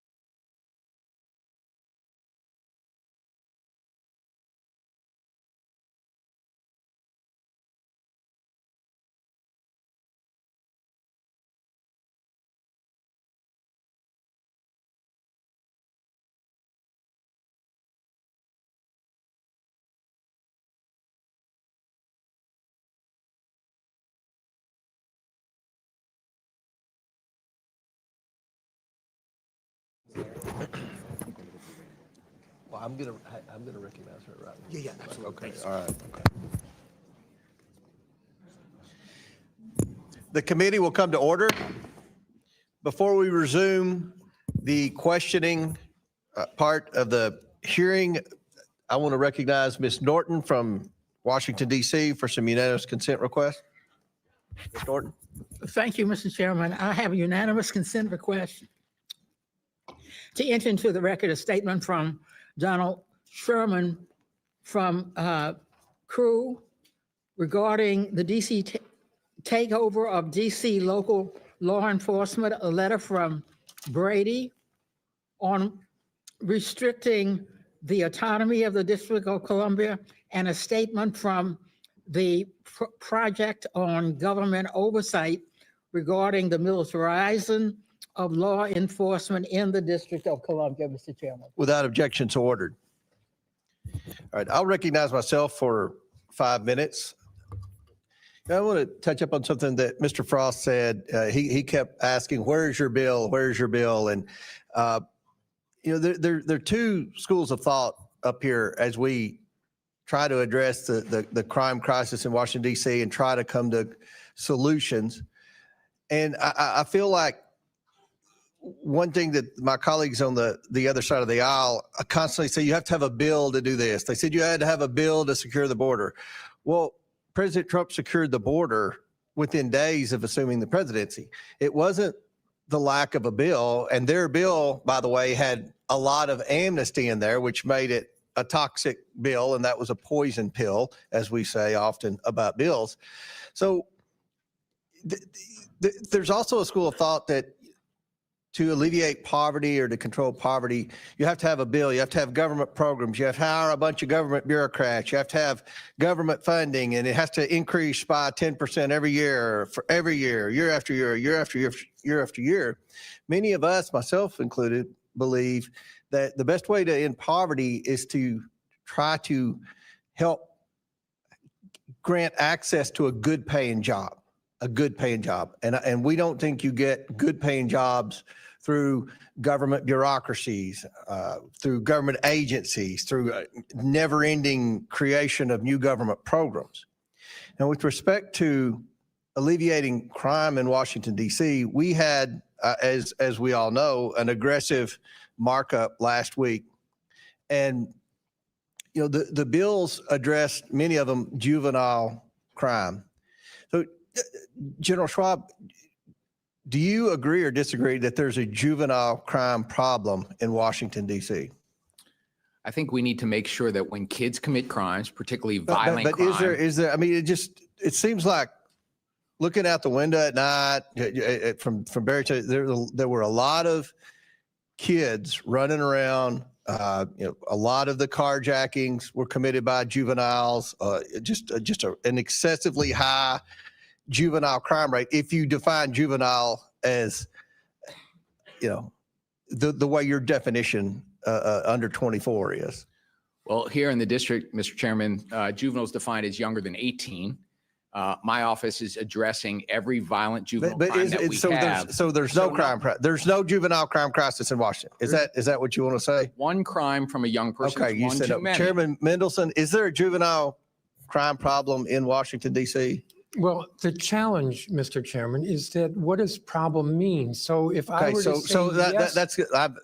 No, there's too much. If you can't say there's a juvenile crime problem in Washington, D.C., that's why we have to come in and help out a little bit. I'm trying to give you. And many of us believe that the juvenile crime problems were created by excessive criminal justice reform. Now, I supported criminal justice reform back when it first became a thing in Kentucky. So did another Republican, Rand Paul. At that time, it dealt with incarcerating young people because of possession of marijuana. And I believed then, and I still believe that that was an excessive penalty to pay for what is now legal in most states, marijuana, and it did appear to me by the numbers to have a trace of racism in it. That it seemed like many times white kids that got possession of marijuana somehow got out of it over black kids. I believe that. I said that publicly in Kentucky. But over time, the activists, continued to expand that to no bail, cashless bail, to raise the age of what is a juvenile, and treat juveniles to where they got a slap on the wrist, even if they committed a serious crime. And that's why we stepped in. So you all have said, and I'm talking about Chairman Mendelson and General Schwab, that you oppose every bill that we passed out of this committee. I believe Ms. Norton read letters of opposition from you all on the bills. What is the answer to juvenile crime? And I mean, do you think it's working? If we do nothing, which is what the Democrats in here want to do, and which is what I think you all want to do, is it going to get better on its own? Mr. Chairman, if you want a conversation, a yes or no is difficult for a conversation. What do I think we can do to reduce juvenile crime? Because I do think there's more of it than there should be by far.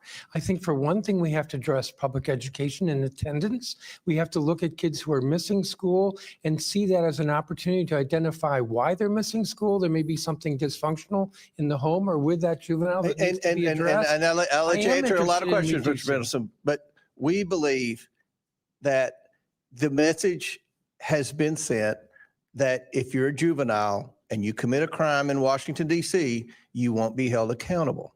And that is a mistake if that's the message, because that's not the message that any of the three of us. Well, think. we're not saying that's the unintended consequence of the laws that the council passed. And to the mayor's credit, she vetoed several of those laws.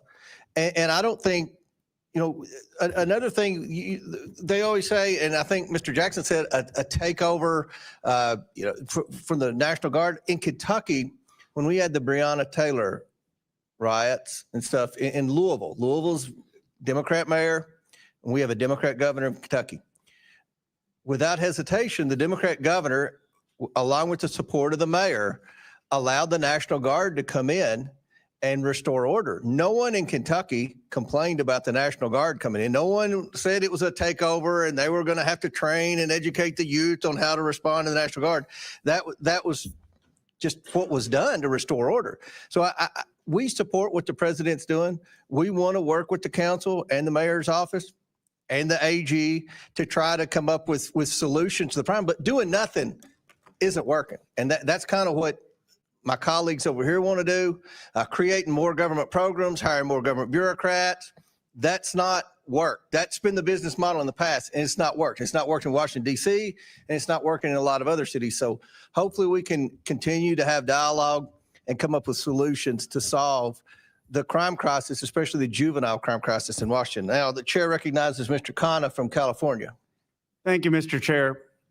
Mr. Chairman, this administration has initiated the largest assault on the First Amendment and free speech in modern history. They're making comedy illegal. Brendan Carr pressured ABC to cancel Jimmy Kimmel, and Disney cancels Jimmy Kimmel. This canceling from an administration that lectured us about cancel culture. That's why today I'm introducing a motion to subpoena Brendan Carr, to bring him in front of this committee, to stop the intimidation of private businesses and to stand up for the First Amendment. Now, it's not just Brendan Carr. Attorney General Pram Bondi is prosecuting hate speech, even though hate speech is constitutionally protected. And even though we've had so many lectures from my friends on the other side of the aisle not to prosecute hate speech. And then what about our vice president, the champion of free speech, as he told us during the campaign? The vice president is telling Americans to snitch on fellow Americans who have offensive posts and to call their employers so they can be fired. And the vice president is threatening to prosecute political organizations that he disagrees with. Look, we are Article 1 of the Constitution, not foot lackeys for Donald Trump and J.D. Vance. It is time that we stand up for our constitutional role to defend the freedoms of Americans. People are tired of us just giving our power to Donald Trump and J.D. Vance. We have an obligation to our Constitution, not to Donald Trump and J.D. Vance as they ride roughshod over the First Amendment. So in the name of all those who are being censored in Washington, D.C. and around the country, in the name of all those who are being intimidated in Washington, D.C. and around the country, in the name of Americans, Republicans, Independents, and Democrats who believe in the First Amendment and free speech, I motion today to subpoena Brendan Carr and to have him explain to the American people why he's bullying private individuals and private businesses. Thank you, Mr. Chair. Pursuant to this rule, and I'll get the exact language so we make it official. Pursuant to House Rule 11, Clause 2.6, I motion to subpoena Brendan Carr to come before this committee and testify in front of the full Oversight Committee. And I hope that my motion to subpoena him will be voted on as soon as possible. A motion is made. The committee will hold this motion in abeyance until 1:45. Give everybody time to get back in here. Thank you. And if I might say, Yes, sir. I know Brendan Carr well, and Mr. Chair, I hope you'll have him come in. I think we could do that. I think I we could. appreciate that, sir. We could. I don't think the motion's necessary, but I think he would. I'm pretty confident he would be willing to come in to testify. So thank I'll just you. say that. I don't think the motion's necessary. You want to withdraw the motion? I still want the motions. All right. Well, All right. you know, we'll do it, and he can come in. But I'd appreciate, I've appreciated your working with our ranking member on Epstein, and I've appreciated your collaboration with him. Of course, I appreciate our ranking member's leadership on this issue, and he deserves a lot of credit for our subpoena today. But if you want to work with our ranking member on a collaborative process on that, like you have been on Epstein, I'd appreciate it. Yeah, I'd also like to second the motion. Thank you, Congresswoman. And first of all, thank you, Representative Khanna. And Mr. Chairman, I think that's a great offer. I think we're very interested in what's happening, and if we could come to an agreement, I know we have another 30 minutes or so before we actually take this vote, but if we can come to an agreement prior to that, I'd like to talk to Mr. Khanna and to you, because I think our goal and clearly yours is to get him in front of this committee. I think it'd be very productive. And I think he would want to come in. Well, nobody wants to come in front of the committee, but I think he would be willing to come in front of the committee. So I think we'll make sure our staffs are in communication, and we'll see. But your motion is recognized, and we'll see if we can come up with something before 1:45. If we can't, we'll vote on it. Thank you, sir. Thank you, Mr. Chairman. Chair now recognizes Mr. Sessions from Texas. Mr. Chairman, thank you very much. Mr. Chairman, I first want to thank the members of the panel who've taken their time to be with us today. General, you and I met on the street the other day, and you were most elegant in your discussion with me, and I welcomed you to the Hill. And I'm glad that you were here.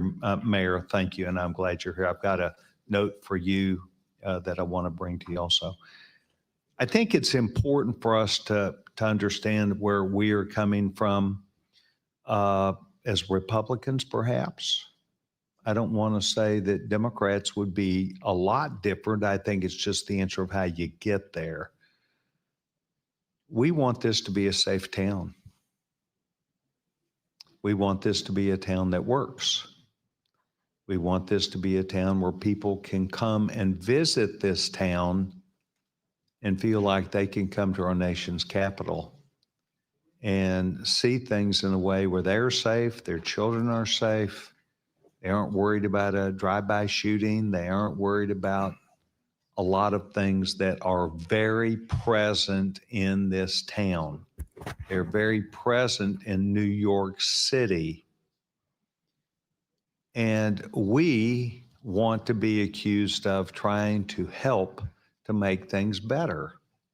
So I became engaged, as I told the general, in trying to look at how we satisfy with a better answer, with another answer that I think is better on the Judicial Commission. You may be completely happy with the Judicial Commission.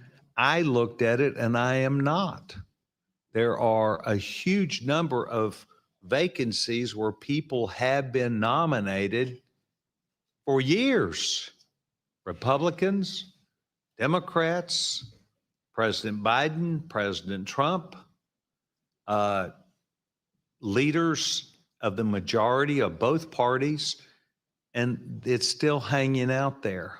And I simply believe that this city is entitled to our help. And that is what we are trying to do with these bills. I most sincerely, as I told the general, I most sincerely believe that it's not good to have, I don't know the exact number, but 10 or 12 people that have been nominated that are not serving today. And those judges that are on there, on the Superior Court or on the Court of Appeals, are vacant. And they've been vacant, some of them since 2013. This is darn near 2025. And I think that if you go to a model that may work, that's all we're trying to say. I think having the president, whether the president's a Republican, whether the president's a Democrat, will have an intrinsic interest. And I remember this when my parents moved us here in 1969, that we knew Washington struggled in lots of ways, but the presidents all tried to, every one of them, to do something that they saw that would better Washington. I believe that if we come and try and help with the most sincerity that our young chairman has, that I think our members have, it is not about trying to sparse words together about whether it's a local judge or not. It is a Superior Court judge that we're not going to replace any of them.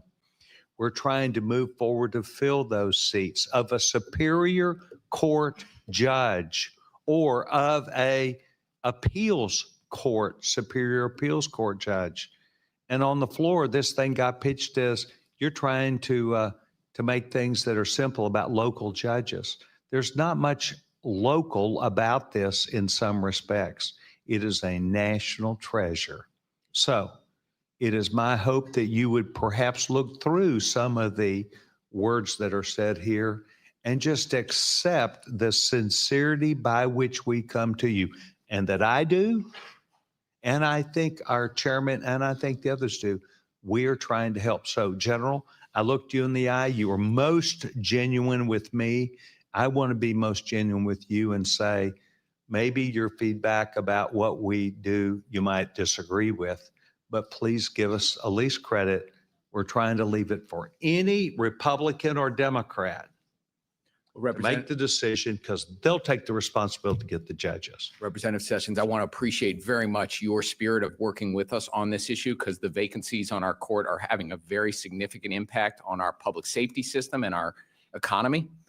But the problem with getting judges on our court is not sitting with the JNC. The way to solve getting judges on our court, and I appreciate your willingness to think about solutions, would be to allow our mayor to nominate judges and have our council confirm judges the way it's done in your state and states around the country. And we would get that vacancy on our Superior Court fixed right away. So there are multiple ways of getting it solved.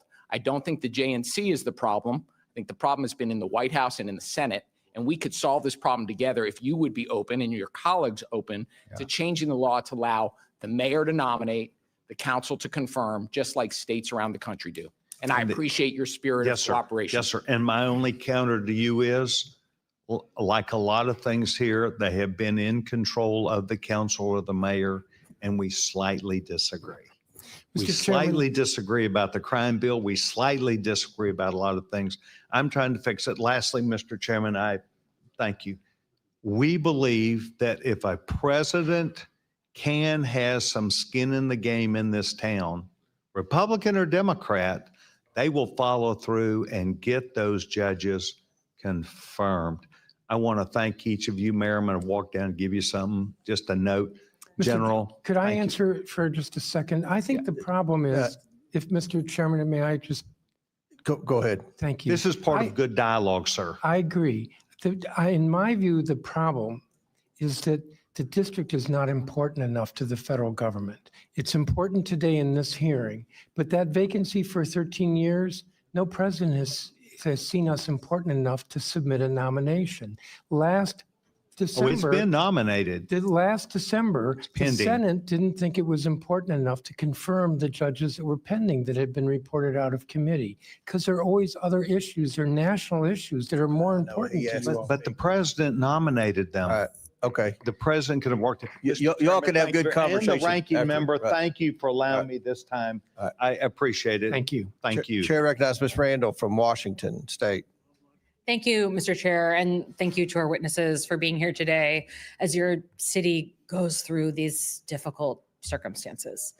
I've heard a lot of discussions over the past few weeks about public safety and crime in Washington, D.C., here on the Hill, and from my friends and neighbors who live in the District of Columbia. And these concerns about crime have been used as justification for President Trump's militarization and occupation. Like my Republican colleagues, I believe that federal government has a role to play in improving public safety. I would also say, like my Democratic colleagues, we believe that everyone deserves to feel safe.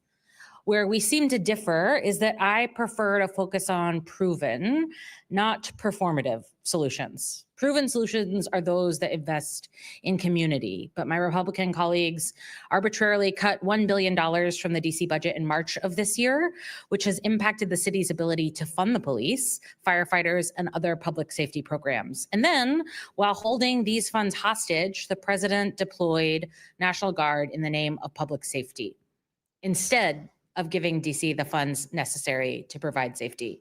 And at the same time, Donald Trump and congressional Republicans have made the largest cut in history to Medicaid, regardless of the fact that Medicaid expansion under the ACA led to a significant drop in violent crime nationwide.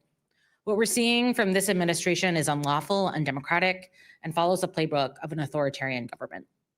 Across the country, a total of more than $4 billion in federal funding that supports American families, businesses, and local governments has been frozen or terminated. Withholding these federal government funds that have been constitutionally appropriated by Congress can and will be used to coerce other American states and cities into cooperating with this rogue administration in fear of having their cities occupied too. In Pierce County, in my district, they have nearly $200 billion of federal funds that could be at risk, which includes $706,000 grant from the Department of Homeland Security's Targeted Violence and Terrorism Prevention Program that was abruptly terminated. These funds were dedicated to implementing, like the name says, targeted violence threat assessments in our schools to mitigate youth violence and radicalization. The Department of Homeland Security's letter stated that the grant was being terminated in part because the department, consistent with President Trump's direction, is focused on advancing the essential mission of enforcing immigration laws, securing the border, and combating anti-Semitism. Consequently, grant projects that support or have the potential to support activities not aligned with DHS's current focus do not effectuate the agency's current priorities. What is so explicitly clear to me is that this administration's excuses of sending the National Guard to local cities in defiance of the local governments in order to address crime and improve public safety are an absolute sham when they are canceling funding left and right that would actually help our local governments address these very issues. Mr. Jackson, could you speak to how public safety is affected when you defund programs like targeted violence and terrorism prevention grants?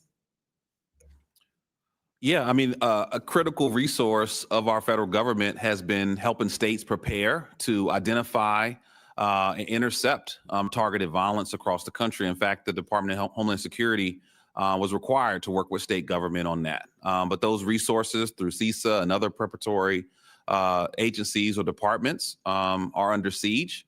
But what we're also concerned about is just the direct federal law enforcement resources for agencies like the ATF that are specifically focused on intercepting guns from getting into our communities. And Again, with cities like DC, where 95% of the guns are coming from outside the state, that federal law enforcement is crucial, but are now experiencing over 40% cut. Would you say, in your experience, that local investments, like funding for local law enforcement, funding for targeted violence and terrorism prevention, funding for ATF programs, would have a greater effect on public safety than the militarization of our cities? It's a fact. And frankly, that's what we've seen over the last 2 years with a 31% reduction in homicides. This year, we're still tracking for another 20% reduction in homicides. And we think that's a direct result of the resources to prevent violence before it happens. Thank you for your answer, for your work. And Mr. Chairman, I yield back. Chair recognizes Mr. McGuire from Virginia in the corner. Thank you, Mr. Chairman, and thank you to our witnesses for coming here today. You know, as a Navy veteran, as a freshman member of Congress, I love our country. And I love Washington, D.C., the history, the people, the culture. This is America's city. And I represent Virginia's 5th Congressional District. People from the 5th Congressional District come here for vacation or for work every day, and people from around the country. I think we should all agree, though, that whether you live here or visit here, you should be able to walk down any street in America and Washington, D.C. with your little girl or your little boy and be safe. And I think we'd be less than honest if we said that has not been a problem. And I want to say that the actions of this administration with President Trump have lowered crime and lowered murder rates to record lows. So I want to start by saying, thank God, President Trump put your security and your safety, law and order, above other divisive ideas. We would not have a country without our men and women in law enforcement. And I see a lot of them around here right now. I just want to thank you. Each of you in your written testimony emphasized the importance of the work of the Metropolitan Police Department is doing to keep the residents of DC safe, and the need to increase funding for the department. I have a very simple yes or no question. Do you disagree with defund the police movement? And I'll start with Mayor Bowser. Yes or no? Do you disagree with defund the police? Yes. Mr. Middleton Yes. and Mr. Schwab Yes. and Mr. Jackson. Frankly, I think you should ask the president that. That's a yes or no, sir. All right, Mr. Middleton, in your written testimony, you stated the following. Since 2020, police departments across the region and the country have faced challenges in recent years to hiring and have failed to hit their hiring targets. Can you tell me what major event happened in 2020? The murder of George Floyd. Mr. Middleton, in 2020, the DC Council voted in favor of a budget that defunded the MPD by more than $15 million. In the years that have followed, crime has skyrocketed in DC. Do you still stand by this decision? I will remind you that this is a simple yes or no. Well, as I said to I just said a yes another or no. I've got a congressman, very limited time with all due I respect. realize that, but All right, these- Mr. Middleton, these hundreds questions of are more MPD law complicated than enforcement a yes or officers no. have left the department since 2020 because they don't feel they have support from DC Council. In fact, the council not only voted to defund the department in 2020, you also went so far as to put a target on your officers and their families by releasing body camera footage with the officer's name attached. For all witnesses, let's talk about DC's fiscal policy. Do you believe DC does a good job at managing their budget? This is just, I don't have much time with all due respect. Yes or no? So Mayor Bowser, yes or no? Yes.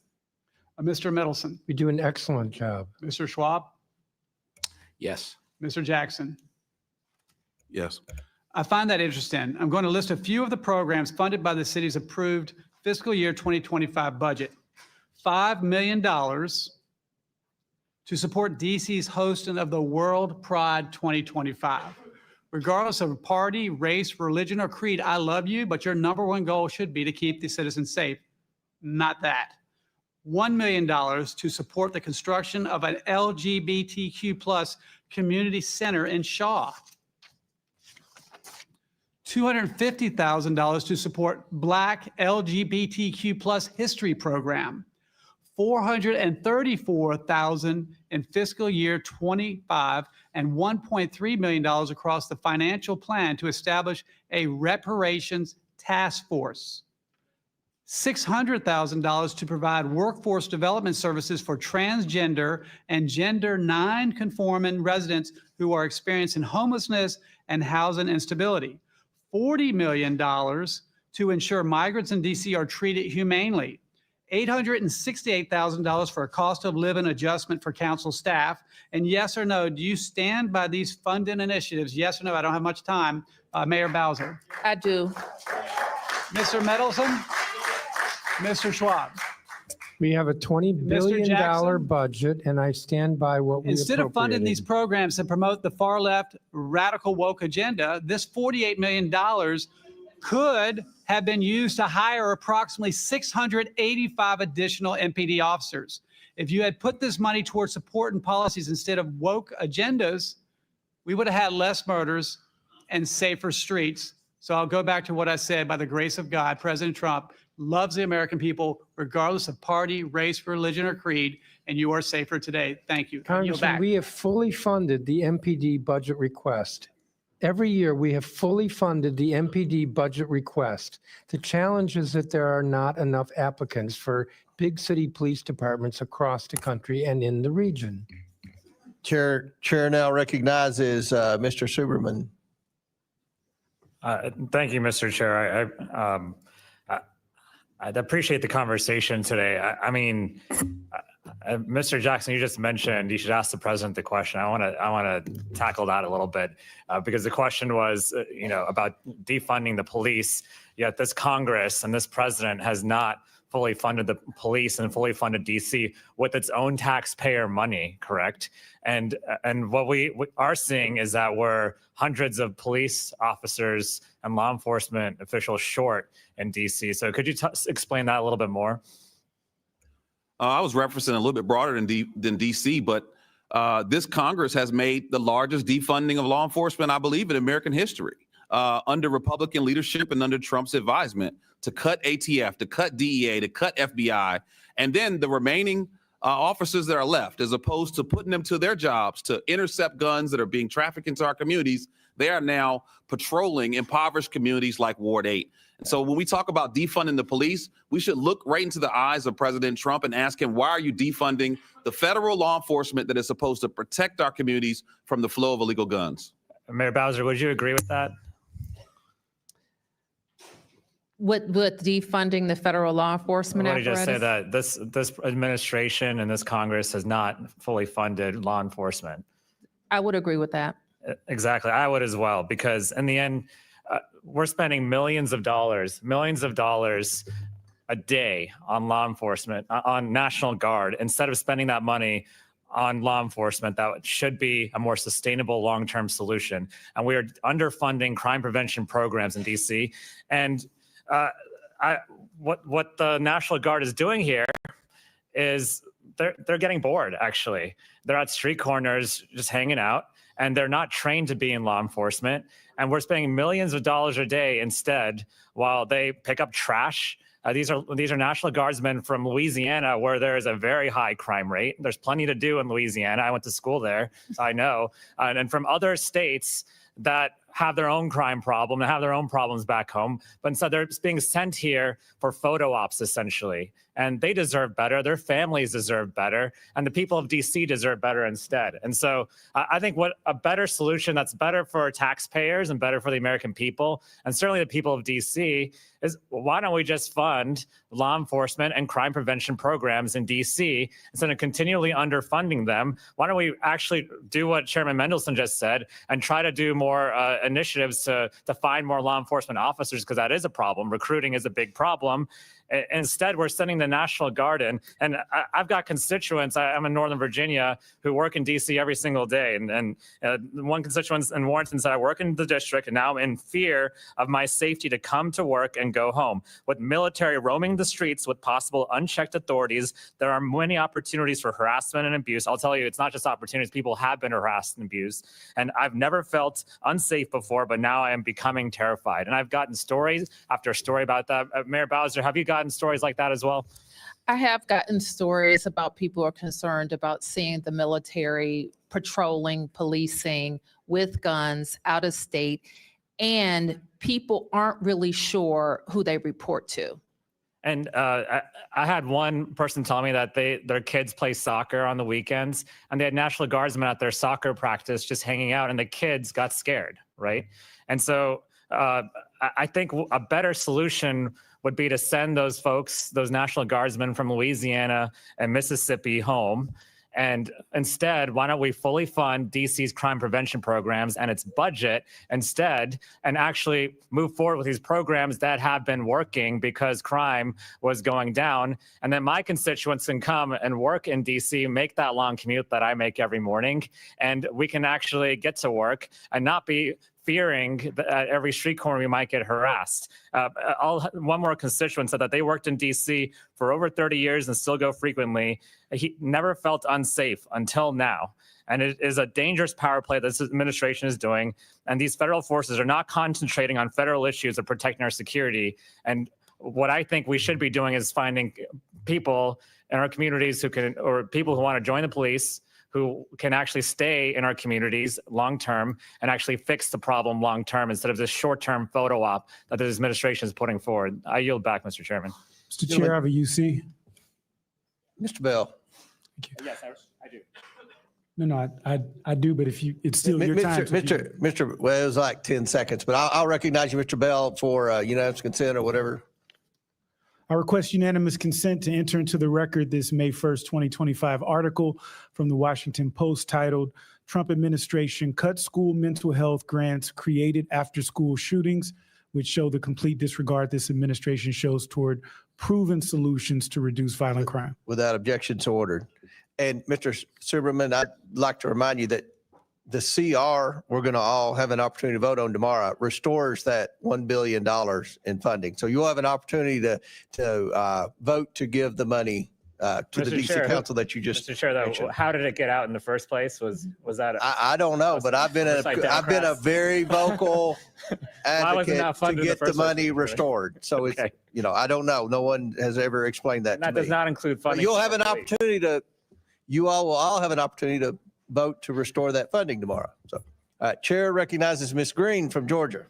Thank you, Mr. Chairman. I would like to move to table the motion to subpoena. Jimmy Kimmel was fired because he lied on ABC about the identity of the man that Tyler Robinson that martyred Charlie Kirk. He lied and said he was MAGA. Tyler Robinson was not MAGA. Not one bit. He was part of Antifa. He was in a relationship. With someone who identified as furry and trans. And this is an absurd lie. And so I moved to table the motion to subpoena. So, Mr. Chair, since typically this is non-debatable, I do have a point of inquiry, because it seems like what we just heard from the gentlelady out of Georgia was her debating why we should table it. So I feel like we should engage. We should all be given an opportunity to engage in debate about whether or not it's, parliamentary procedure. It's not debatable. But the issue was that the gentlelady from Georgia decided to go on a tirade. Well, so at a very minimum, Mr. Bell, he did more than announce the title of the UC and the well, my publisher. question is about this motion to table, the motion that was on the table. So I would, at a very minimum, ask that the minority be given equal time. We'll to just try. How about respond. we just hold off on the motion to table and let's get back to asking questions. Everybody good with that? Can we or Was there no motion submitted then?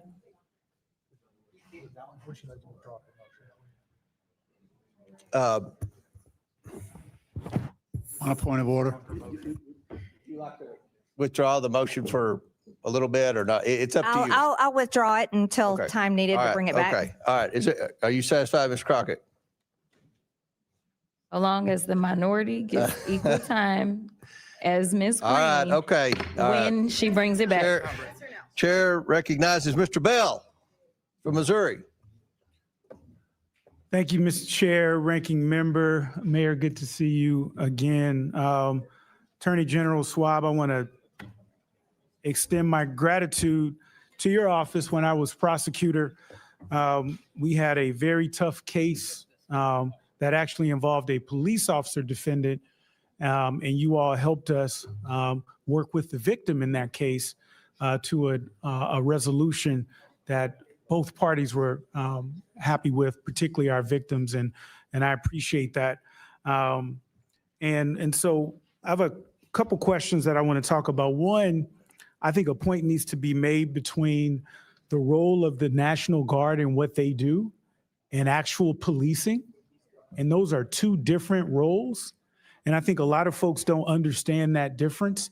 A 20-year-old with a gun in the military is taught how to kill. Police officers have to do a whole skew of things, including de-escalation. And so I think that it's important that we talk about that. And so my first question, and I'm short on time, Mayor, you were asked a question about the resources and what you would do with those resources, and you were cut off. Could you quickly finish that answer? That was earlier.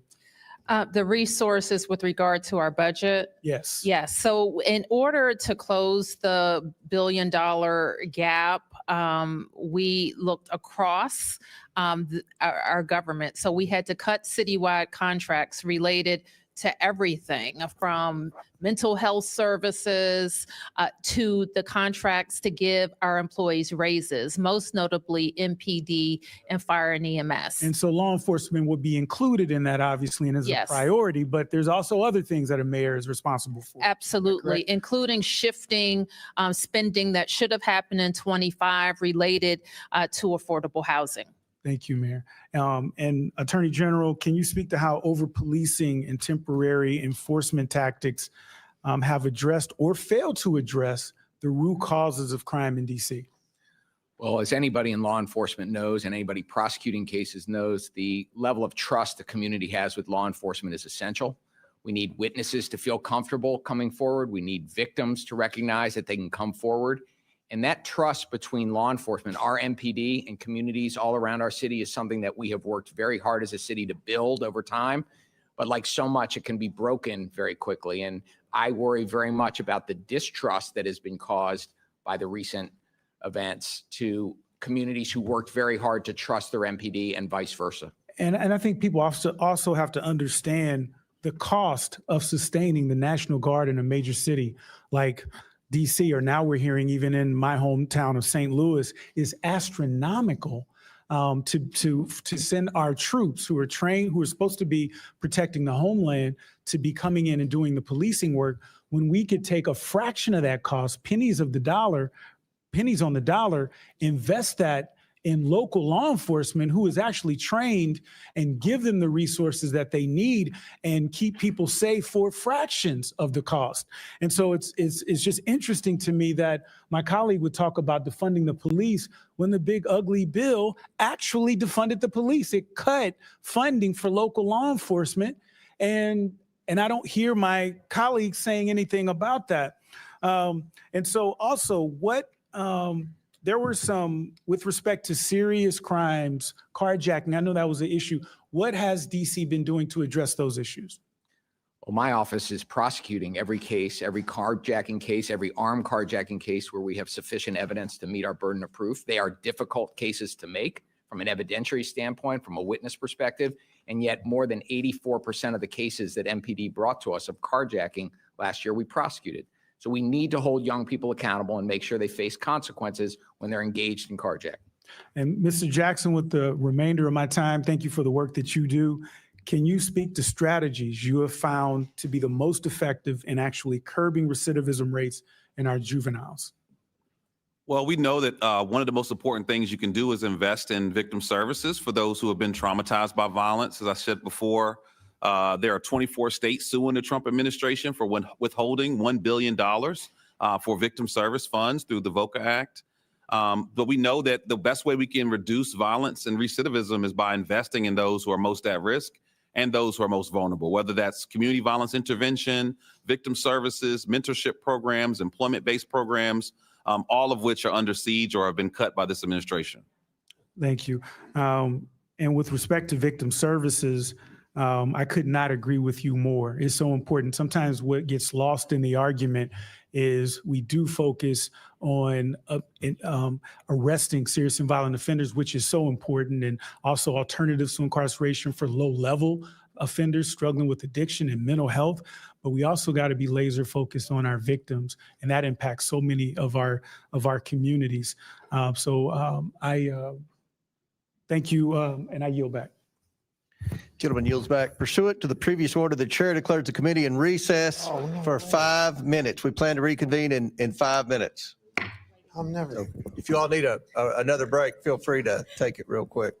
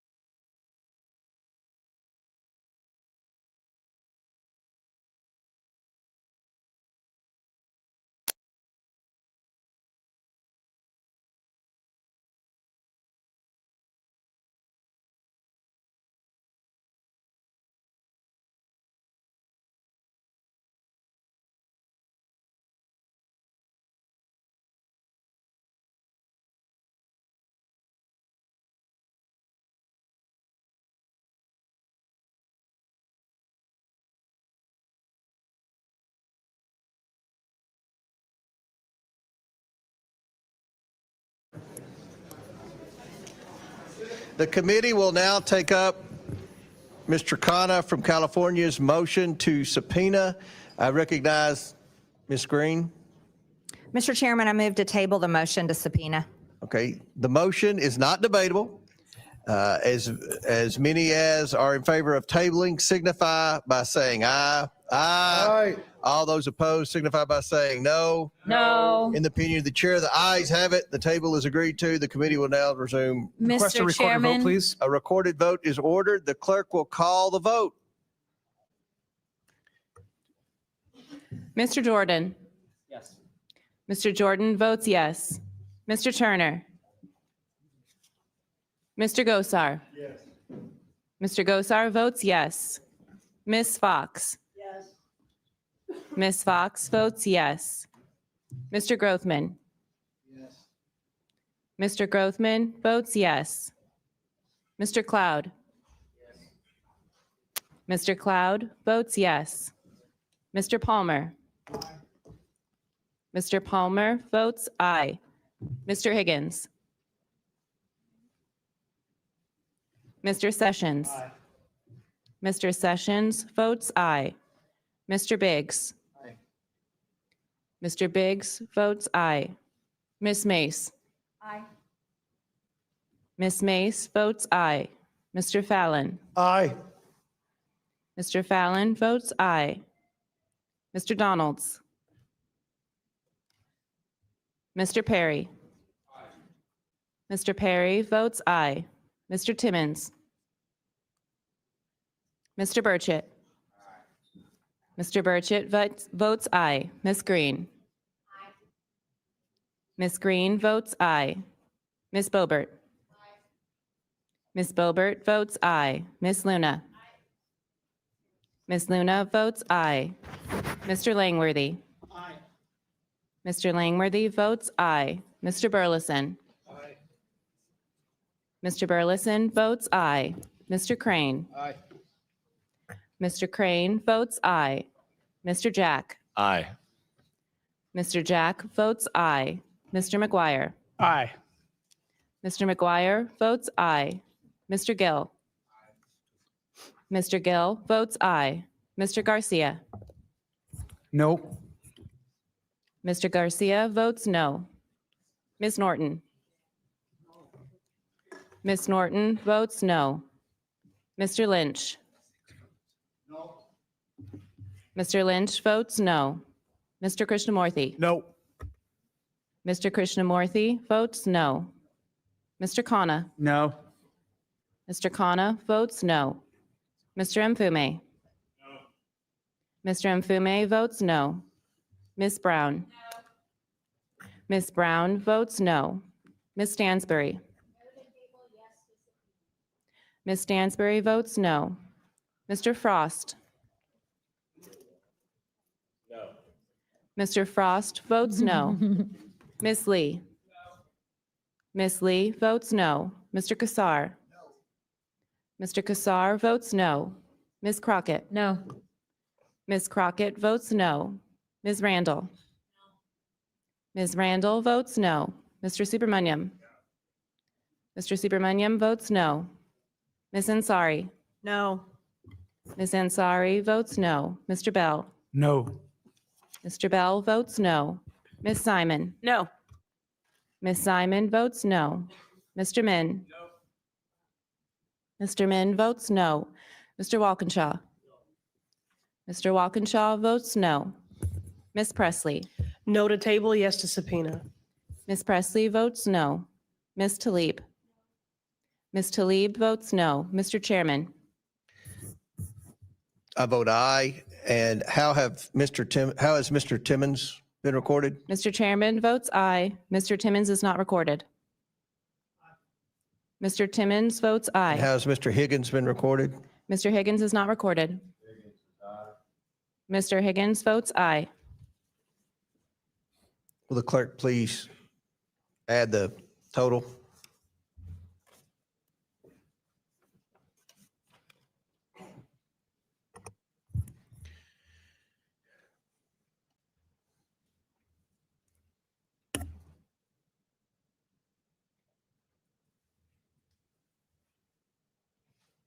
Mr. Chairman, on this vote, the ayes are 24, the nays are 21. The motion is tabled. Before I recognize Ms. Green, I'm going to recognize the ranking member. Thank you, Mr. Chairman.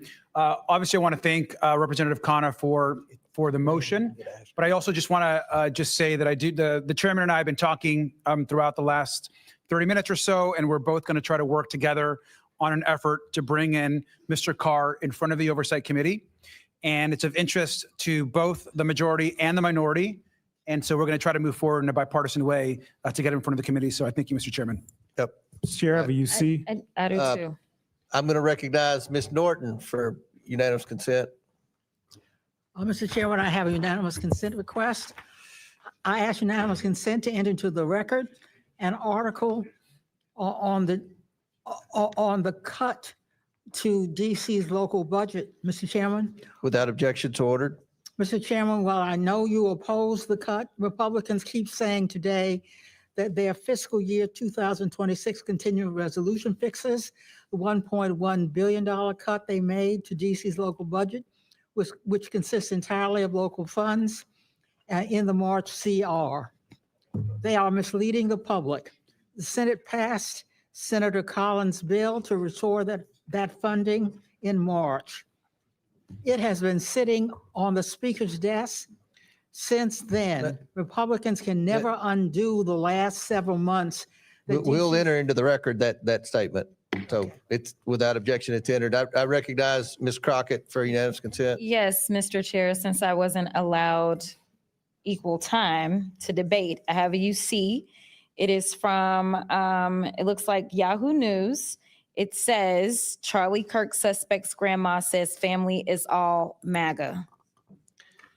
Without objection, so ordered. Chair recognizes Ms. Green from Georgia. Mr. Chair, remember I have a UC as well.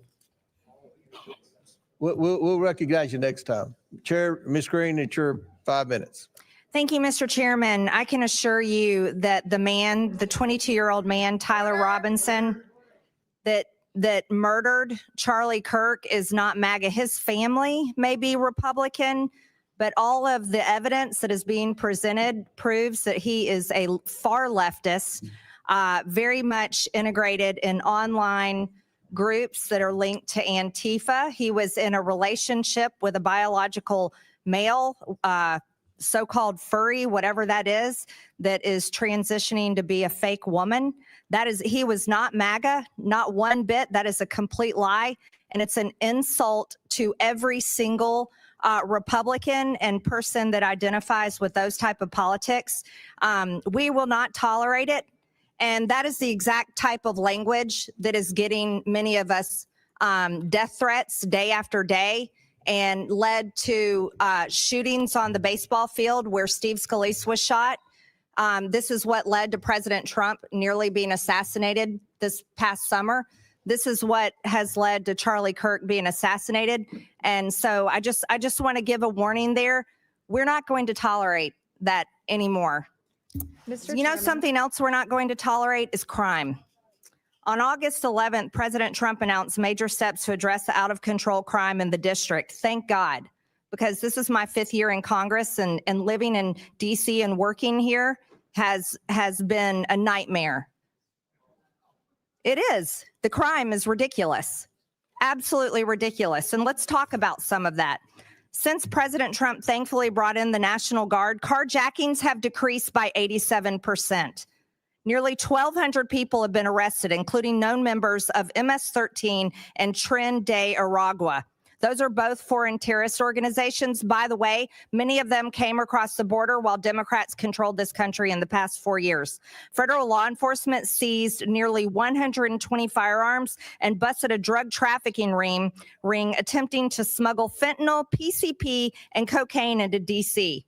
A joint effort by ICE and MPD arrested an illegal alien previously charged with sex crimes against a child. DC went 12 days without a single homicide. Can you imagine that that's something that the National Guard had to be here to do? It's unbelievable to anybody that is right-minded. U.S. Attorney Pirro reported that 88% of arrests made between the start of the federal deployment on August 11th and August 25th resulted in charges being filed. This is substantially higher that in 2024, where the Biden-appointed U.S. Attorney Matthew Graves charged suspects only 57% of the time, that's because he was busy chasing down MAGA grandmas that went into the Capitol. So I've got a simple question for you. Mayor Bowser, do you prioritize criminals or the victims? I prioritize law-abiding DC residents, visitors, and workers. So that would be law-abiding citizens and victims. Do you support the police, Mayor Bowser? Yes. Mr. Mendelson, do you prioritize criminals or victims of criminals? I believe in swift and certain justice. and No, if I asked you somebody has committed either a one, crime- victims of criminals, of crime, or the criminals themselves. Which one do you prioritize? As I understand the question, victims. Victims. Do you support the police, Mr. Mendelson? Absolutely. Okay, Mr. Schwab, I'll ask you the same questions. Unfortunately, hurt people. So sometimes victims are victims one day and So are you perpetrators prioritize the next day. criminals, is that what you're saying, I over prior- victims I of crime? prioritize making up my city as safe as it can possibly I'll take that as criminals. Do you support police, Mr. Schwab? Of course, we work very closely with MPD every day. Mr. Jackson, the same questions for you. Definitely prioritize victims. And I stand with the 24 states that are suing the Trump administration for withholding $1 billion in victim service funds. Okay, so you're against cleaning up crime in DC. Thank you for that. I've got an article here. The DC Police Union head is the biggest cheerleader of Trump's DC police takeover. So the police here in the district support the efforts and the help from the president. However, I've got a quote here from Mr. Mendelson. You call the union celebrating Trump's takeover just despicable. You literally attack the police in your statements. You're calling That's not correct. the union supporting the president and the National Guard here, helping them every day on the streets. You're quoted as saying that's just despicable. You're taking that out of context. I criticized the president of the FOP because he is a liar. Oh, so you are against the police. Thank No, you for clearing that up. no. Also, I have President one. of the Also, I FOP. have one last thing, The Mr. president Chairman. of the FOP, not the police. I reclaim my time. Lastly, here, Mr. Gentlelady's time's Mendelson, expired. you. Gentlelady's time's expired. Chair recognizes Mr. Bell. Mr. Chairman, I have a UC request. Okay, state your. I would like to enter for the record. All right, I'm sorry, Ms. Green. I recognize Bell. That's on me. I apologize. We'll get you on the next one. Okay, thank you. Mr. Bell. Thank you, Mr. Chair. I request unanimous consent to enter into the record the September 9th, 2025 article from the LA Times titled Kennedy Commission Child Health Report Ignores Gun Violence, the Leading Cause of Child Death, which calls out the Trump administration for ignoring Without how objection to gun violence order. kills more children in this country than any other cause, and the administration ought to be embarrassed by that. Without objection, so ordered. And I, Ms. Crockett's next. Do you have a UC? I'll recognize Ms. Green, then Ms. Crockett. Ms. Green, do you have a unanimous consent request? I do. Thank you. For the record, Phil Mendelson's post here says repealing our laws is not liberation. Republicans in Congress can't be trusted. They took $1 billion from us, are moving more than a dozen bills, rolling back home rule, and are trying to take away our elected independent attorney general and micromanaging our legislative process. I hope everybody watched Democrats vote against the vote that adds $1 billion back in for DC. Thank you.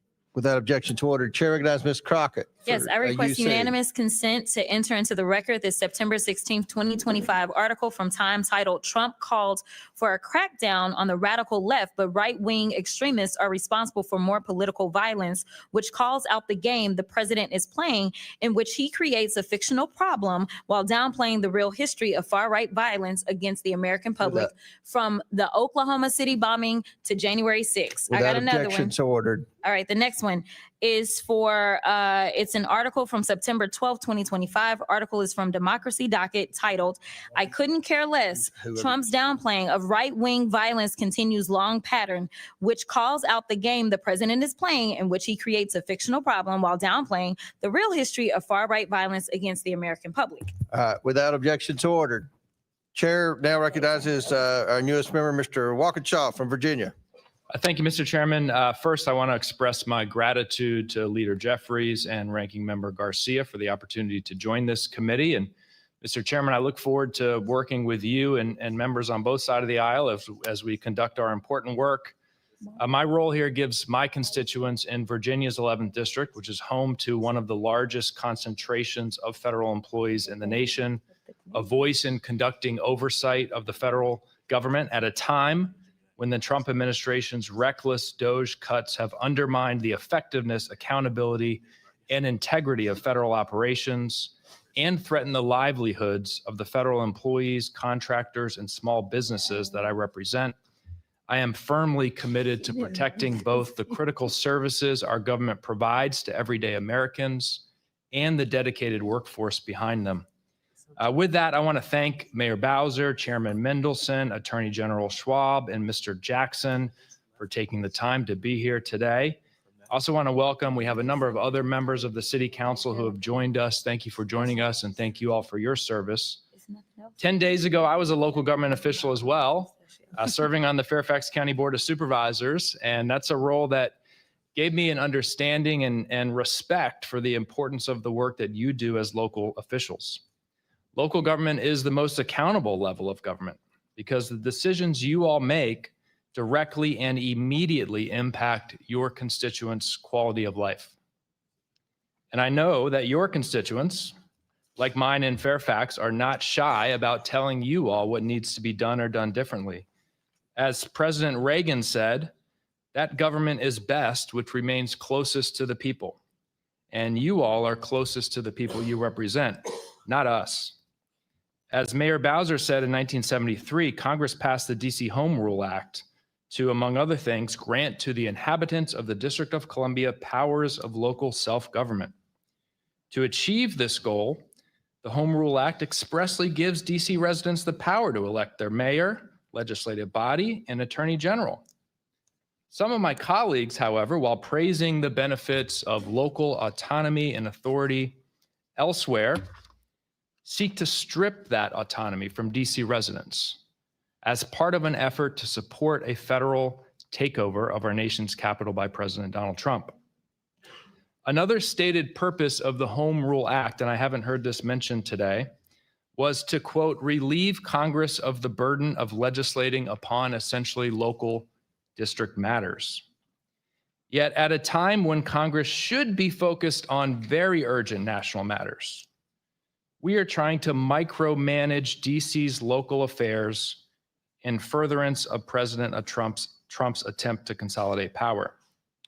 The American people are facing serious challenges. Our economy is faltering. Inflation is rising.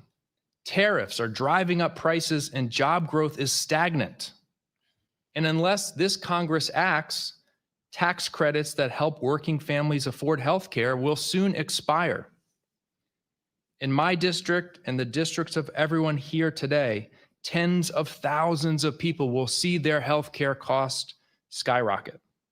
And meanwhile, as has been mentioned, President Trump continues to cover up the Epstein files and a government shutdown is looming. In the face of all of this, how does the majority choose to spend its time? By interfering in DC's local government and further disenfranchising 700,000 Americans.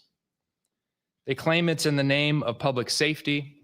We've heard today from our witnesses many things that could be done to improve public safety in the District of Columbia.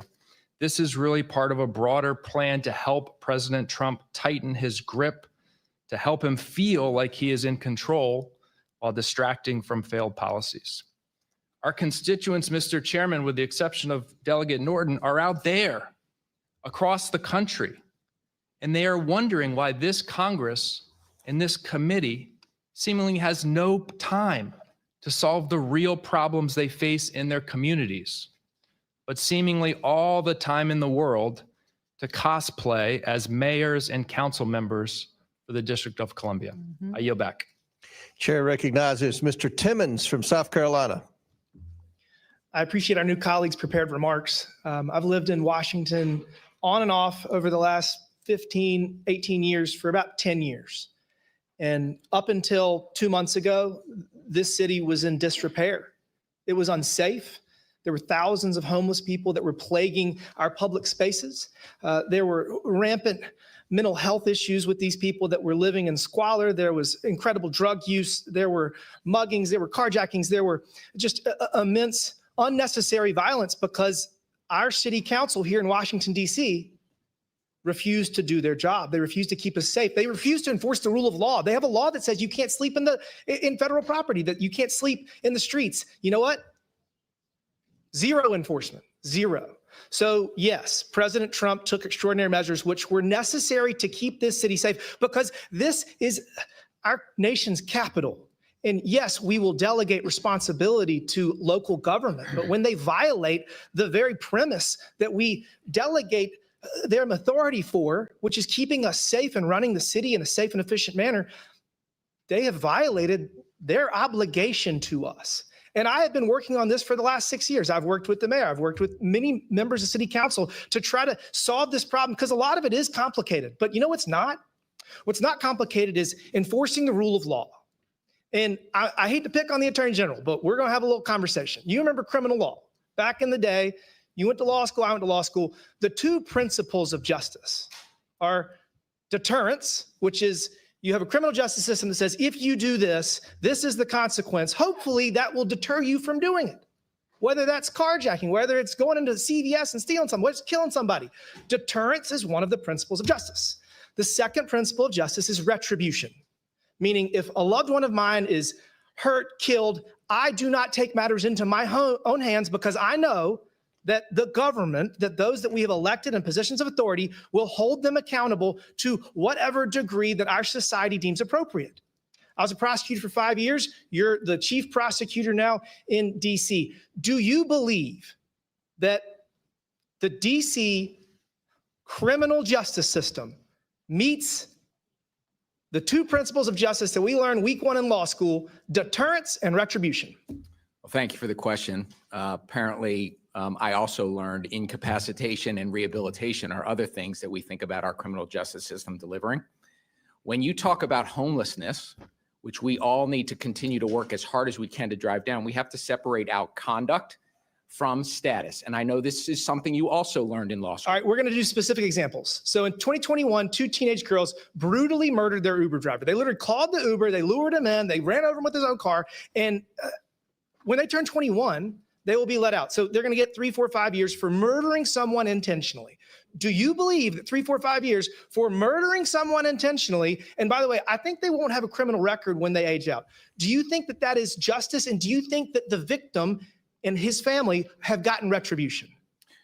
Our system has to hold young people accountable when they commit crimes and hurt people. And when they are held accountable, they should face swift and certain consequences. Do you think 4 years is enough for murder? Because that's what we do to try to make our city safe. Do you think 4 years is enough for murder? Under our system, long punishments are not what has been proven to deter crime. All right, that is why you are going to lose a lot of power. So again, that is why you're going to lose authority. You're going to lose power. Instead of doing that, what you should be doing, you should be negotiating with the U.S. attorney for D.C. and say, all right, we're going to create systems through which we're going to have deterrence. We're going to say, you don't get to commit a crime and come out of jail hours later. You don't get to kill someone and have no criminal record in 3 or 4 years. That is not justice. And if you think that that is appropriate, you will have zero authority.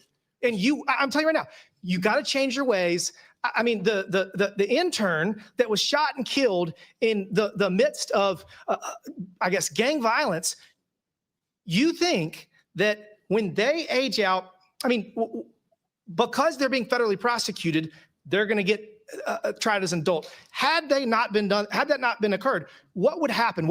They would get what, 3, 4 years for killing a random 21-year-old? Mr. Timmons, nobody cares more about public safety in our city than the 700,000 of us who live here. Yeah, and you know what? For the last 45 days, for the first time, they have been 700,000 safe people who for the have last elected 45 local days. officials and an attorney general who reflect For the their first views time, on how to oh no, keep no, our no, no, city no, no. safe. You're going to lose power. You're going to lose authority because the views that you have are wrong. They're wrong, and we free DC. Yeah, DC's been free for 45 days. I yield back. Mr. Chairman, I'd like to ask for unanimous consent. Go ahead. I'd like to ask for unanimous consent to enter into the record an article from ABC News that said Prosecutors already have dropped nearly a dozen cases from Trump's DC crime surge. And I want to just explain briefly, this is because Without objection, so ordered. Janine Pirro is trying to Chair prosecute recognizes cases Ms. that a Presley. grand You're jury taking Ms. will not Presley's even time. indict in because You're taking Ms. she Presley's is time. Ms. not Presley, actually start the indicting clock. crimes. Ms. Presley. Thank you to our witnesses for being here today. What we are seeing in this moment is chilling. The current occupant of the White House is sending federal troops into this beautiful majority Black city. And let's be plain about who is being targeted. In this year alone, more than 93% of youth arrests in DC were of Black youth.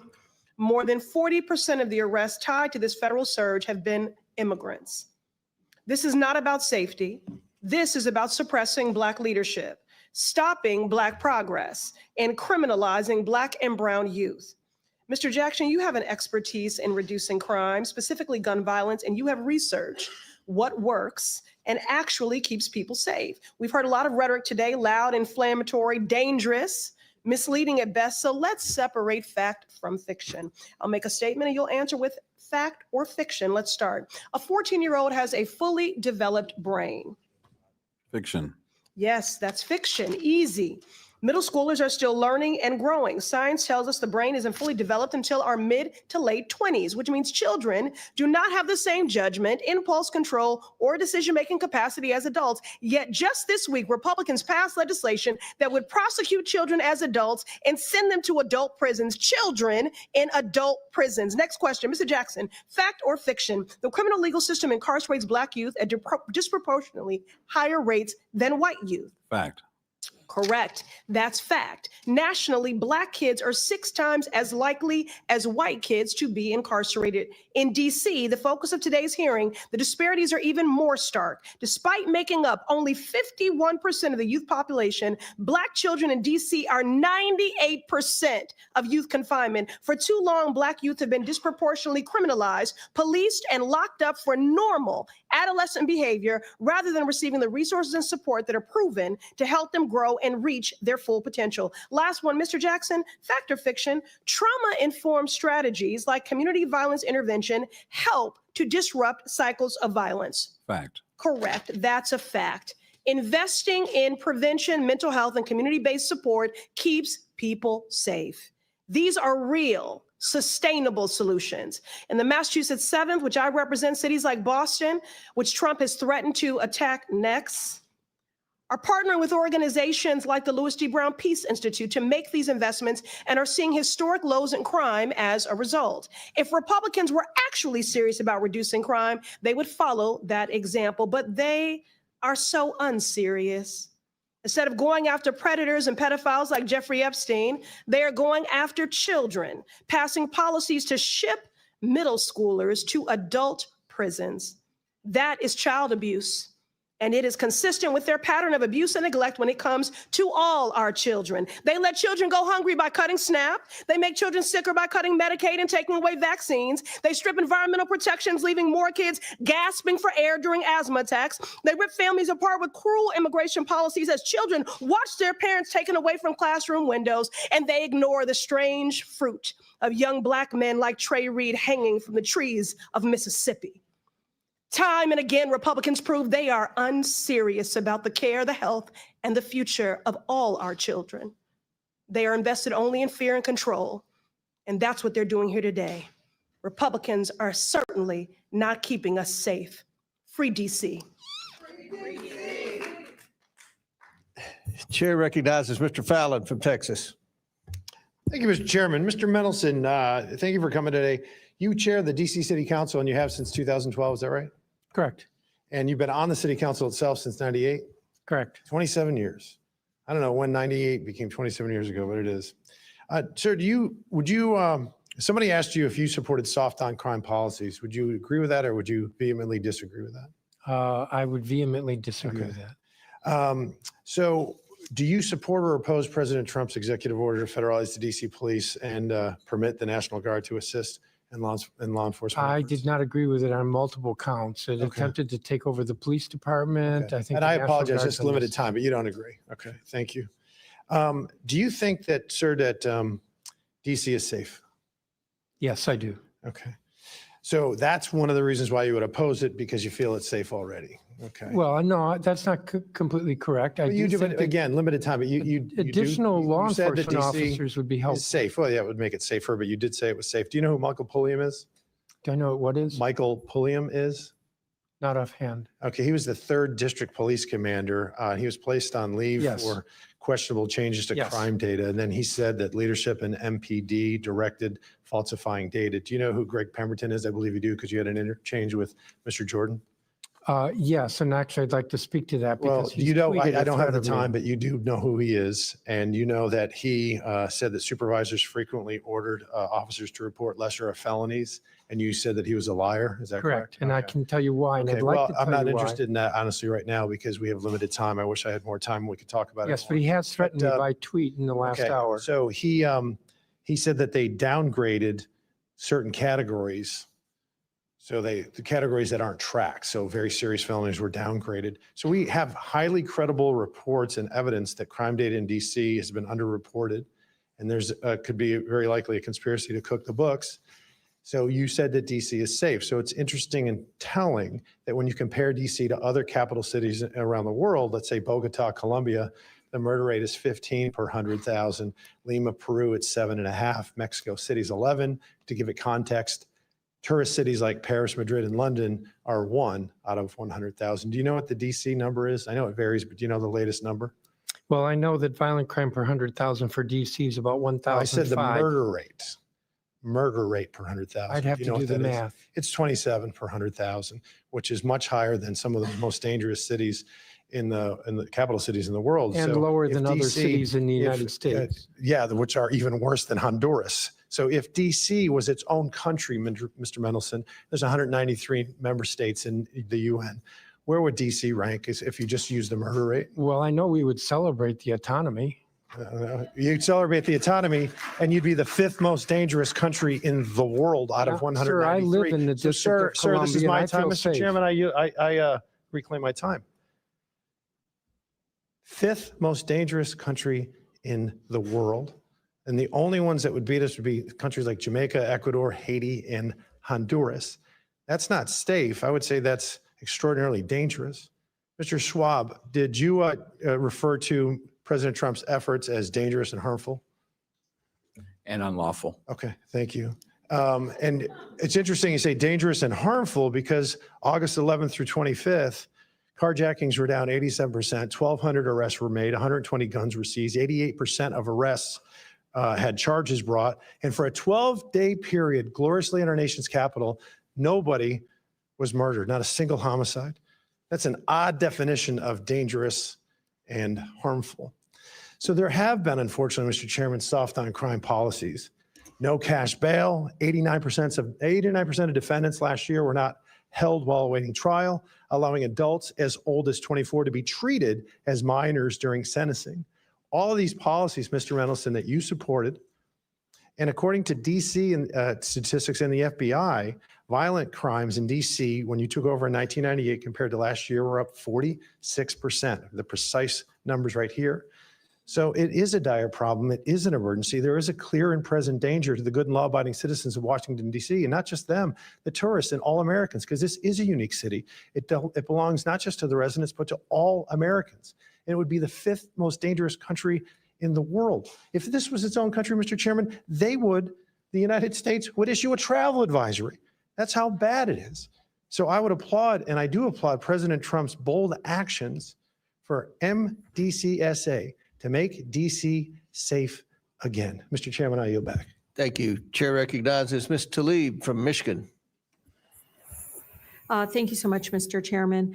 I think it's really important. I mean, we're talking about, 700,000 people that live here, and I feel like their voice gets completely just dismissed. And so if I may, Mr. Chair, ask unanimous consent to enter the record, the Washington Post poll of DC residents found 8 out of 8 in 10 opposed Trump's taking over of their local police and sending in federal troops. Without objections ordered. I think it's also really important to understand the incredible kind of slanderous, defamation. I don't know what to call it.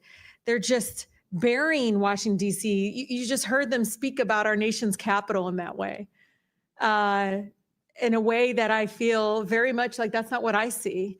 I see people walking around with their families, people enjoying time to see these beautiful, incredible, beautiful monuments and everything. And there's a pride here too. And so I just want to bring the DC residents into this committee because I feel like they are being made invisible.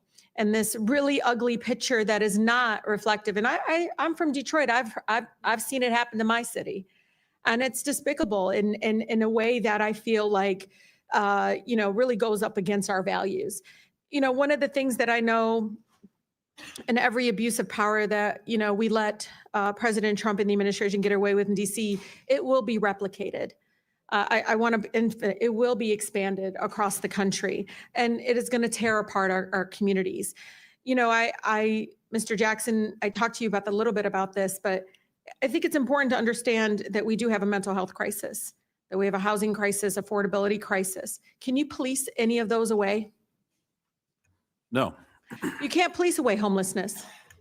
And the way they talk about our homeless neighbors is so, no wonder there's violence increasing towards homeless neighbors. I see it already, the brutality of it. When we see housing costs go up, when we see, again, the lack or dismissiveness of the mental health crisis that we continue to grow. And it's not just this administration and the previous administrations as well. No one has moved with the urgency that is needed. Just last week, the committee approved over a dozen bills regarding Washington, D.C. And, I'm just curious. Criminalized children. My colleague from Boston talked about this.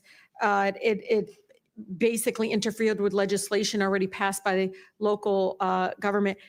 Was anyone on this panel consulted? Any of you? Raise your hand if you were consulted on any of these bills.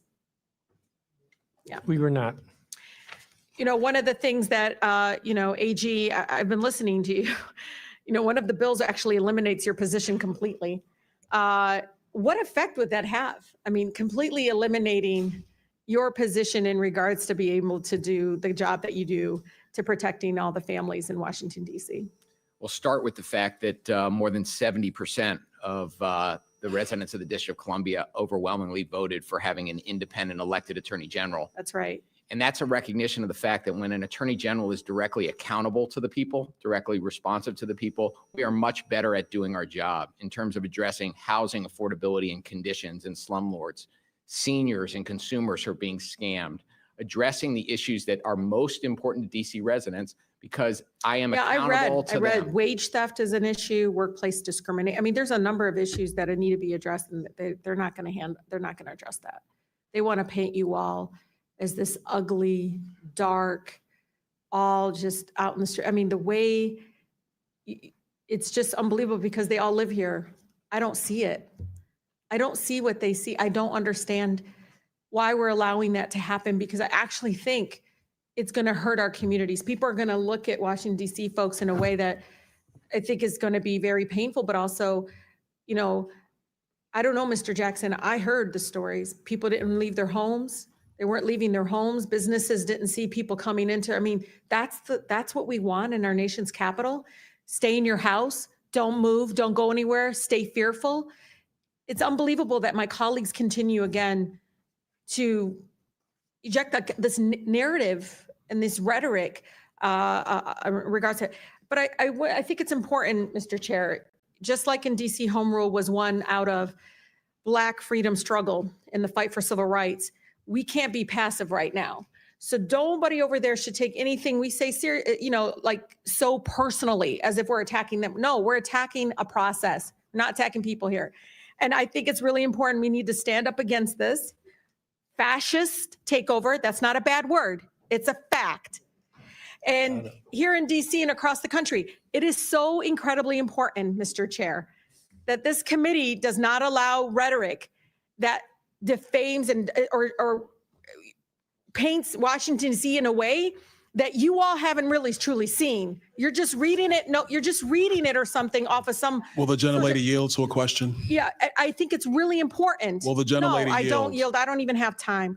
I can Well, tell your you, time's expired. it is Mr. expired, but Tlaib. I'm Mr. Chair, getting nice. but you all I live like here Mr. and Tlaib. you're not telling people the beautiful parts that you do see in our Mr. nation's Tlaib. capital. And no, it's just wrong how we're Oh, doing it. Chairman, I think it's Wrong. insane that the But you're young gonna lady look doesn't at have the an kids in argument, but she's going to Washington, D.C. as a refer bunch to of me and some of my criminals. You yield to colleagues. Mr. Mr. Chair, Donald. We were from the you know Third this. Reich. This is You're going to insane. look at It's 14, insane. 15-year-olds as It's a bunch of insane. criminals? It's insane. Oh, No, Do I you're look not like a member of the insane, Third Reich to you, Ms. Please, Tlaib? please, Is that what I look like to please. you? You're the one taking your voting Is that what card, you think? giving it Is that to what you somebody, think? giving Is it that a what you card. think? No, that's unethical. I think it's radical and I think it's insane. And I'll respect everything that you say. But to say something like that to myself and a lot of my colleagues is way out of line. It's way out of line. It's way out of line. Regular order, Mr. Way out of line. Regular order. That's okay. But it's okay, right? That is not how it It's goes. okay, right? You hold yourself accountable before you talk about Hold Washington, myself D.C. accountable. Mr. Tlaib. Washington, Hold D.C. your out own of your self mouth. accountable. How Keep about it out of that? your mouth. Hold your own I'm self trying, accountable. Mr. How about Tlaib. that? Free D.C. and make sure you All right. vote with your own voting card. Don't be giving it to somebody Mr. else. Tlaib. All right, time. Chair recognizes Ms. Bobert from Colorado. Order. Wait a minute, Ms. Bobert. All right. Order. Ms. Bobert. Thank you very much, Mr. Chairman. This has certainly been lively today. Madam Mayor, I appreciate you being here today, and I have a few questions for you. Do you believe in regard to crime, DC City Council is moving the district in the right direction or wrong direction? The city council and I are Right working. or wrong direction? We're moving in the right direction. Now, okay. Why in 2023 did you veto the council's updates to the criminal code to eliminate most mandatory minimum sentences, reduce mandatory maximum penalties, and allow jury trials for misdemeanors? Well, I made clear at the time my objections to the rewrite of the criminal code. The criminal code does your need to be objection was this updated. bill does not make us safer. Is that correct? That's what I believe. Yes, ma'am. Mayor Bowser, as we know, City Council overruled your veto and the criminal code changes went into effect 2023. This same year, crime rates rose dramatically. They overruled your veto, and then we saw crime rates rise dramatically. Do you believe that this bill contributed to the dramatic rise in crime that we saw in 2023 that's been mentioned here today as well by the council? Well, the bill didn't go into effect, but I believe that it was necessary for us to look at our entire public safety ecosystem, not just that year, but previous years. So you had some foresight that this could help, and you said this bill does not make us safer. The council overruled your veto, and at multiple events this year, you opposed National Guard deployments in Washington, D.C. However, since President Trump deployed the National Guard in D.C., violent crime has dropped nearly 50%. Well, Ms. Bobert, may I? One moment. I'll Okay. give you a chance to respond. Since President Trump deployed the National Guard in D.C., violent crime has dropped nearly 50%. Property crimes like burglary, vehicle theft dropped about 25%. And carjacking saw a dramatic 28% decline compared to the same period in 2024.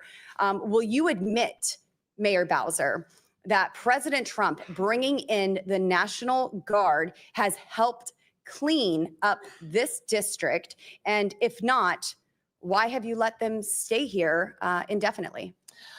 What I have said is that the increase in federal law enforcement, National Guard is not law enforcement. You've allowed them to stay here indefinitely, though. The president controls the DC National Guard, and he purports to control the guards from other states. Have you asked him to remove them?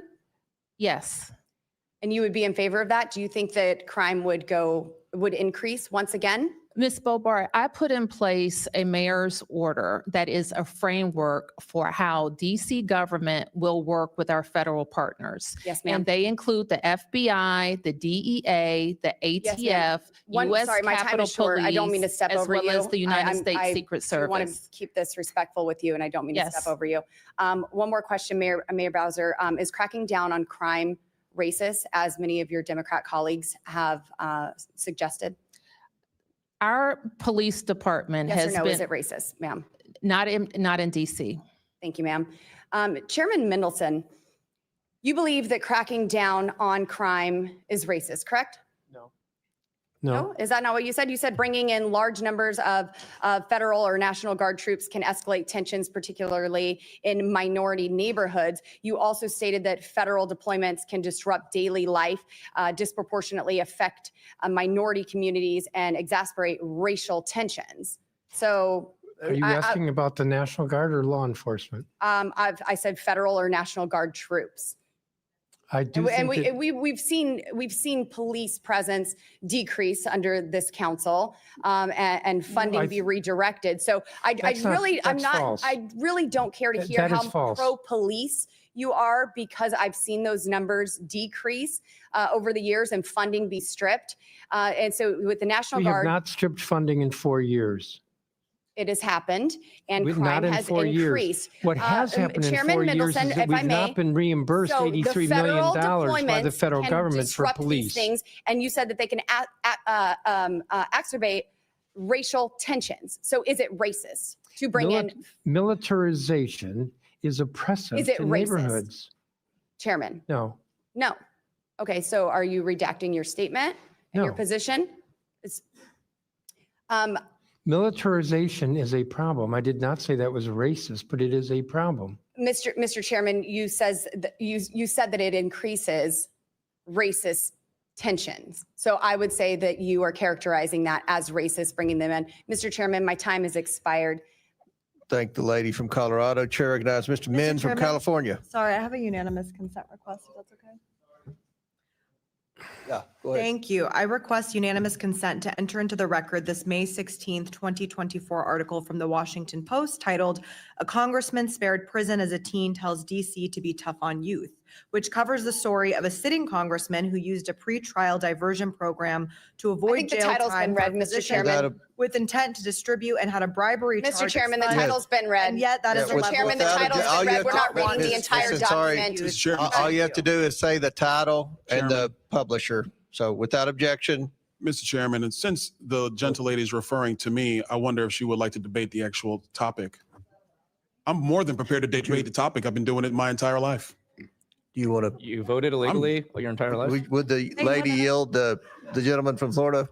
No, it's not a debate. It's an article that obviously you admit is about you, about how you were spared prison as a teen and now want to not Actually, allow and other young actually, people for the that gentle same lady, let's be very clear. The article is wrong.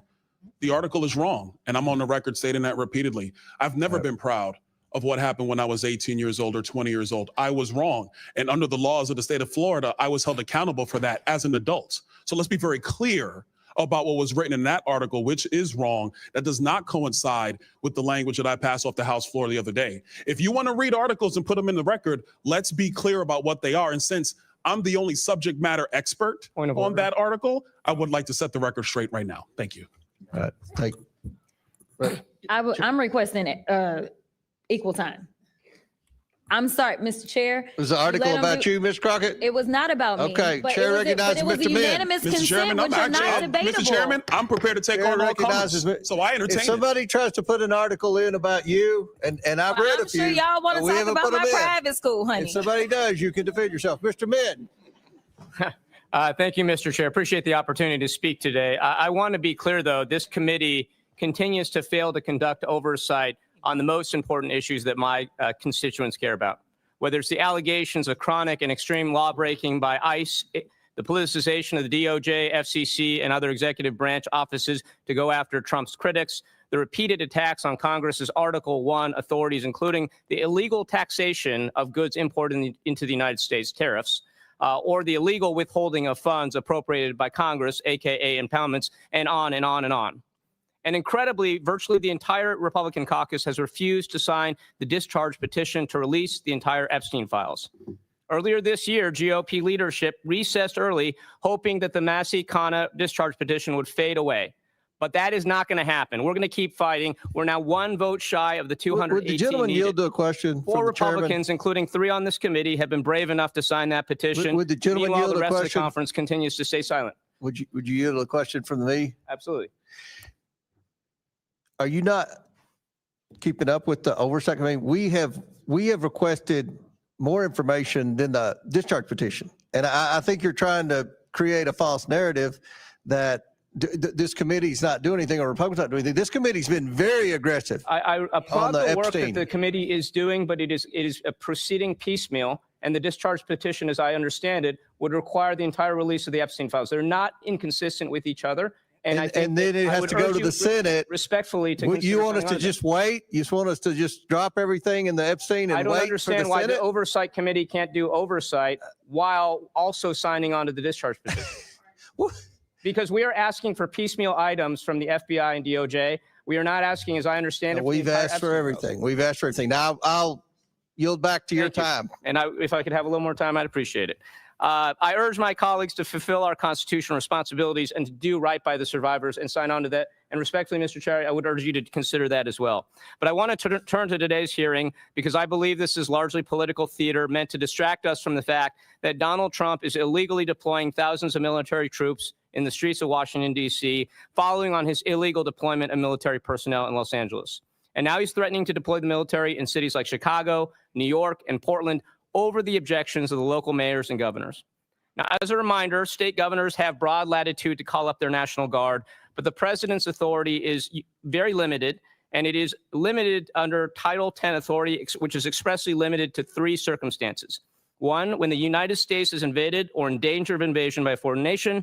2, there's a rebellion or danger of a rebellion against the authority of the government of the United States. Or 3, the president is unable with regular forces to execute the laws of the United States. So I want to ask you all to raise your hands if you agree with the following question. Do you believe the United States is being invaded? I want to know for the record there are no hands raised. Do you believe there's a rebellion happening? No.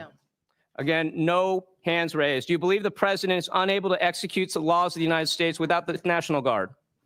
No. No hands raised. That's right. Donald Trump, ironically, is using a trumped-up crisis over crime to break the law. Will the gentleman yield? No. In January didn't ask us 2024, a this group last called year. United to Protect Democracy published a report entitled The Authoritarian Playbook for 2025, which warned explicitly that if Trump were elected, he would likely follow the same playbook used by authoritarians like Vladimir Putin in Russia, Recep Erdogan in Turkey, Viktor Orban in Hungary, and others. It outlines a number of actions they expected President Trump to take during his second term. So I want you to raise your hand if you think the Trump administration is doing the following. Issuing pardons to licensed lawbreaking. Yes. Raise your hands if you agree with that. Directing investigations against critics and rivals. Yes. Regulatory retaliation. Yes. Federal law enforcement overreach. Yes. Domestic deployment of the military. Yes. It probably won't surprise you to know that as this is exactly what these authors predicted Trump would take as far as actions if he were elected to second term. But one ironclad rule that is still potentially being forced is the Posse Comitatus Act, which clearly prohibits the use of military personnel, including the National Guard, for law enforcement activities unless specifically authorized by Congress, such as with the Insurrection Act. Now, I've actually asked a lot of the National Guardsmen here that I've run into on the streets whether they're allowed to assist with law enforcement, and they've consistently told me that the answer is no. I asked a guardsman just earlier today what would happen if he saw crime happening right in front of him. He said he could take pictures, videos, he could call the cops, but he's not allowed to engage. So I'm really appreciative of those who serve in our National Guard, and I'm really, really appreciative that unlike Donald Trump, they are following the law. But this is also just massively wasteful and disrespectful to our National Guardsmen who have been pulled from their families, their jobs, and their communities, all to essentially serve as human scarecrows, or even worse, to clean up our streets and do our landscaping. This is not what our Guardsmen were trained to do. It's not what they are signing up to do. It's also massively expensive. President Trump's deployment of the National Guard and Marines to Los Angeles cost over $120 million. The D.C. National Guard's deployment of 958 Guardsmen will cost over $200 million. And while we don't know yet what the deployment of the 1,300 plus other Guardsmen sent from other states will cost, it's likely to be much higher because we're paying for their lodging as well. So basically, we're looking at a deployment cost of over $500 million for this D.C. deployment, which is doing nothing to stop crime. You could hire thousands of cops with that money. So Mayor Bowser, I want to ask you a question. What would be more effective in deterring and preventing crime? Deploying over 2,000 National Guardsmen at a cost of hundreds of millions of dollars, or sending that money to D.C. for additional law enforcement and crime prevention programs? And the gentleman's time's expired, but the mayor can answer the question. I think you took up about a minute of my time, though, sir. Oh, we stopped the clock. I watched. No, you didn't actually. We stopped it. It didn't stop. We stopped it. I would say sending the money to DC, restoring our 2025 approved budget as a start would also help. Additionally, we can do more than law enforcement. We can also assist the federal government with their parks. I appreciate that answer, and I would just close by saying this. If Trump were serious about stopping crime, he would send greater resources to local law enforcement and try to tackle the root causes. Instead, he's illegally sending troops into our cities, even as he's pardoning criminals, defunding the FBI, and reallocating our scarce federal resources to going after nonviolent offenders. This makes, like day laborers, children, this is making our communities more dangerous, not more safe. Chair I yield back. recognizes Florida's favorite son, Mr. Donalds. And I'd like to, with unanimous consent, introduce this article titled. I've already recognized Mr. Donalds. You can do it in a minute. Mr. Donalds. Thank you, Mr. Chairman. This has been a very interesting hearing for a myriad of reasons. Mayor Bowser, thanks for being here with us. I do appreciate you taking the time today. It was said earlier that in 1973, Congress did pass the DC Home Rule Act. It is known on Capitol Hill, is known quite frankly through our entire constitutional republic, that any Congress cannot bind a future Congress. Just like at the state level, a legislature cannot bind a future legislature. That something that is enacted can be modified or undone in the future. I was able to have a conversation with a lot of the people from the Free DC organization. Some of them might still be in the room today. And that was the constant point that we came back to. That yes, under the law passed in 1973, your position was created, the DC City Council's position was created, but the ultimate authority for the federal district is still the United States Congress, and with the signature of the President of the United States. Would you agree with that assessment? I would agree. And I would also add it's within the power of this Congress to advance the DC statehood bill by simple majority. This Congress can, like it has done for every state in the union outside of the first 13, admit DC as a state. I'm glad you actually brought that up, because one of the reasons why I opposed the DC statehood bill is because the Constitution and the framers were actually quite clear that they did not want the federal district per se to be leveraged by a state or any state. And I think I had conversations with several residents of DC who were walking through the halls of Capitol Hill when then Speaker Pelosi was bringing that up. And I asked them two very important questions. If you want to have representation, why don't we allow that property to be re-annexed by the state of Maryland, which actually provided the land for the federal district to be created? Or would the citizens of the District of Columbia prefer not to be subject to federal income taxes as a result of them not having, quote unquote, representation? What's your thought on that? I do think it's time to talk about what the district pays and what we get back. I do think it's time to have that conversation. And that's a fair conversation to have. I got a couple questions for you. Let's get to the business of the matter.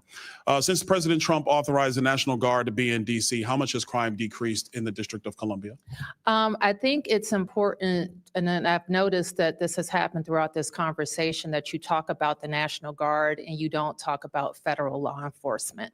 And the federal surge consisted of federal law enforcement, which MPD works with all the time. I'm talking about the FBI, the DEA. Mayor Bowser, I'm really not trying to disrespect you, but how much has crime decreased?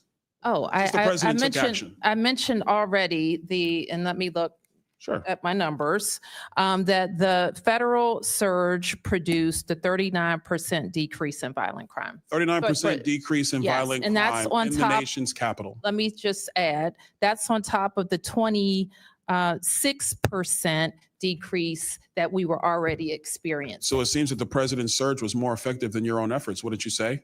It Last time I accelerated. checked, 39% is way higher than 26%. But let me move on. But the full statistic is a little different. Chairman Mendelson, I didn't ask you a question. I know, Relax, but the hang full on. statistic is a little different. Actually, Chairman, let me ask you this question, because you butted in. Now let me ask you. Sure. What is the By current penalty.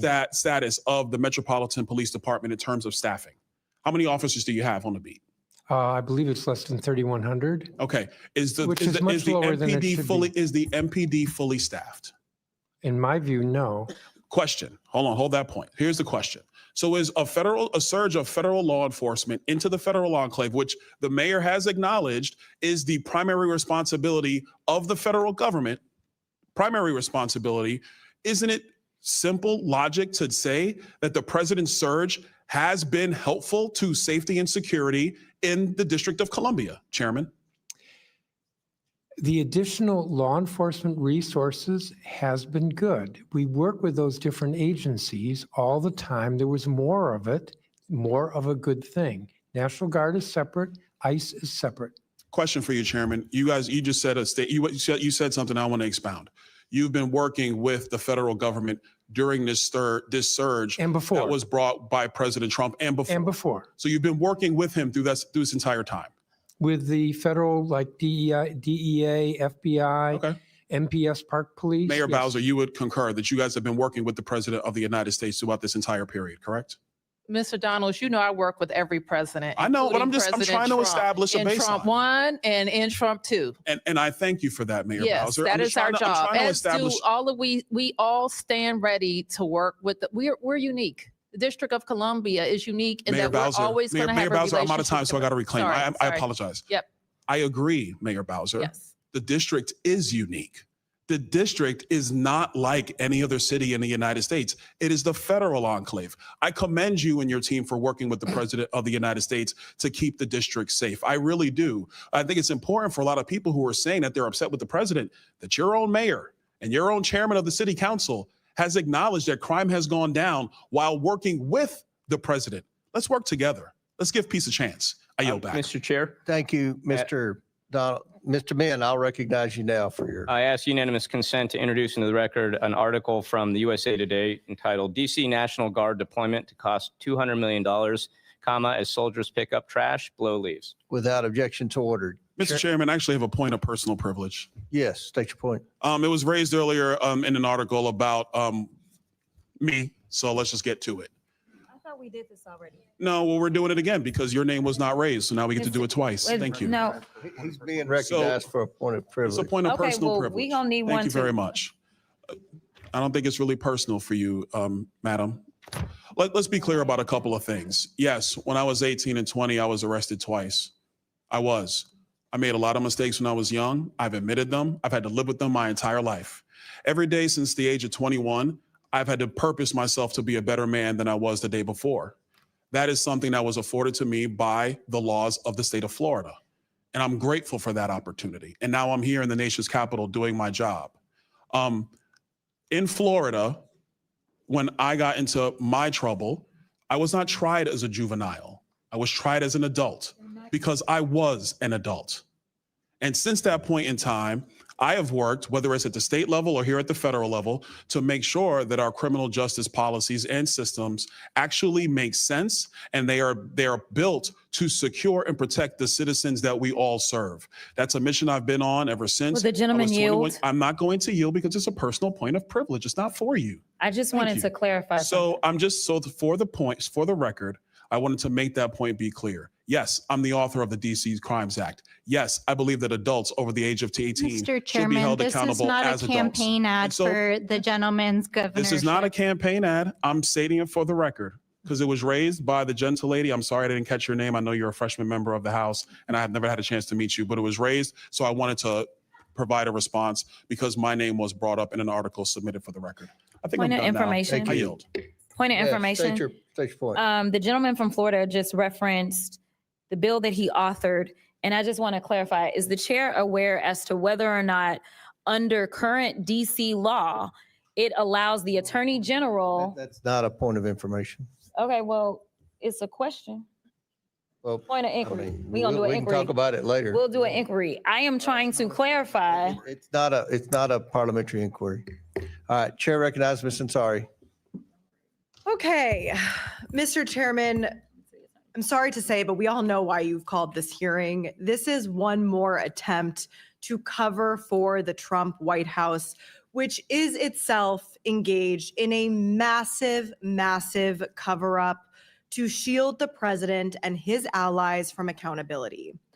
No one is fooled as to why suddenly the president of the United States is declaring emergencies in cities across the country and deploying armed troops against American citizens, despite the fact that crime rates, at least in the District of Columbia, are at a 30-year low. This is very obviously a blatant and egregious attempt to redirect attention from a very real and ongoing crime. The crime, which is the massive and epic cover-up for Jeffrey Epstein's abuse and that of other rich and powerful men who engaged with and supported him over the course of decades. Some of those very men are in the White House right now. Donald Trump wants so badly for the Epstein story to go away. Trump sued the Wall Street Journal for $10 billion for reporting about this letter. Not surprising, as we are seeing what's happening now with the alarming authoritarian attacks on the free press. This was one of many examples, but he claimed this letter didn't exist. Here it is. This grotesque, disgusting, misogynistic letter, which Donald Trump sent to Jeffrey Epstein. He probably laughed. He probably thought this was hilarious, laughing about the abuse of literally thousands of underage girls at the hands of Jeffrey Epstein, Ghislaine Maxwell, and his powerful rich friends, and then lying about it repeatedly to this day. Why? Why lie about it?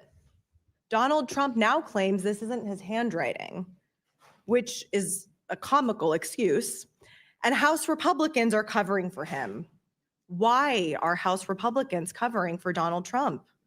They're holding this absurd hearing about crime in DC to distract the public from the very real national issues at hand.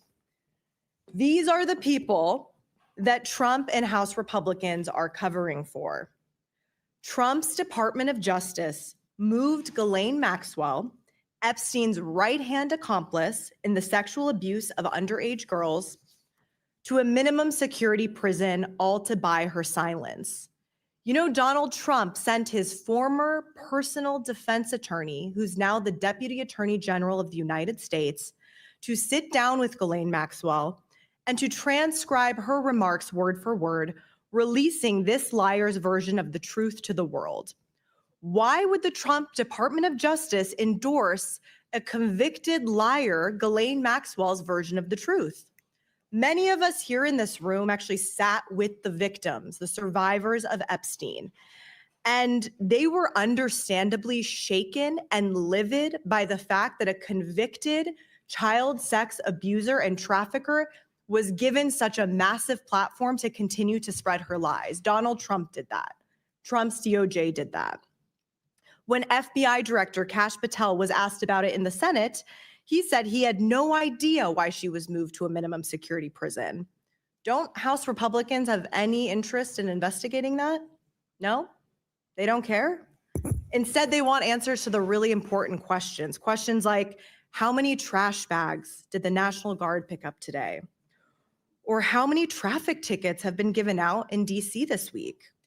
Or how many drunk college students needed to have the National Guard call them Ubers so they could get home?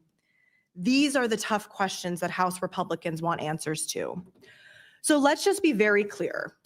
The biggest criminal in Washington, D.C., the criminal who was besties with Jeffrey Epstein and was already found liable of sexually abusing E. Jean Carroll, the criminal who should be invested not only for those crimes, but now this massive cover-up, is Donald John Trump. What I want to know is who instructed the Bureau of Prisons to move Ghislaine Maxwell? What did the Trump administration promise her to remain silent? Why is FBI Director Patel claiming that no other men victimize underage girls and women through the sex trafficking operation organized by Epstein and Maxwell, which is obviously false, and we heard as much from the women? Did House Republicans collude with the White House to change their tune on the Epstein files? And what is Donald Trump so afraid of? Why won't he just release the unredacted Epstein files, which he could do literally at any moment? Unfortunately, we will have to continue to wait to get these answers. Also, Republicans can find out how many stray cats need to be dealt with on the streets of Washington, D.C. I yield back. Chair recognizes Mr. Burchett from Tennessee. Thank you, Mr. Chairman. I think it needs to be said that the Democrats had those files for 4 years and chose not to do anything with them. And now currently they're obsessed with it. I think that speaks volumes. But thank you all for being here, Mayor. Thank you, ma'am. I was a county mayor. It was the best job I think I've ever had. Thank you. And on days like today, I'm sure you're thinking, dadgum, I wished I hadn't run for this office. Should have sold Amway or something. But anyway, I have a couple questions for you, ma'am. President Trump's response to the spike in violent crime in Washington, D.C. lowered the rate of violent crime? I have already testified to the period of 30 to 34 days. We saw a decrease on top of the decreases that we are experiencing already this year. Okay. Yes, ma'am. But when you're the 435th most powerful member of Congress, I have to ask those questions Yes, again. yes. So just act like you've never Okay, heard that, okay, and you I got deserve a Pulitzer Prize for my questioning. Have the criminal justice policies created by the D.C. City Council led to the spike in violent crime in Washington, D.C.? In my experience, Congressman, there is not one single thing that you point to when crime goes up. And it's usually not one single thing you point to when crime goes down. So my experience as mayor and as a member of the council before that is to throw everything at it. We look at the laws, we look at our deployment strategies, we look at our prevention strategies until we see results. And that's what we've seen over the last 2 years. Thank you, ma'am. Why is your, Mr. Mendelson, why has your council continued to push these soft on crime policies when violent crime apparently has skyrocketed in Washington, D.C. as a result?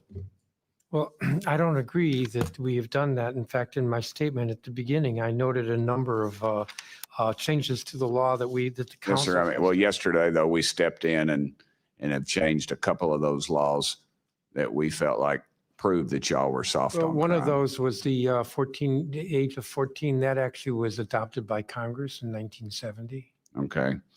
What about the one where they're not allowed to chase someone who has stolen a car? We revised that law, I believe it was last year. Yet we had to. When I say revised it, there were complaints we were hearing from the police chief, and we made changes to that law. Okay. In your statement regarding oversight efforts, you stated that these bills were a completely unnecessary intrusion on the district's ability to make and enforce our laws because of the recent work that council has been doing to combat crime. Are you aware that juvenile crime in Washington, D.C. has increased every year since 2020? I don't believe that's correct, but the data, the Attorney General would have the exact Okay. data. But I will say that juveniles should not be involved in crime.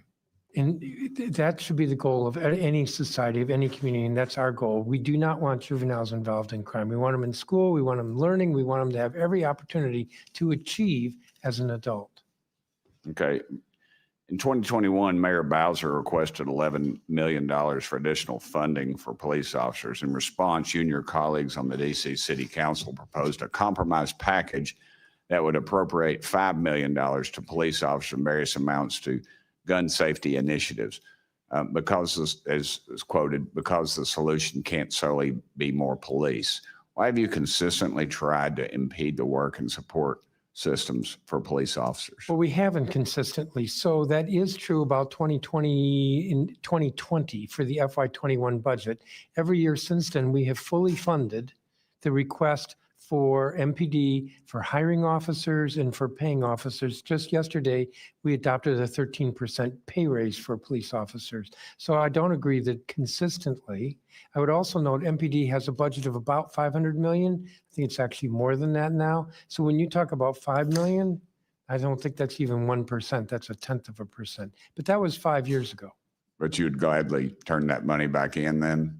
Wouldn't you? Well, in my testimony earlier, I noted that we've been asking the federal government every year for reimbursement through the appropriation process for the EPSF, and that the Congress has shorted us a total of 83 million over the last 4 years. So you can ask me about 5 million. Over the last, how many years? 4. 4 years. 83 Okay, million. that'd be during the Biden administration.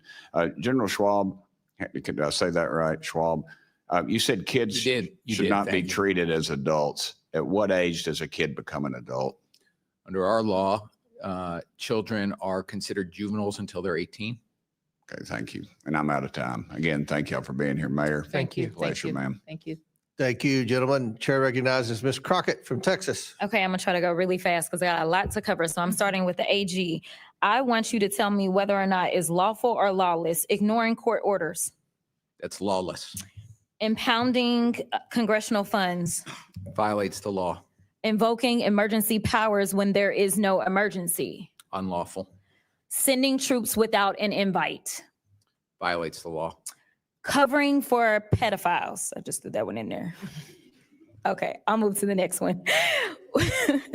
What about revoking birthright citizenship? Violates the 14th Amendment of the Constitution. How about violating due process? Violates the 5th and 14th Amendment of the Constitution. How about what we see happening with redistricting that would in some way minimize, if not delete, the voices of people of color as they are going through and illegally going through this process? Is there a constitutional amendment that you can think of that is associated with that? Probably many, but it is Okay. unlawful and unconstitutional and Thank- un-American. Thank you. As well as, can you tell me if it is lawful or lawless to violate free speech? That's lawless. Okay, sounds about right, because, you know, we had to have a conversation about Jimmy Kimmel, so I'm gonna say free Jimmy Kimmel, for sure. And hopefully we will deal with the FCC chairman. But the reason that I wanted to go through that long list, and that was actually not even the half of it, is because since this administration has come in on January 20th, they have engaged in some form of every single thing that I said on that list, even the part about covering for pedophiles.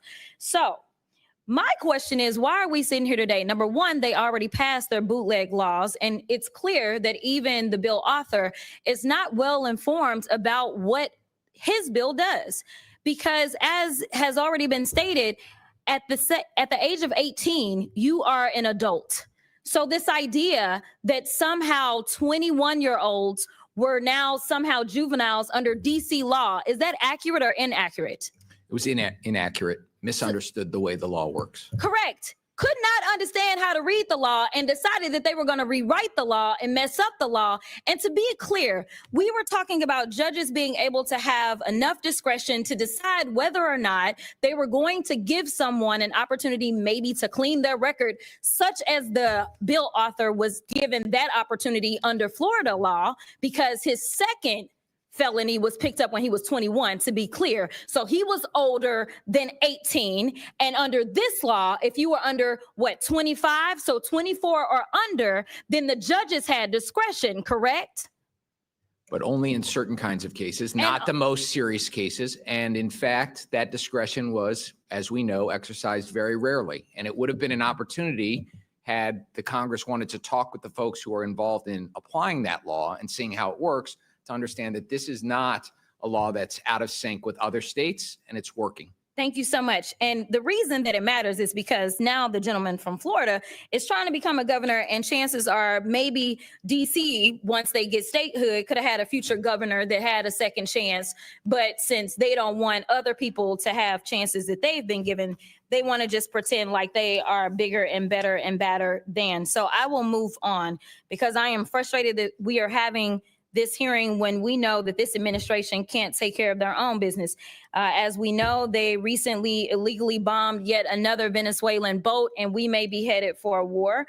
We know that this particular president has decided that he wants to shake down people as relates to the First Amendment, because he has filed not one lawsuit, not two lawsuits, but he has filed numerous lawsuits. He filed a lawsuit against the New York Times. He filed one against the Wall Street Journal, against CBS, against ABC, against the Des Moines Register. He is doing all of this because he wants to quash any speech that is not appreciative or lauding him, which is pretty much anything that's factual. So let's talk a few facts about these January 6 felons that should still be incarcerated because they went through the process, but because they were doing things on his behalf, of course, he wanted to let them go. So they released more than 1,000 people who participated in the insurrection on this government, many of whom who had previous criminal records, like Mr. Theodore Mendenforth, who was convicted of predatory criminal sexual assault of a child, or Mr. Peter Swartz, who had 38 prior convictions convictions, including one where he beat his wife by repeatedly punching and biting her.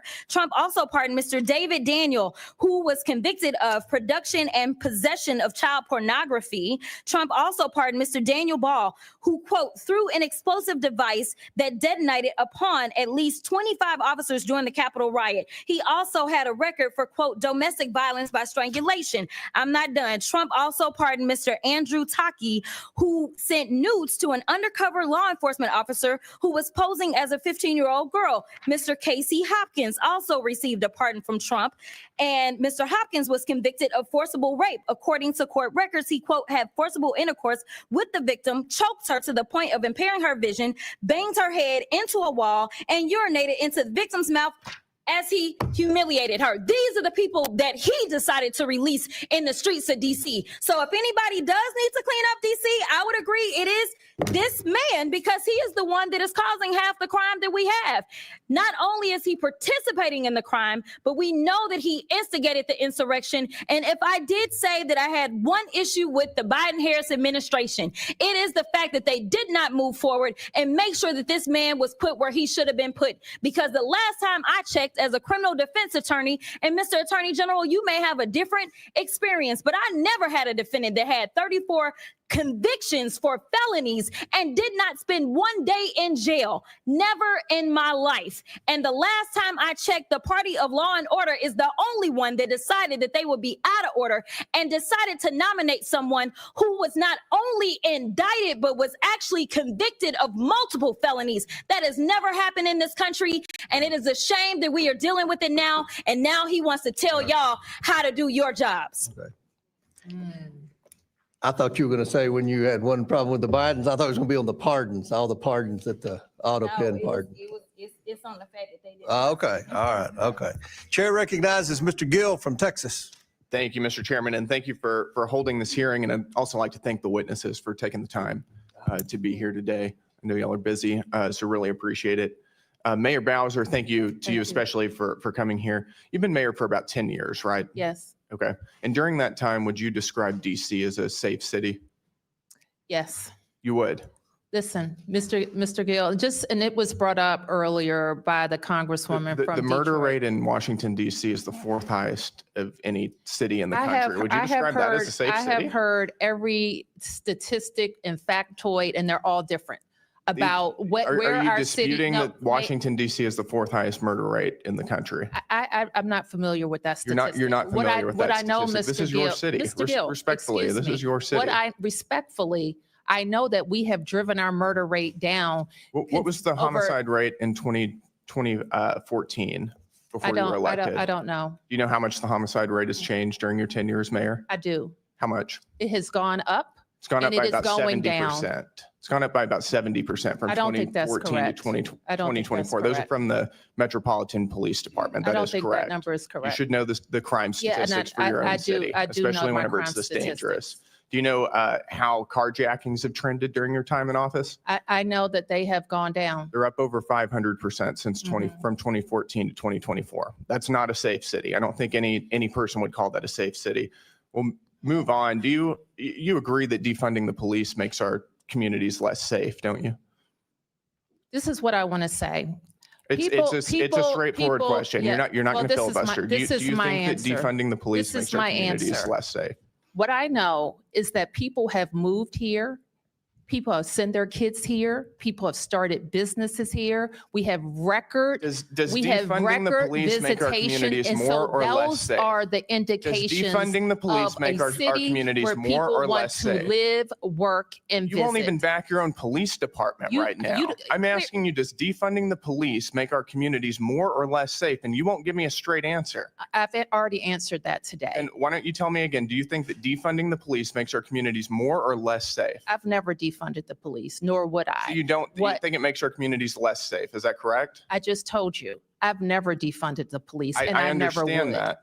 You know, you may not have defunded the police, and that's a good thing, but you did provide a $125,000 grant to an organization lobbying to defund the police. Are you aware of that? What is that you just raised? It's an organization called HIPS that you provided just this year, fiscal year 2025. $125,000 grant to. I This think is we them funded lobbying to them to defund the do public police. health work. Quote, "It's time we shifted to a society free of police and systems of incarceration." We fund them for public health work. For public health. Yes. Does this make our communities more healthful? We By defunding our we fund police? them for public Do you health. think defunding our police and lobbying to defund our police and undermine I've local law answered that enforcement makes question. makes our communities more safe I've answered or that question. helpful? Do you think that providing tax dollars to an organization who wants to defund our police is good for the residents of Washington, D.C.? We wouldn't fund them for that purpose. We would But you fund them. funded them and you we- chose to give them money. You gave them hard-working tax dollars to an organization that wants to defund the police. We fund them for public health. Do you think that giving housing, free housing to illegal aliens is an appropriate use of tax dollars? We think if it keeps people off the streets, then we have to keep people off the streets. You agree with giving your residents tax dollars and using them to give subsidized housing for illegal aliens? But Mr. Gill, we also didn't agree with the governor of Texas or Arizona busing people, tricking So them you- to come to our city. And it's We not didn't agree with that surprising to either. me because you're also funding NGOs that support free housing for illegal aliens. And I hope you And are would agree lobbying for that You're other using tax governors dollars shouldn't to provide- send people on provide buses that NGOs don't that are have any lobbying to housing give to our city. free housing for illegal aliens in your city. That makes your city less safe. I want to move on. In May of 2024, and this was referenced earlier, there were some major pro-Palestinian protests and sit-ins at George Washington University. This was during final exam season. They were terrorizing Jewish students. They were doing it for weeks. It was a major problem. The police were called in and you stopped them from doing their job. Why is that? I didn't stop the police from doing anything. It is illegal for them to block a roadway. We've got the law right here. It's unlawful for a person alone or in concert with others to obstruct or incommode any street avenue. That's exactly what they were doing. And you refused to allow police to clear them out. Why is that? That's incorrect. Why would you stop? Clear the record then. I never stopped You the didn't police. stop them. No, I did not. You didn't stop them. Would you like to explain what happened? Why police never cleared out this roadway? Police did clear roadways. They were there for weeks. Police cleared roadways. They were there for weeks. Actually, they terrorizing were Jewish they were students, and this was probably in on your city. private property, not on the roadway. No, they were on public roadways. No, they weren't. Terrorizing Jewish students, they and you weren't. allowed it to happen. No, I they yield my weren't. time back. No, they weren't. Gentlemen's time's expired. Yeah, we're good. Yeah, I'm gonna give you time.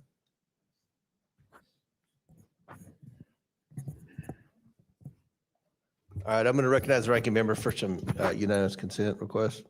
Thank you, Mr. Chairman. I request unanimous consent to enter into the record this August 19th, 2025 article from the American Prospect titled, "The GOP states with guards deployed to DC have urban murder rates way higher than DC's." Without objection to order. I'd also ask unanimous consent to enter into the record this February 28th, 2024 study from Third Way titled "The 21st Century Red State Murder Crisis," which lays out the decades-long problem with high murder rates in red states and undermines the Republican myth that crime is their strong point. Without objection to order. And my final one is from Newsweek, but I don't know the date right now. But this goes to what the gentleman was just talking about when he said that DC has the 5th highest homicide rate in the country. According to Freedom for All Americans 2024 data, DC is not on this list at all. It starts with St. Louis and number 10 is Chicago. Without objection, so ordered. So in closing, I want to thank our witnesses for being here today. I know it was a very long hearing, but this is an issue that America's watching. This is America's city. This is